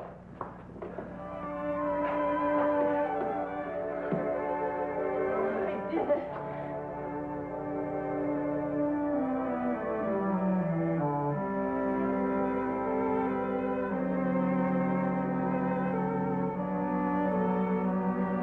Another half an hour, it would have been too late. Close, all right. Who the jet blast is that? I've never seen him before. And why did he try to stop us from turning on the converter? I don't know, maybe it had something to do with the explosion of the original one. That's wishful thinking, Flash. After all, Commander Richards and Dr. Zarkov have practically admitted they blew it up. They've admitted nothing, except that they were found in the remote-controlled demolition room, and their individual keys were in the Neptune locks. Look, you know I love them both. Why, next to you, they mean more to me than anybody else in the universe. But how can we fight such red-handed evidence? I have 2 points, Dale. First, neither Zarkov nor Richards knows how he got to the vault. Second, neither one remembers putting their keys in and closing the circuit. I'm afraid no court would believe it. No, but we do. Now, if we can find out what made them go to the vault, and what made them put their keys in and close the circuits, well, probably we can clear their names. And maybe he can give us the answer.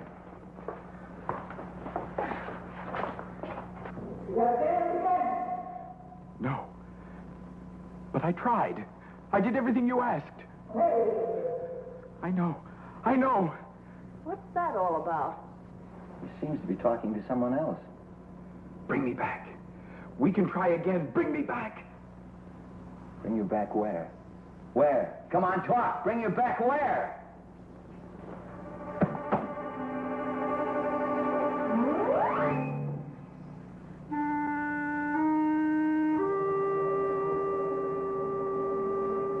Look.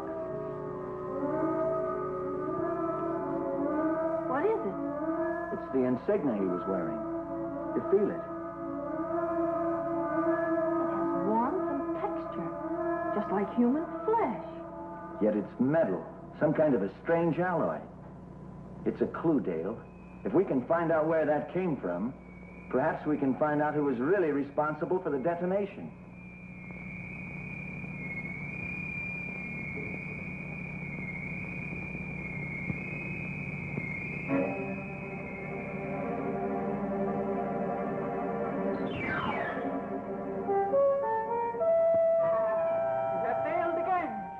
Neptune lives, breathes, because you have failed. But it's not too late.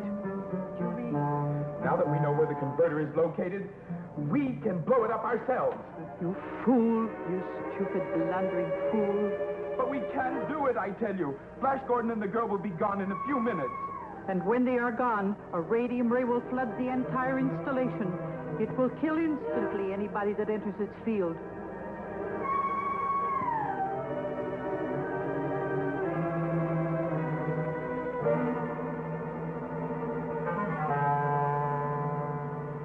Witch, they call it. The Witch of Neptune. Because I control the royal family. because I was the power behind the throne. I was the ruler. You will rule again, almighty Zyderene. They bowed to me, kissed my hand. Everyone trembled when my name was mentioned.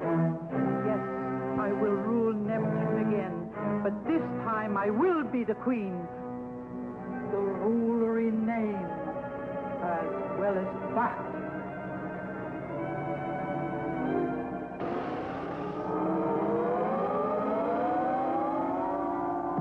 The throne was here, in my hand. It was you, your blundering stupidity, that ruined it all. Almighty Zyderene, you have not lost. There is a way for you to hold in your hands the power of the galaxy. What do you mean? You have thought to use all of this to conquer only Neptune. But why? Why merely Neptune? The machines you possess give you the power to control every planet in the galaxy. Yes. Yes. Every planet in the galaxy. I can penetrate into the most secret chambers of the galaxy. Through this, I am all powerful. In this, I have the strength of 10 men. There is no knowledge, no secret in the universe I cannot gain. With this, my brain recorder.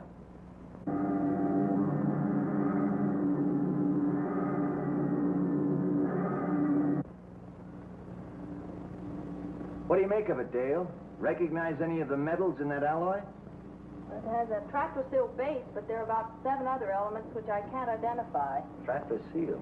That's a metal that's found on Saturn, isn't it? Yes.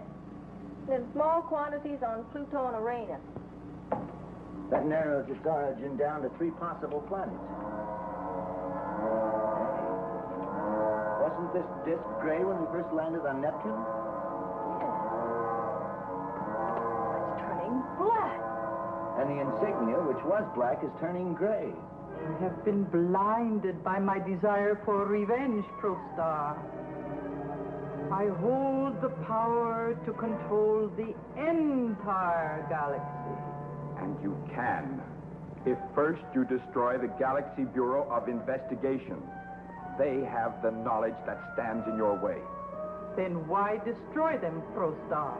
They will serve me. First, I will record all the scientific knowledge possessed by Dr. Zarkov, the military knowledge of Commander Richards. That is the start, Prostar. Soon, soon, the mad witch of Neptune shall rule their galaxy. What do you make of it? Obviously, it's an alloy that's sensitive to some sort of emanation. The further away it is from the source of the emanations, the more the color changes. If that's true, when we get close to the right planet, the disk will turn toward white and the insignia toward black. It's even better than a bloodhound. As soon as we've talked to Dr. Zarkov and Commander Richards again, we'll take off and let our little alloyed bloodhound lead us to its home. I hope they're all right. How terrible it must be for them. 2 men who have devoted their entire lives to loyal service to the galaxy, accused of the greatest crime they could commit.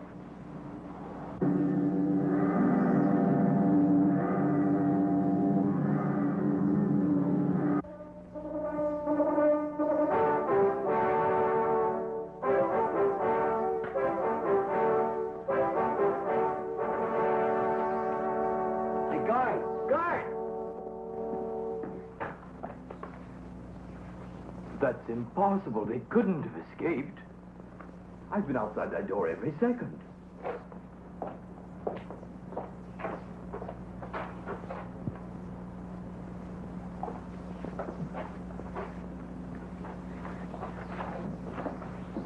But I swear there's no way they could have gone. I didn't leave my post outside that door for a second. Flash, what do you make of it? I can't believe that either Dr. Zarkov or Commander Richards would try to escape. Try to escape? But where are they if they didn't? I don't know just now. But I've got an idea how I can find out. Come on, Dale. All right, but where to? Wherever this alloy bloodhound leads us.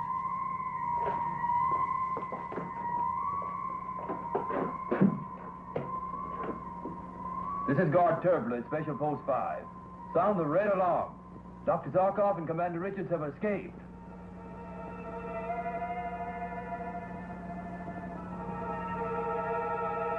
She comes with the prisoners. Her tratrasil alloy tracer disc is entering the Saturn field.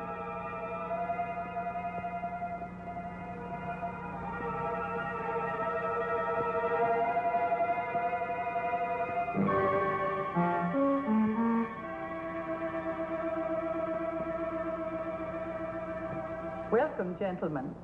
I hope the journey from Earth to Saturn was not too uncomfortable. Saturn? How can we be on Saturn when not 15 minutes ago we were in my office at GBI on Earth? A matter transmitter machine. Yes, this is it here. Matter transmitter? Yes. The elements of our bodies were broken down into electrical units and transmitted through space. When I appeared in your office, Commander, I focused this disc upon each of you. I see. The remote control projector for the matter transmitter. My improvement upon your own design of a one-way matter transmitter machine, Dr. Zarkov. My design? Why, that's impossible. That's top secret GBI information. Top secret. When I have need of information, I assure you there have always been ways of getting it. Just as you have served my purpose, so have others.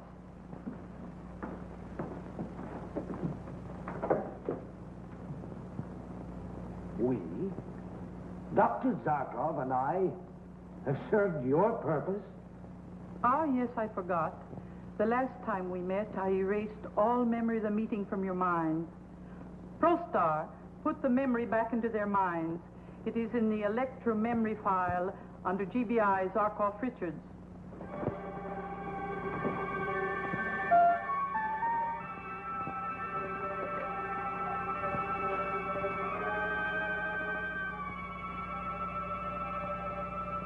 Zyderine, the witch of Neptune. It was you. You forced us to demolish the methane to oxygen converter on Neptune.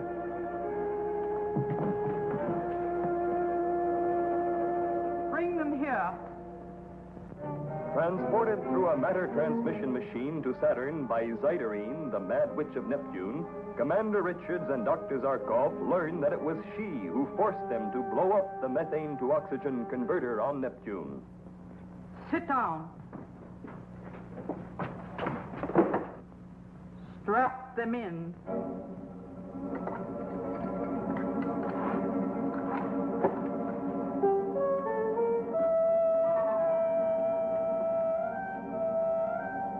Guards, leave.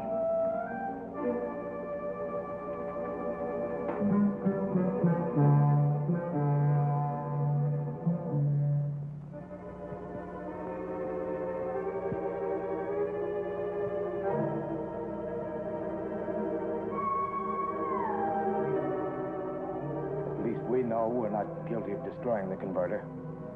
That's little satisfaction when we know that millions of lives are lost. What happened on Neptune? Was anybody saved? Did they at least try to get the children out? I will answer you this way.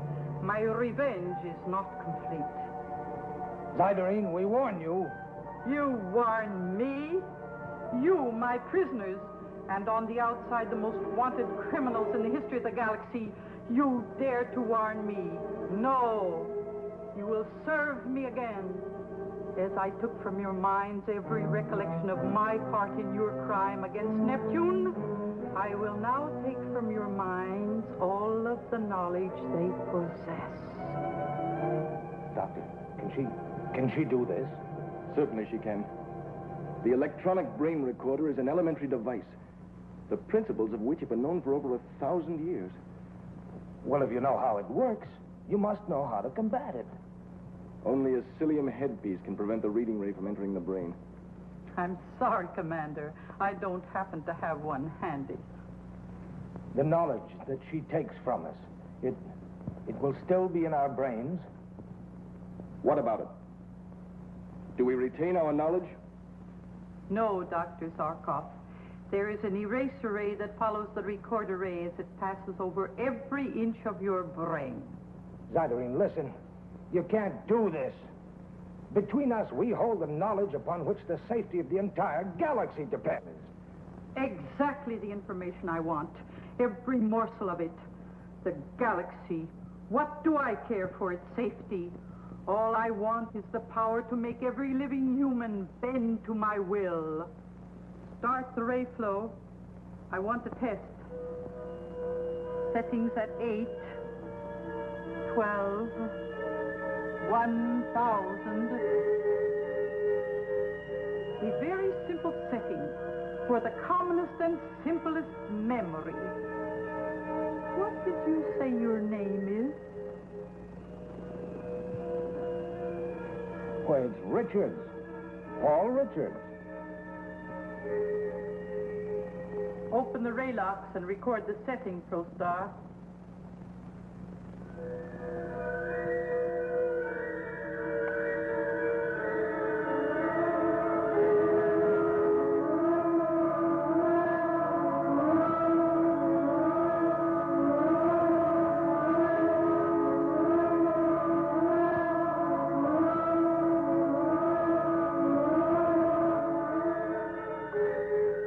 Are you all right? Yes, I think so. I didn't feel anything. Oh, it's painless, a perfectly painless operation. And I still have my memory. Really? What did you say your name is? Why, it's, yeah.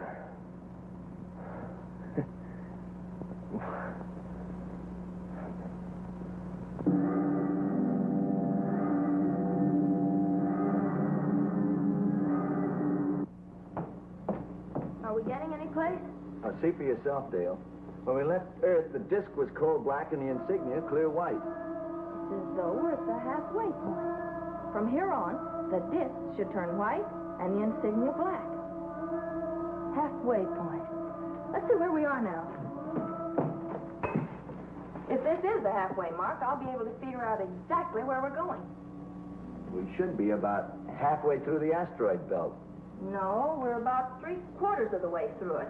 At space point AB12. Well, that means our destination is, That is, if our little alloy bloodhound isn't playing tricks on us. That's all we've got to go on. It's our only possibility of the whereabouts of Dr. Zarkov and Commander Richards. I wonder where they are. And how they left GBI without being seen. How is it possible? Flash feel of it. Remember how warm it was before? As though it were a living thing? Yeah, now it's stone cold. It's as though something had been giving it warmth. And that something had been turned off now. A machine of some kind that controls this disk by remote control. Well, at least the color continues to change, which means that the machine hasn't been completely turned off. Yeah.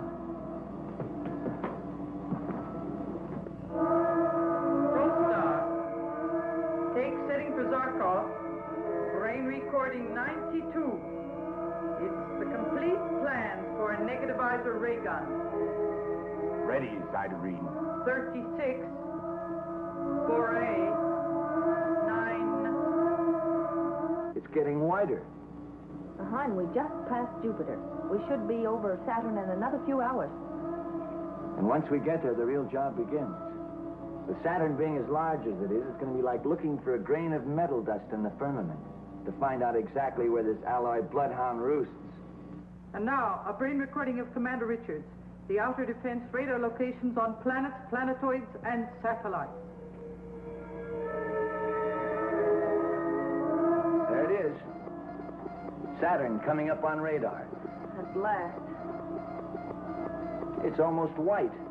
As we move closer, you can almost see it change. But where do we land? And where do we start looking when we do? I'm going to rocket brake around the planet until we hit the atmosphere. Then I'll work into a series of landing brake ellipses until we find it. Find what? The spot where the disc shows the clearest white. Hang on.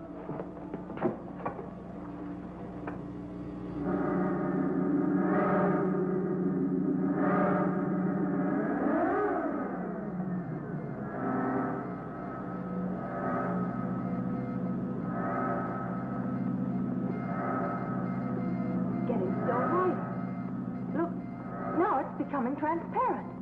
Hang on for another turn.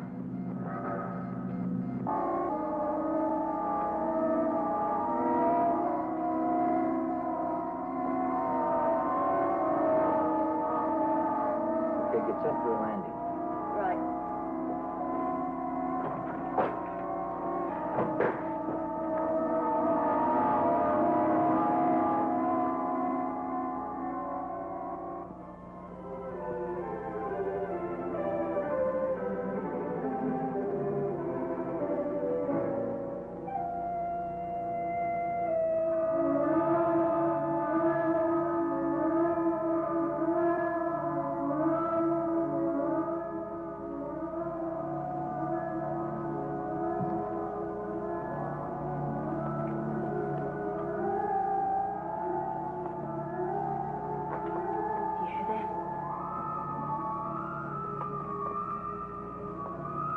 It's a high-frequency machine of some kind.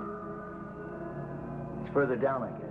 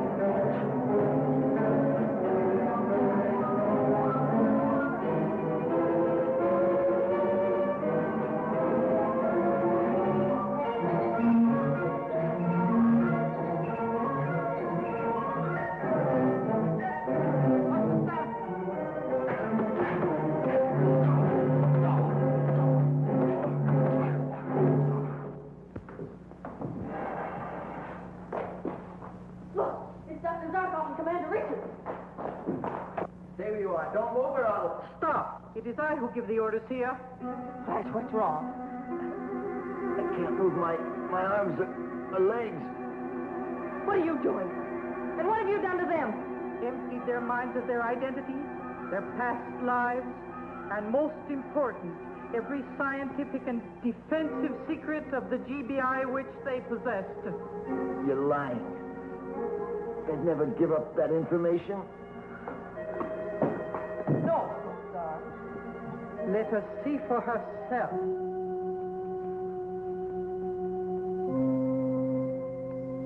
Dr. Zarkov. Commander Richards. Talk to me. What is it? Don't you know me? It's Dale. Dale Arden. Think. Think. Try to remember.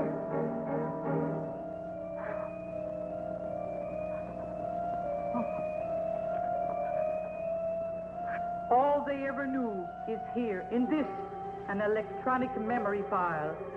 Billions and billions of tiny electrical units, which I will transfer to my mind and use to gain the complete control of the galaxy. You're wasting your strength. No man can move against the power in this wand. Stop him!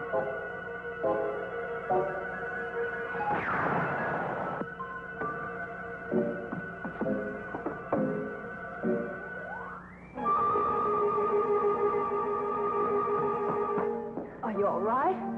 Yeah, I'm okay, Dale. What about them? Their memory's gone. Their mind's a complete blank. Well, at least we can clear their names. That's not enough, Dale. Somehow, some way, we've got to find that woman before she can use the knowledge she got from their minds to destroy the galaxy. Wherever she's disappeared to, I swear it, I'll find her.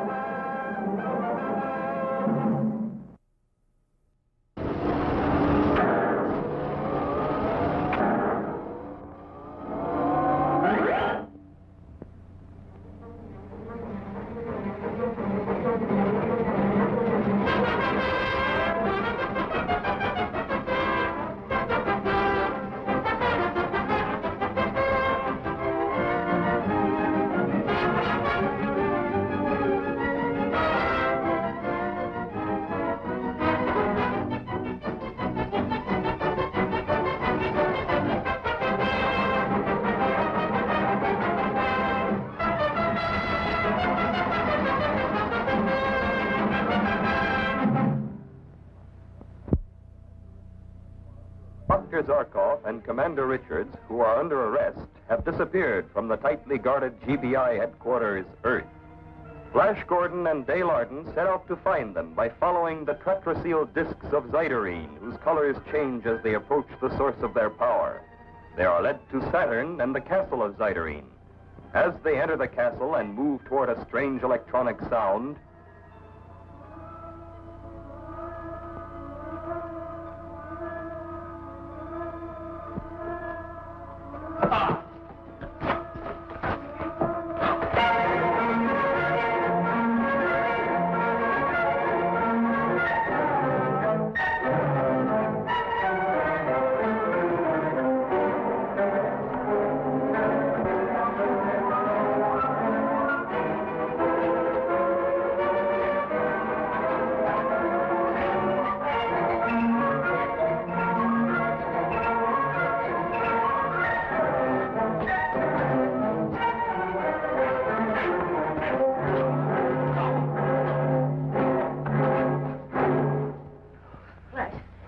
Here's another disc. It fell off that guard.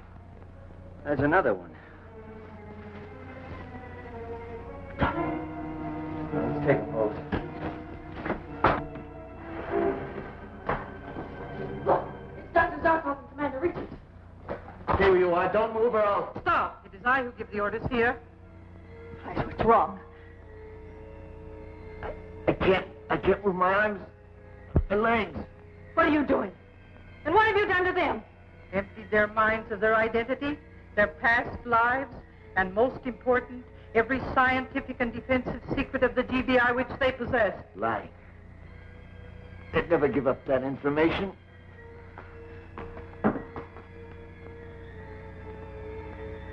Dr. Zarkov. Doctor? All they ever knew is here, in this, an electronic memory file. Billions and billions of tiny electrical units, which I will transfer to my mind and use to gain complete control of the galaxy. You're wasting your strength.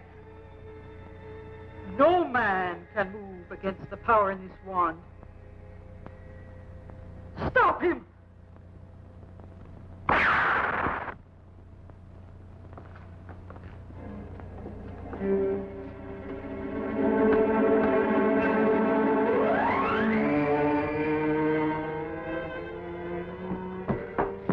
Are you all right? Yeah, I'm okay, Dale. Well, what about them? Their memory's gone. Their mind's a complete blank. Well, at least we can clear their names. Now, that isn't enough, Dale. Somehow, some way, we've got to find that woman before she can use the knowledge she got from their minds to destroy the galaxy. Wherever she's disappeared to, I swear it, I'll find her. Let's see how they are. Right. I only hope and pray their minds haven't been destroyed. I don't think they have. Dr. Zarkov's reactions are perfectly normal. That's a relief. At least their minds can be brought back quickly. Commander Richards' reflexes are perfectly normal, too, thank heavens. In the meantime, maybe we can clear their names. I'm certain they were under the control of that madwoman when they destroyed the methane to oxygen converters on Neptune. Maybe our friend here can give us a clue.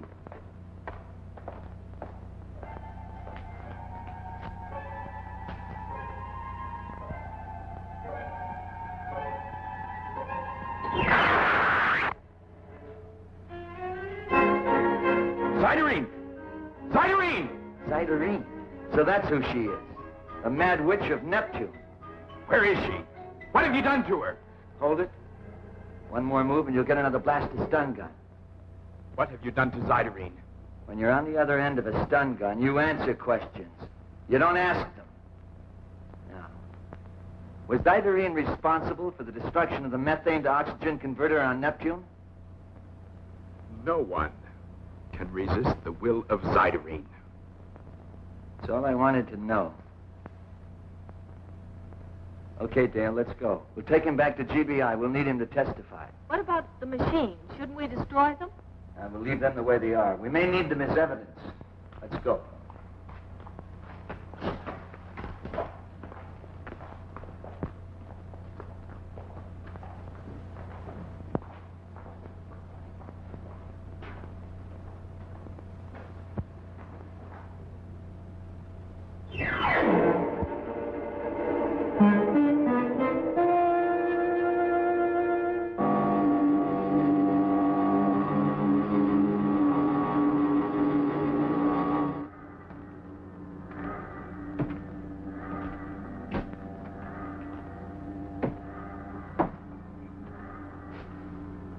This Tratraseal disc belongs to you, doesn't it?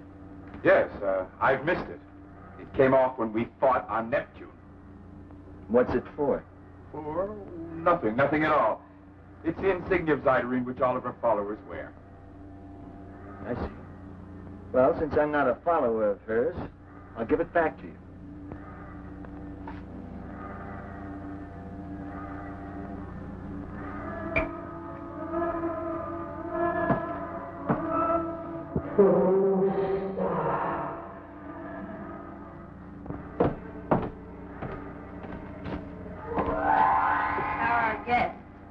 Guides are locked in the back room. I just brought Prostar into the chart room for a little talk. Did you learn anything? Not yet, but I expect to. What's our latest position, Dale? Coming into the home stretch. We're leaving the Mars orbit and passing space point ME12.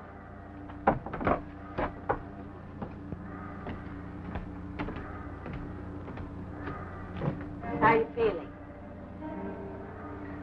I'll get us all something to eat.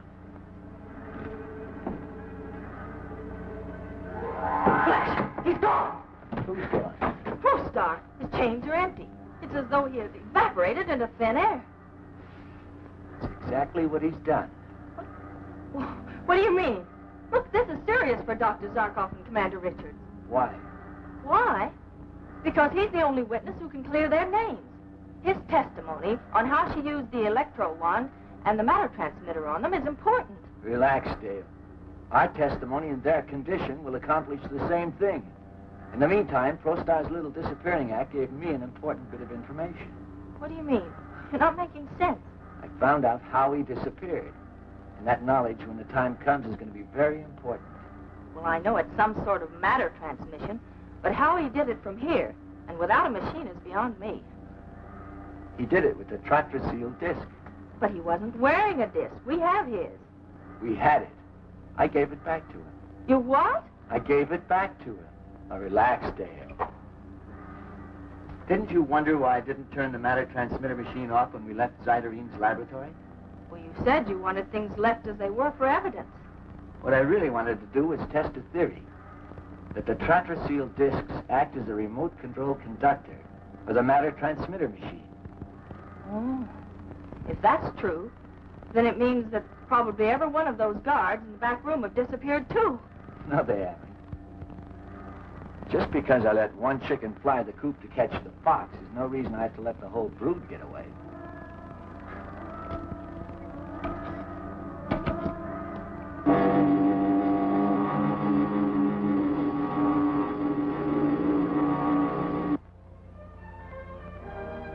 Several weeks later, at GBI headquarters, Earth,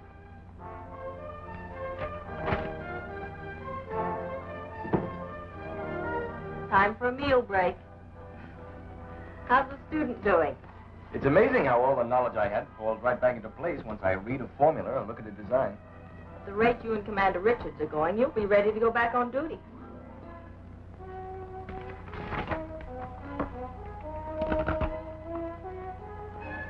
And here on Mimas, the first satellite moon of Saturn, are the radar negativizers powered by 8 four-man GBI teams. Right, down to the last detail. And that takes care of the inner and the intermediate galaxy defenses. It's amazing how much knowledge and information you've absorbed in the last 2 weeks, Commander. Well, once I look at something, tell it to me. It's as though I always knew it. In another week or so, you'll be ready to take back your job and direct all GBI operations again.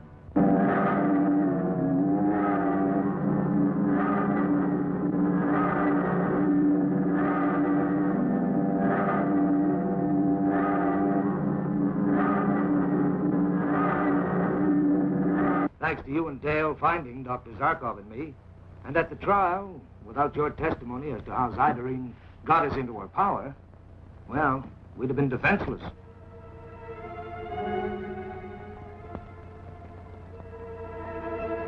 Now, Zyderine.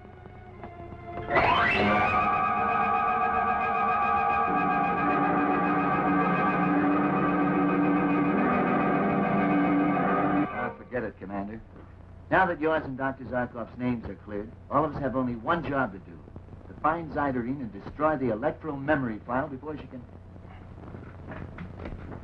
Gordon here. Captain Blander, Chief of the Krillium Fleet, calling in from Spaceport S95. Oh, put him on. Krillium? Krillium, what is that? It's the rarest, most powerful radioactive ore in the galaxy. Found only on the moons of Uranus. It's a power fuel. Each unit is 10,000 times more powerful and longer lasting than any other known power fuel. Amazing. A GBI fleet of special rocket ships goes in once a year and takes out the entire galaxy power supply for the year. Yeah, go ahead, Blander. We're in trouble. Some sort of ray has hit every one of our ships. It's come through the silly protective layers. We're starting to burn up. We can't take the heat. We've got to bring the ships down. How long can you stay up? Minutes. You've got to get armed help to them immediately. Someone is after that Krillium supply. You're right, there is. This is Zydarine's first move to gain complete control of the galaxy. What do we do? You will do as I, Zyderine, command you. You will leave your ships and come to my castle, which you will see when you are on the ground. Who's that?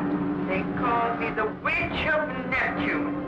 Do not try to escape. The solar ray guns are aimed at you every second. I'll give you 5 minutes to leave your ships and reach my castle. Captain Gordon, we're awaiting your orders.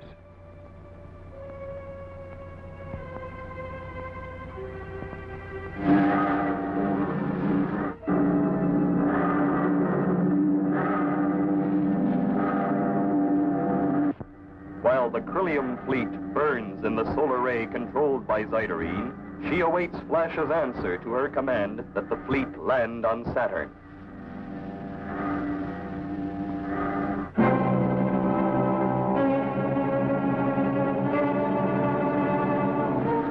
have no choice, Blander. Follow our orders. And good luck. And now, Flash Gordon, I have a separate set of orders for you. I'm listening. As you've noticed, I've made excellent use of the memory file. The solar ray machine was built to the specifications I took from Dr. Zarkov's mind. It is unfortunate for you that GBI never built it.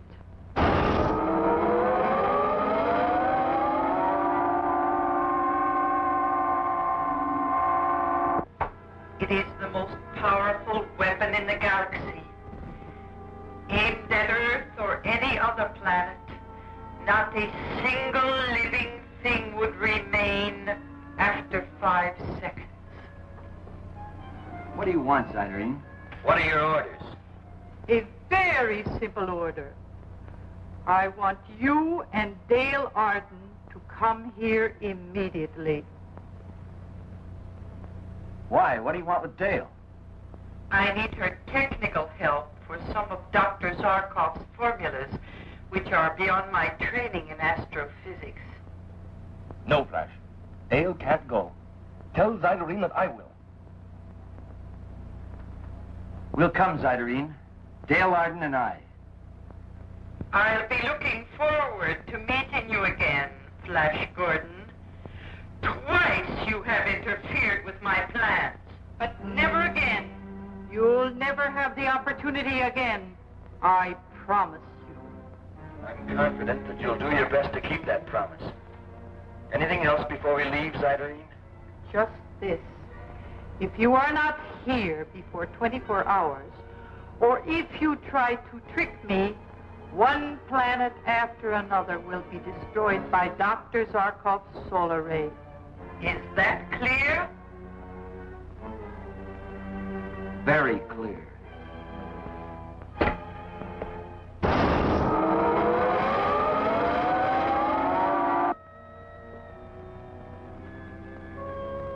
Solar ray machine. A product of my brain. Flash and Dale are going to their deaths because of it. The entire galaxy will be enslaved by this maniac and all because I... No, Dr. Zarkov, it's not your fault. How can you blame yourself? You conceived it as a weapon to help strengthen the galaxy defenses. Of course it is, Paul. You've succeeded in finding a formula to harness the sun's power, whereas thousands of men have failed before you. Besides, Flash and I aren't through yet. Not by a long shot. We've got a lot of work to do before we take off.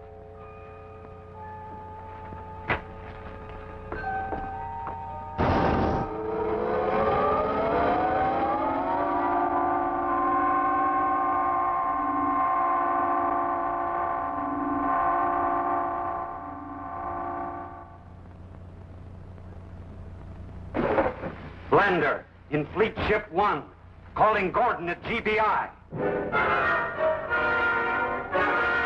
Blender, in Fleet Ship 1, calling Gordon at GBI. Come in. You will leave your ships and come to my castle, which you will see when you are on the ground.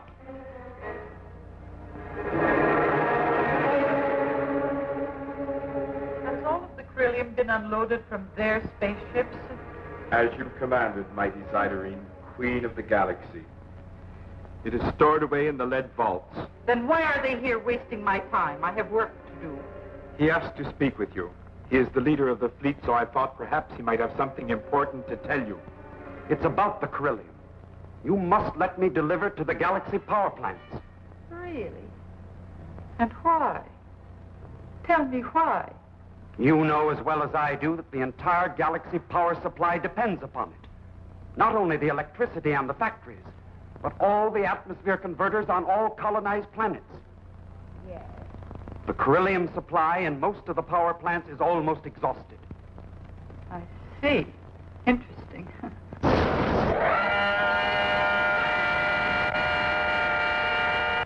If you don't deliver the Crillium quickly, factories will close down, electricity will stop, and the atmosphere converters will stop converting. Is that it? Exactly. If it's a living galaxy you want to rule, you'll let me get that Crillium through. You fool. Don't you see I waited until the Crillium supply was dangerously low before I made my move against the galaxy with the most powerful weapon ever conceived, the solar ray? But with the solar ray, you can control everything. At will, you can destroy any planet who resists you. No planet will have the power or the means to resist me as long as I hold the Crillium. Not until my agents control every government, direct every police force, will I free the Crillium supply. Put them in the dungeons.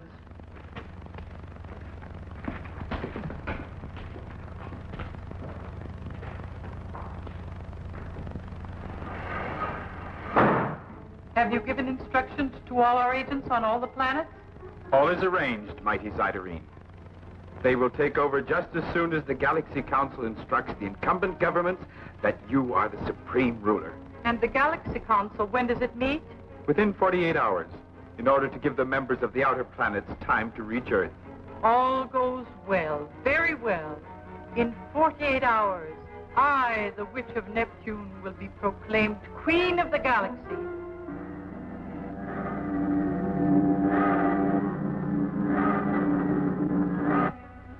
Think, Prostar, what this means. Kings have ruled nations, conquered empires, and ruled planets. But I, Zyderine, have made the greatest conquest of all. The greatest domain in history is mine. I rule a galaxy. I have one fear, mighty Zyderine. Nothing must go wrong now.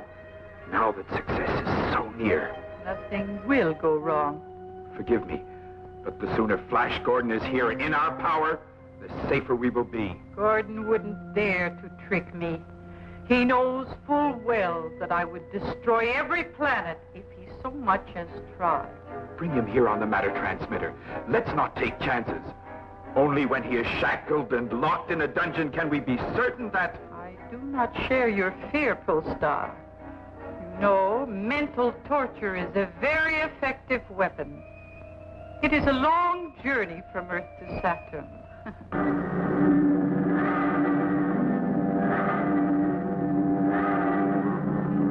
Captain Gordon will have ample time to wonder what plans I have in store for him. If anything should happen...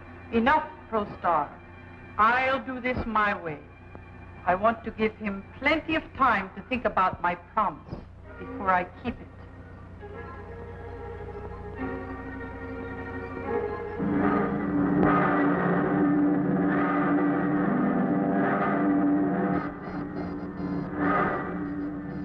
There it is, Saturn.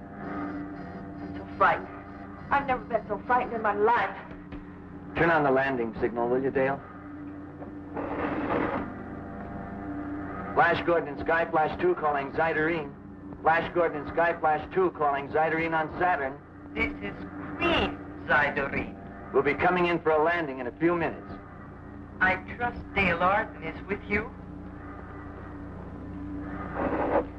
This is Dale Arden. You will be met by armed guards and brought directly to me. I'm happy to see you kept your promise, Gordon.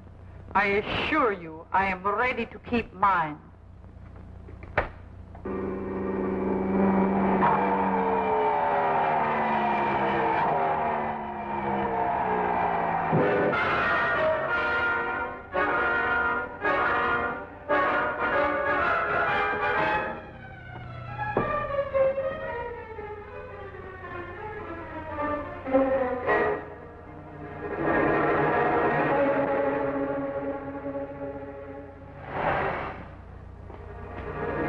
Passengers from the spaceship are outside. What are your orders, mighty Zyderine? Bring them in.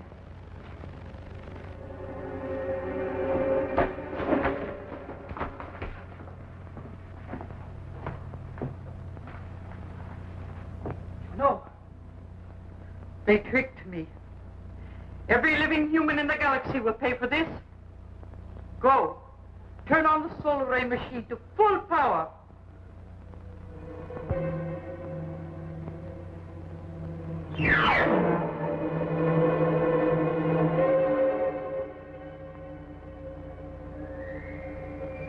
There it is. Zyderine's castle. The decoys for Flash and Dale should be in there with her by now. Yes, it's exactly 12 minutes since they left us on the Sky Flash. The coast seems clear.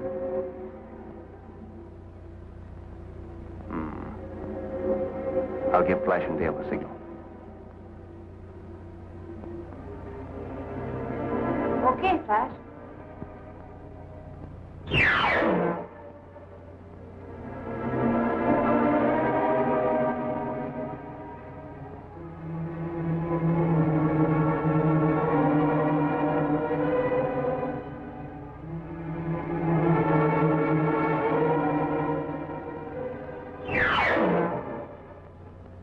didn't take me seriously.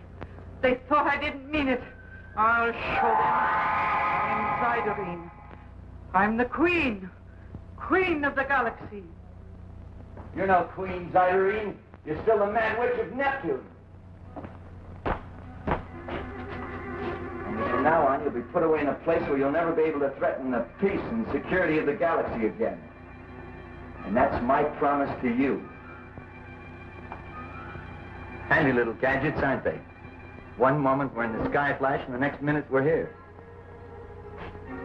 Now, Jeff, get down to the dungeon and release Blander and his crew, will you? Come on, let's get them out of here and into the spaceship. Aren't we forgetting something, Commander? What? What is it? It's an electronic memory file. You mean that little box has all the GBI information in it that Zyderine took from us? Little box. After all, Commander, how big do you think your head is?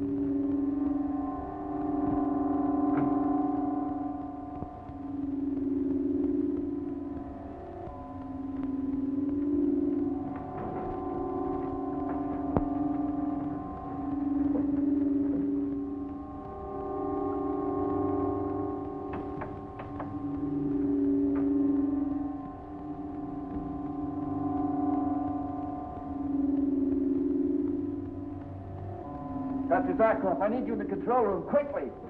What's wrong, Flash? We're out of control, 18 degrees off course. Rudder's frozen, I can't move it. Flash, we've lost teleradio contact with GBI headquarters on Earth. Commissioner Torgensen had called us in and was just giving me an important message when the circuit went dead, and I can't get him back. What's happened in there? Controls are frozen. Flash, look at the supergyro. It's completely off sync. Yes, I know. Sky Flash is caught in some strange type of magnetic flow. We're being drawn off our orbit of flight. What's the variance? 19 degrees now. Better check your charts, Dale. See where our present course will lead us. Yes, sir. Dr. Zarkov, see what you can do with the controls. I'll try to reestablish contact with Commissioner Torgensen. All right, Flash. Going crash, Flash. Going crash, Flash. Flash Gordon on Spaceship Sky Flash calling GBI headquarters on Earth. This is an SOS. Clear all channels. Flash Gordon on Sky Flash calling Commissioner Torgensen. Come in, Commissioner Torgensen. Come in, GBI on Earth. Going crash, Flash. Going crash, Flash. Come in, GBI on Earth. Come in, GBI on Earth.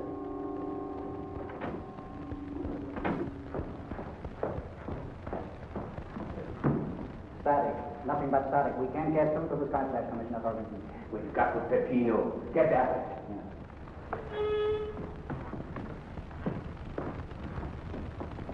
Torgensen, have you made any progress?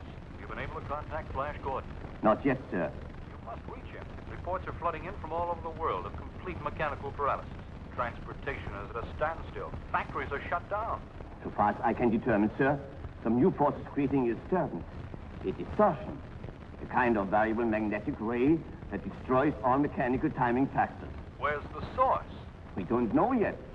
We are pretty sure it's coming from outer space, but we don't know where. Get through to Flash Gordon, Commissioner. That's an order. He and Zarkov are the only agents who can track this menace down. Get through to him. We are doing our best.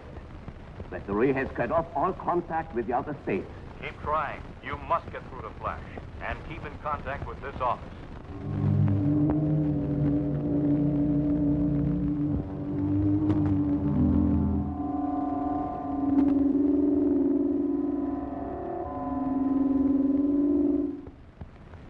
And neither engineer nor scientists interviewed by this reporter have been able to explain how or why this mechanical paralysis has gripped every machine on Earth. The strange thing is that only the mechanics of every type of machine is affected, not the electrical circuits. Thus, radio and teleradio communications remain open. We still don't have communications with outer space, but I'll keep trying to contact Flash Gordon. GBI headquarters on Earth, calling Flash Gordon in the spaceship Skyflash. Come in, Skyflash. Come in, Skyflash. Flash Gordon on spaceship Skyflash calling GBI headquarters on Earth. Come in, come in. GBI headquarters on Earth, calling Flash Gordon in the spaceship Skyflash. Come in, Skyflash. Come in, Skyflash. Flash Gordon on spaceship Skyflash calling GBI headquarters on Earth. Calling Commissioner Torgensen. Come in, Commissioner Torgensen. Come in.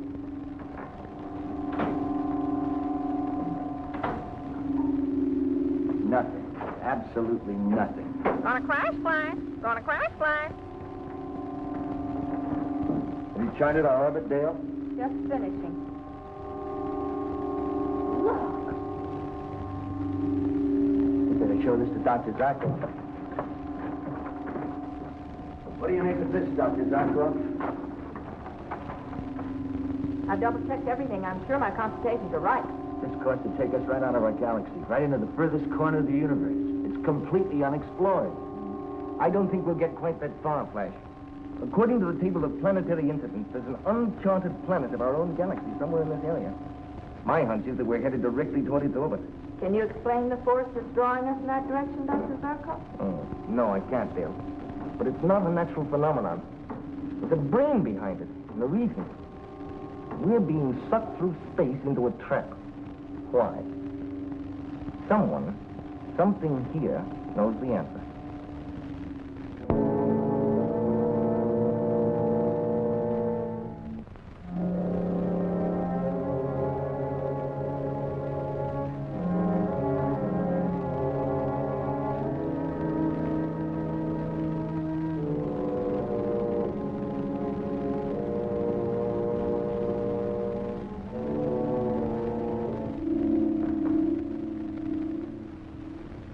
The Earth people will land at Site 682.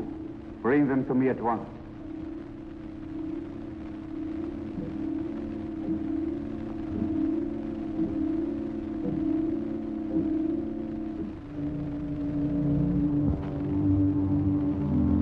You were right, Dr. Zarkov. A new planet. It seems electronically alive.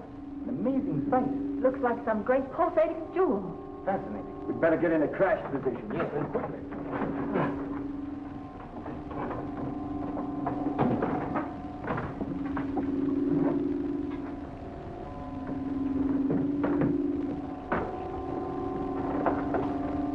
Your crash velocity indicator is infinity. I have no idea of the density of this planet's atmosphere.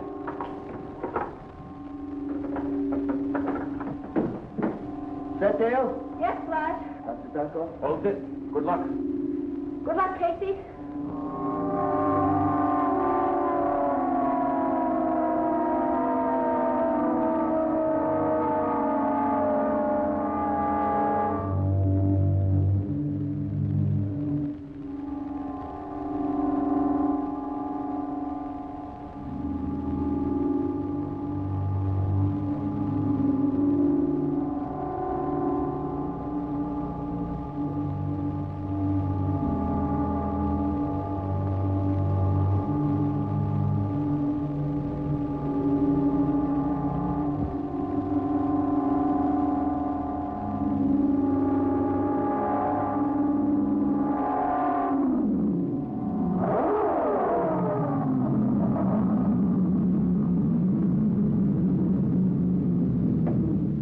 featherbed land. What do you make of that, Dr. Starkor? A pleasant surprise, if only temporary. Got shivers. Get an oxygen rating from the airlock. Oxygen's okay. You might as well have a look around.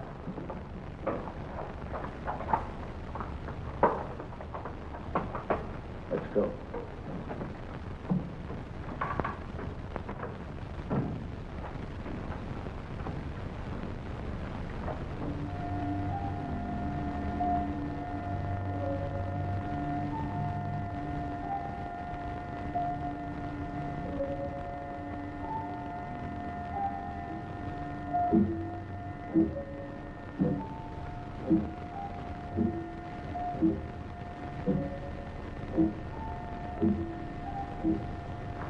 Put down your gun.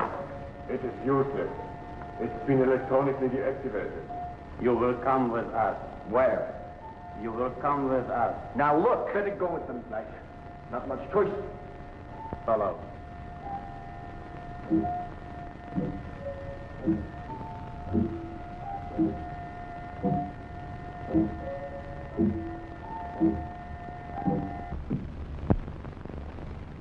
This is Serie on Planet S, calling GBI headquarters on Earth.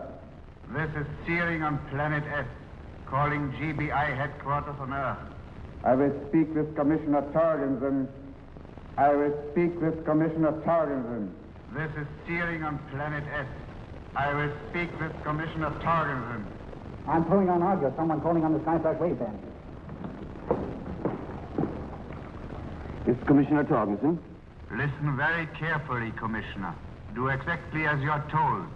In precisely 24 hours, you will assemble at intergalactic skyport 100 of the Earth's outstanding scientists and technicians. I will give you their names in a subsequent message. They are to be put aboard a spaceship and await further instructions. Who is this? Where are you calling from? This is he who holds the power of life and death over your planet. Ask no further questions, obey orders. That is my command.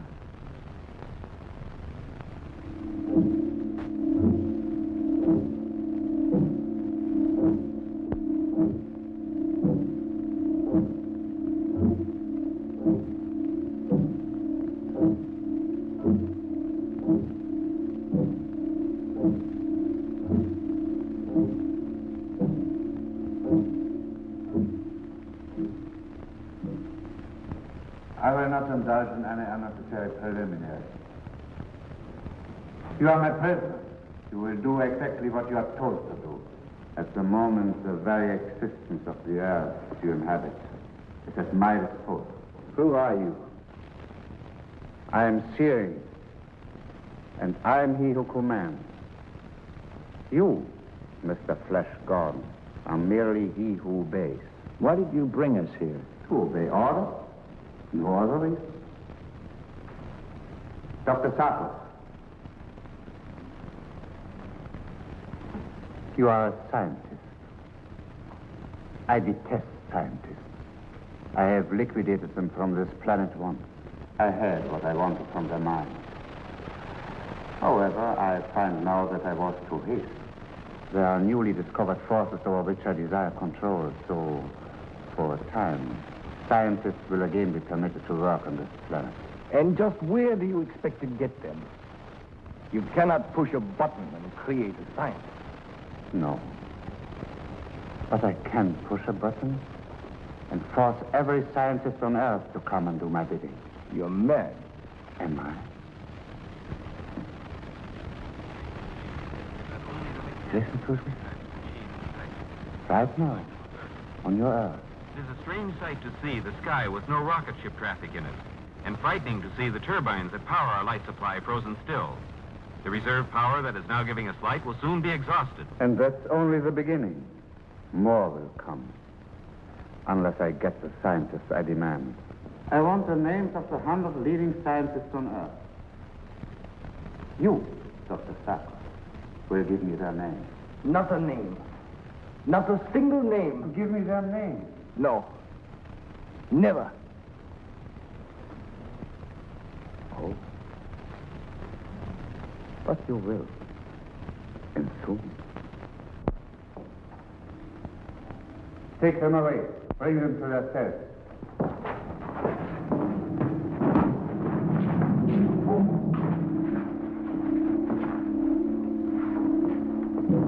Remember, Sarko, 100 names.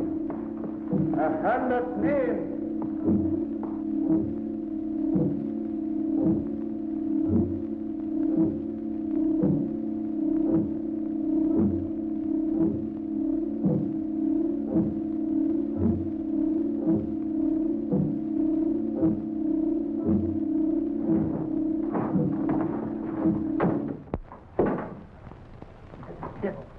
Most diabolic intellect in the universe.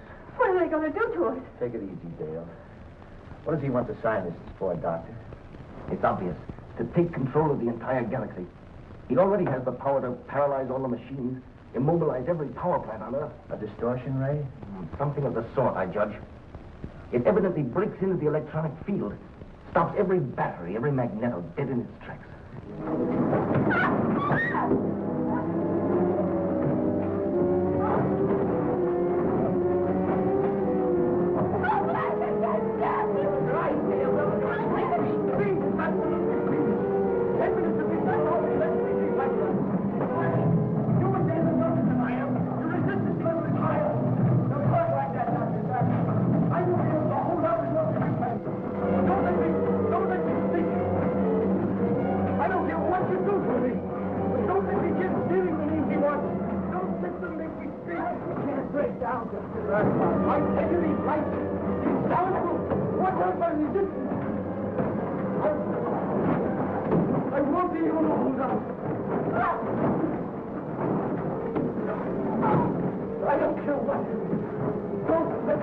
The names, Sarko.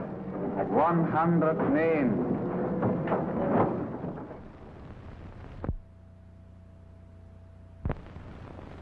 What? It's okay, Dale. What happened? You fainted. Where's Dr. Zarkov? Took him out a few minutes ago. He was in bad shape. Seemed completely hypnotized. Will he talk, Flash? Will he give Serie the name of the scientist? Yeah, I'm afraid he will. We've got to stop him, Flash. Dale, I've got an idea. I may be all wrong. What is it? Remember in the throne room when I hit the guard?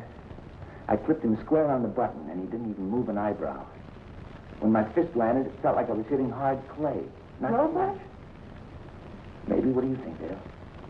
They could be robots, Flash, but I think they may be androids. Androids? You mean men made into machines? That's right. Yeah, we ran up against something like that 2 years ago on our terrace, remember? And my plan may work after all. Keep your fingers crossed. Guard! Hey, guard! We will start with the field of astrophysics, Dr. Sarko. I want the names of the 5 leading astrophysicians on Earth. Guard! Guard! Take me to Serie. I'll give him names Dr. Zarkov never heard of. Take me to Serie. You stay here. Listen, if Serie will release the girl, I'll promise to work with him. Make sure that Dr. Zarkov is giving him the right names.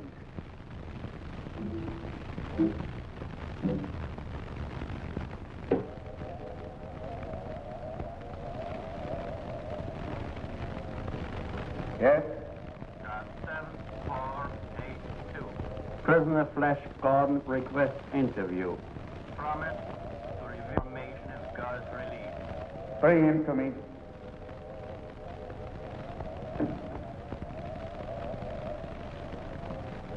Begin, Dr. Sarko. The names of the 5 leading astrophysicians on Earth. Dr. Frank Inbrook. Dr. Emile Lacarte. Dr. George Winkelman.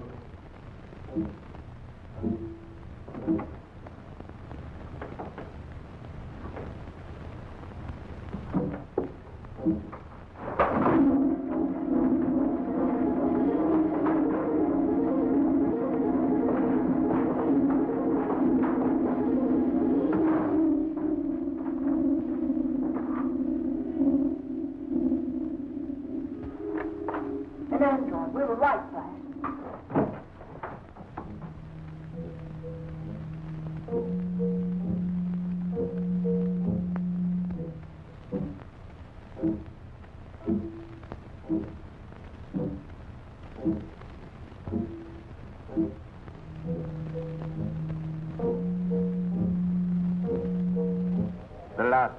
Dr. Sarkov? The names of the two biochemists. Stephen Mosek. Lawrence Crescent.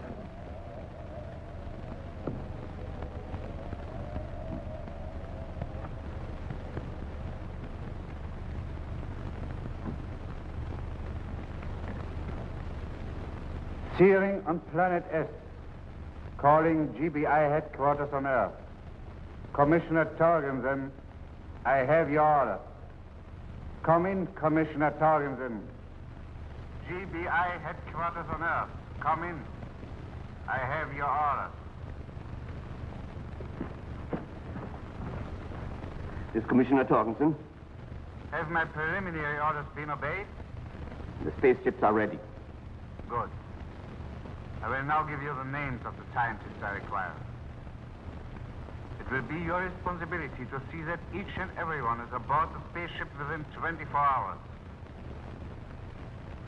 And suppose they refuse? They will not refuse. Remind them that the fate of the galaxy depends upon their prompt and unquestioning submission to my order. Here are the names. Get them right. I will tolerate no mistakes.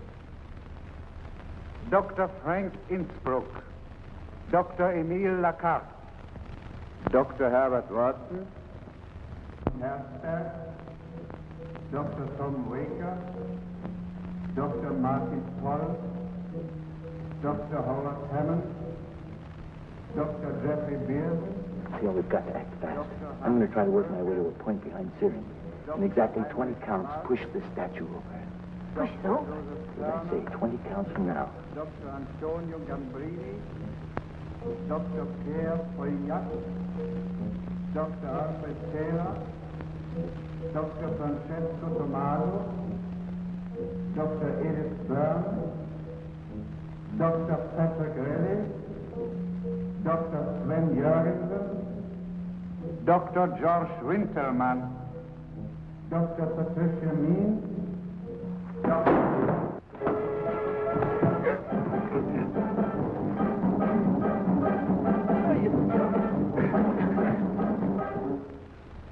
You're pretty good at giving orders, Serie. Let's see how fast you can take them.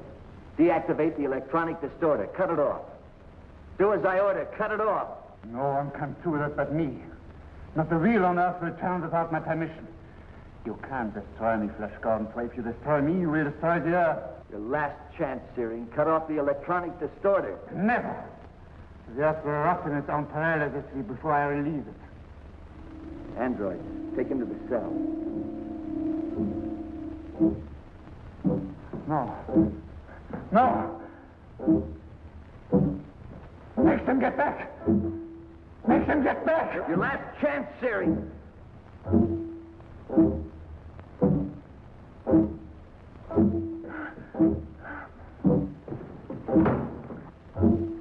Stand where you are. Step back. Flash, we better check with Commissioner Torgensen. Flash Gordon calling Commissioner Torgensen. Come in, Commissioner Torgensen. Flash Gordon calling Commissioner Torgensen. Come in, please. Flash, are you all right? How's Dr. Sarkov? Dale? All okay. Serie is our prisoner. Check to see if electronic distorter's cut off. Hold on. We'll check it. The latest report from the Galaxy Minister of Industry shows no change. The mechanical paralysis continues. There seems to be... Wait. Bulletin, not 30 seconds ago, the paralysis stopped. Yes, ladies and gentlemen, machines all over the world are again moving. Everything's moving, Flash. Everything's back to normal. Flash, you've done a terrific job. Thanks, Commissioner. Flash, destroy the electronic distorter. Make sure it can never again be used to paralyze the Earth. Will do, Commissioner. Dale, Dr. Sarkov, get out of the line of fire. Androids, hear this. Your target is the electronic distorter. No. Take aim. No, you can't. You can't destroy it. Ready? No! Fire! No!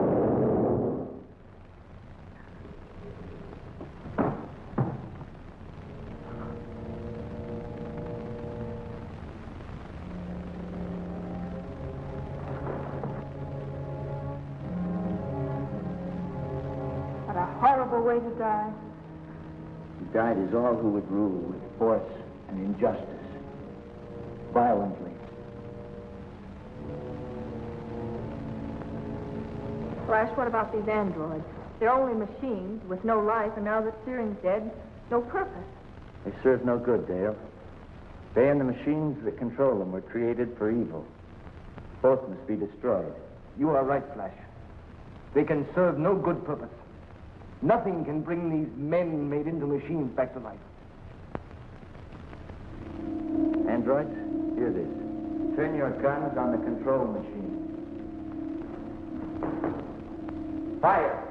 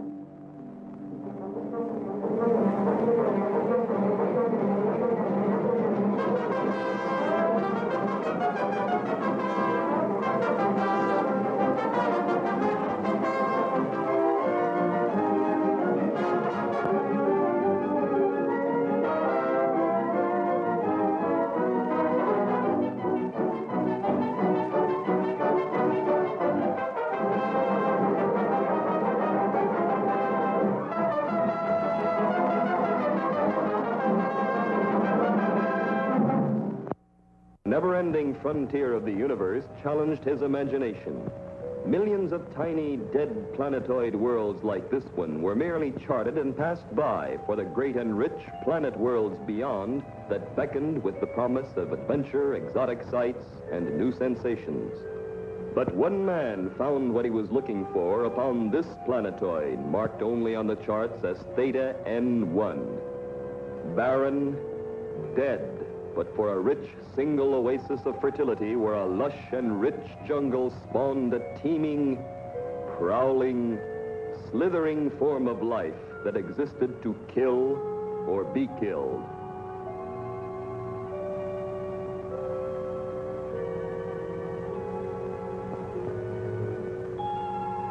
It was here that Dr. Fabian Prentice found what he thought he was looking for in the grab bag of space. Calling Dr. Zarkov. GBI. Earth. Calling Dr. Zarkov. GBI. Earth. Calling Dr. Zarkov. GBI. Earth. Calling Dr. Zarkov. GBI. Earth. Calling Dr. Zarkov. GBI. Earth.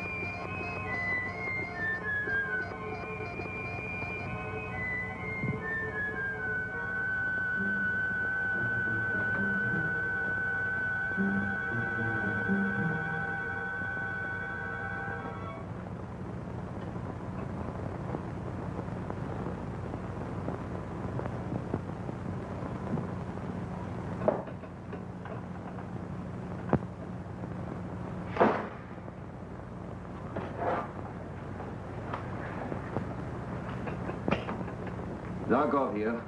I have a space call for you, Doctor. Who is it? Where from? You won't say. Want me to put a locate on it? Never mind, I'll take it. Hold on. Dr. Zarkov, Speaking. this is Prentice. Fabian Prentice. Prentice? You are a voice out of the past. Where did you disappear to all these years? Where are you? Planetary. Theta and one. Can you come? At once. Theta N1. Do you need anything? Food, medical supplies? Yes. Electrocilium. Electrocilium? But that's for body grafting. I can't explain. I need it. Please, bring it. Please. Zarkov! Zarkov! Don't cut off! Please! I beg you! Zarkov! Zarkov! Take it easy, Prentice. I'm still here. Don't worry, I'll bring it if it's that important to you. But I can't for the life of me figure out what you want electrocilium for. How soon can you be here? In about 3 hours. Thank you, Zarkov. You're saving my life. You're sure he will come? Yes. Yes, Master. He will come. Dale? Dale? Coming, Dr. Zarkov.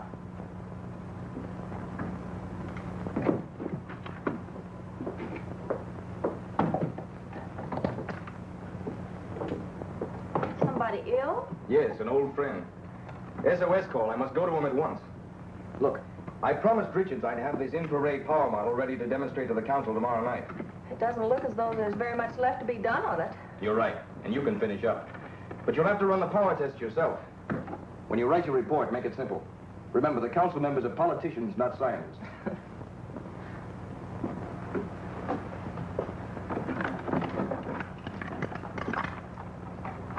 Why, you're gone. I thought you said your friend was ill.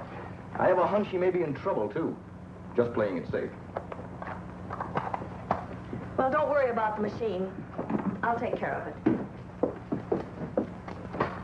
When will you be back? Tomorrow night, at the latest. Bye-bye.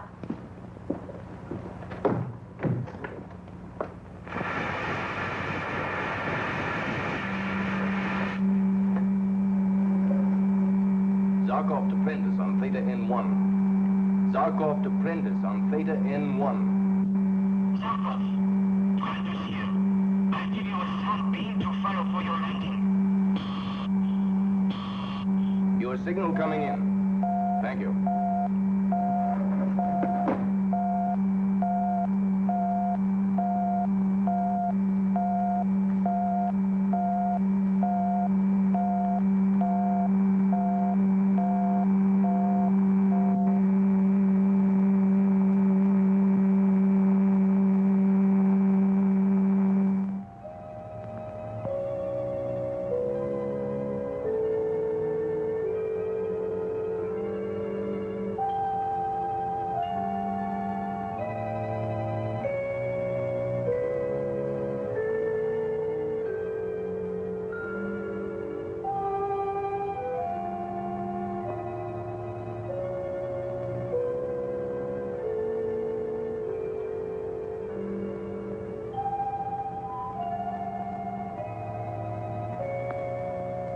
Prentice? Dr. Prentice. Come in, Dr. Zarkov. I advise you not to use that weapon. Where is Dr. Prentice?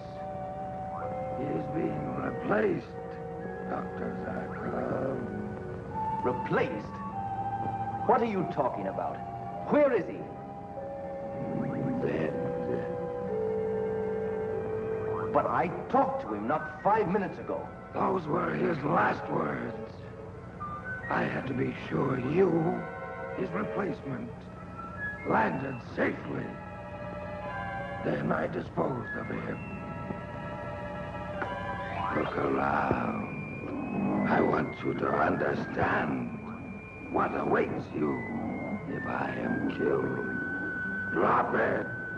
Each one has been ordered to destroy you. If I die by your hand. Now, Dr. Zarkov, won't you come in? You have much work to do here.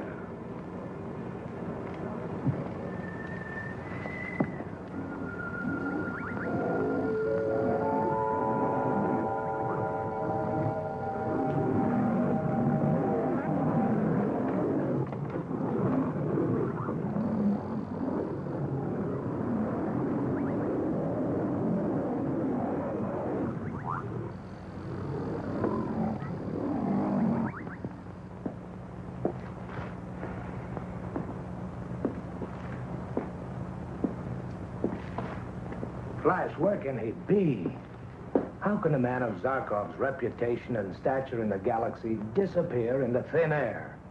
Not a word to anyone where he was going. Not even to Dale. Beats me. He goes to visit a sick friend with a gun. He can't be too far away. He promised Dale to be back last night at the latest. Yes, Captain. I've got a rundown on incoming calls to Dr. Zarkov, sir, the day before yesterday. Thank you.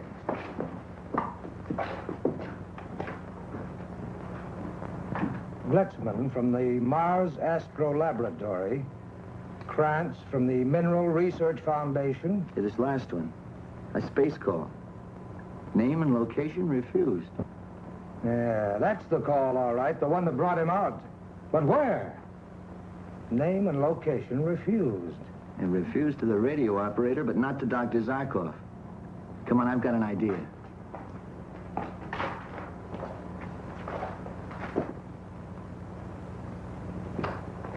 Any news? Not yet, Dale.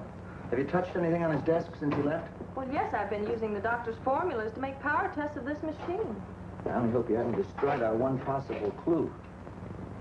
What are you looking for on a blank sheet of paper? Here, I found it. Now watch this.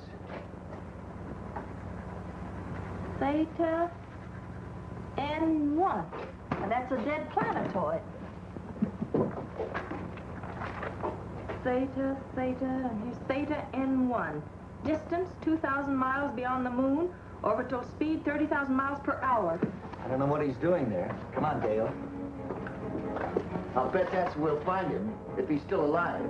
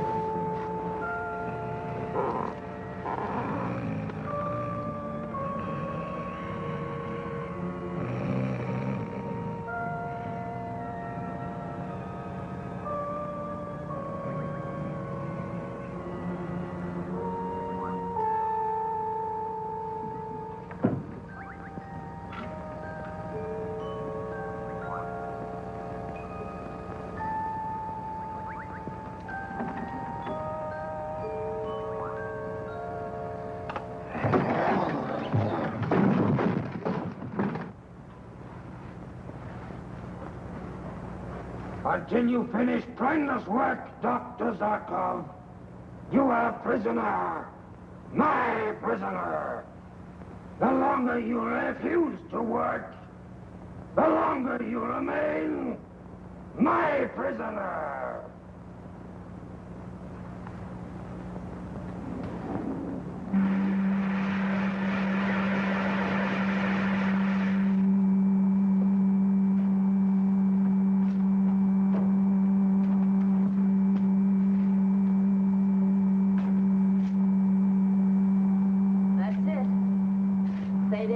Coming in. Okay, prepare for a landing.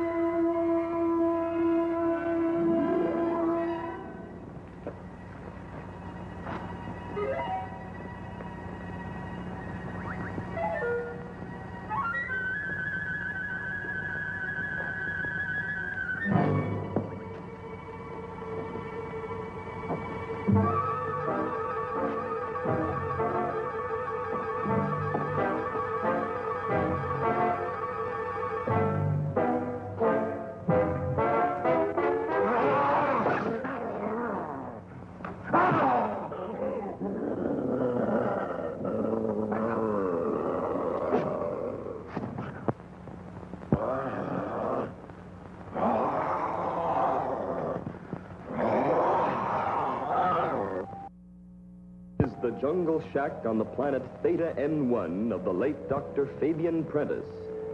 Ill, half out of his mind with fear, Dr. Prentice summoned Dr. Zarkov to help him. But when Zarkov arrived, he found Prentice murdered. Master of the jungle, the Lion Man's mighty roar of command summons the beasts of prey.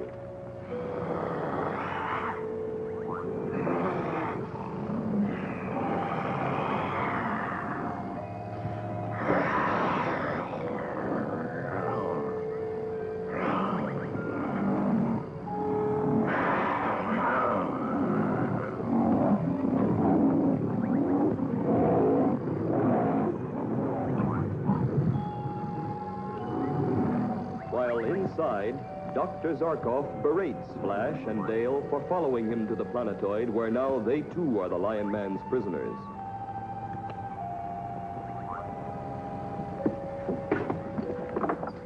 It's bad enough that I had to walk into the trap, but why you had to follow me? Well, I always say 3 heads are better than 1 in any old trap. And what a trap. Look at those animals come running when he calls. They'd tear us to pieces if we tried to make a break for it.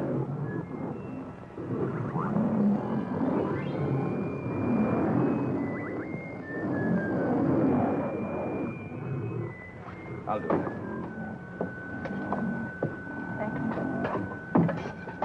At least your being here saves me from one kind of slow death. From what? My own cooking. Even boiled water tastes like cyanide when I put my culinary hand to it. Well, in your absent-minded way, I wouldn't be surprised if you were boiling cyanide. Maybe you've got a point there. Speaking of poison, do we set a place for our host? No. He eats with the animals. You are wrong, Dr. Zarkov. From now on, I eat with you.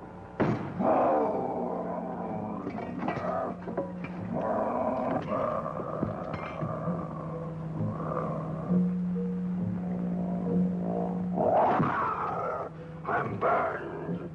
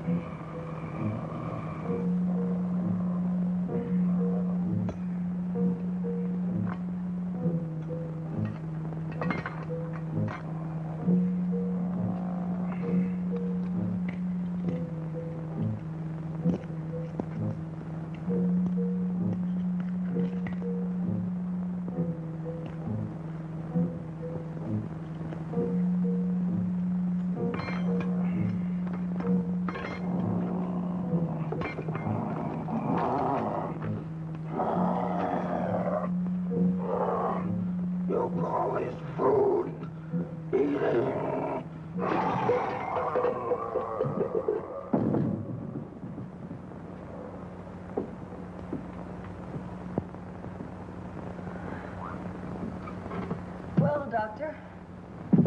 You thought your cooking was bad. Well, what does he expect? Press duck under glass? And if you don't complete the transmutation, he'll destroy you. And us. Whether I consent to complete it or not, he'll destroy me. All of us.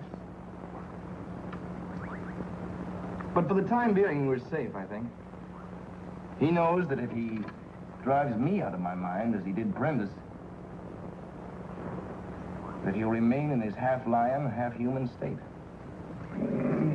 This was the case, Dr. Zarkov, until your friends arrived. Don't you ever knock.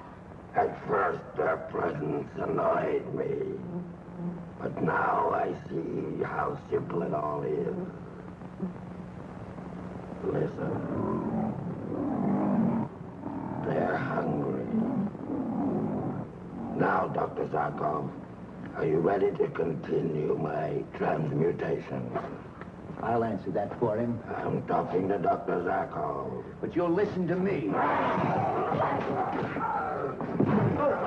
Let me go! Flash, you can't! Let me handle this. Can't you see that no matter how perfect is your transformation, you will always be a lion within? That will be my strength. My power to destroy anything that stands in my way. The human world is a world of law and order. Anyone who lives to destroy is an outcast and alone. I will not be alone. Once these are made in human hands, I will have the power to transmute other animals with Dr. Brinder's formulas. Will no longer be hunted, dominated, caged by humans. It will make no difference. If you break our laws, you still will be hunted and caged. Millions of us will come from the jungle. You can't cage us all. Our weapons can destroy thousands of you in a single blast. You dare criticize our killer instinct. I'm tired of talk. Are you ready to go to work, Dr. Zarkov? I wouldn't advise you to be stubborn about it. And if I refuse? You won't refuse for long. Not if you want to see the girl. Leave her out of this.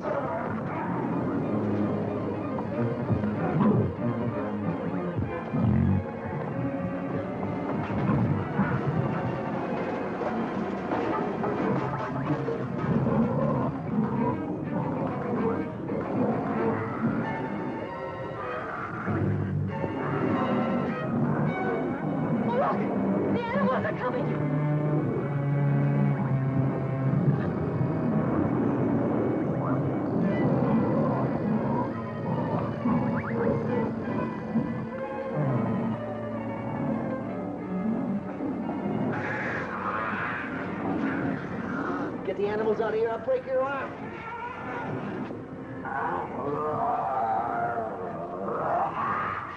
That's just a sample if you don't follow orders. All right, let's go.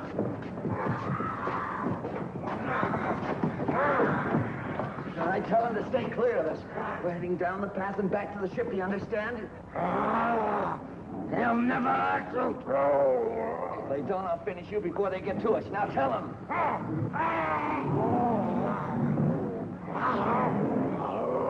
Okay, let's go.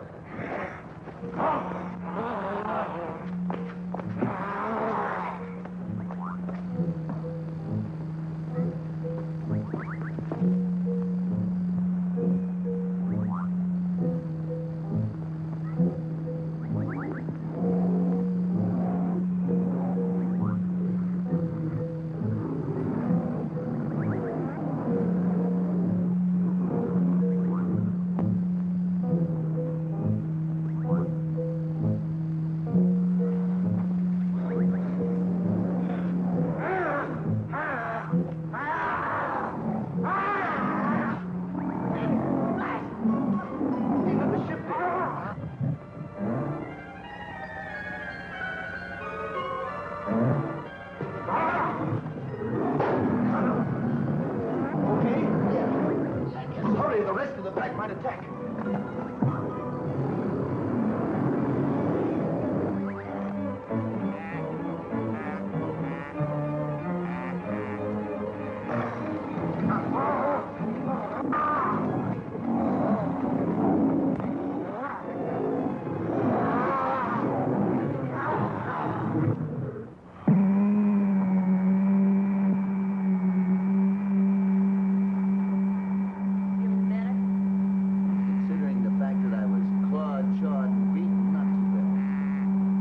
Never see another wild animal. It'll be too soon.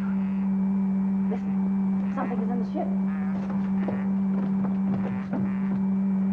Oh, Flash, look at the cute little fella.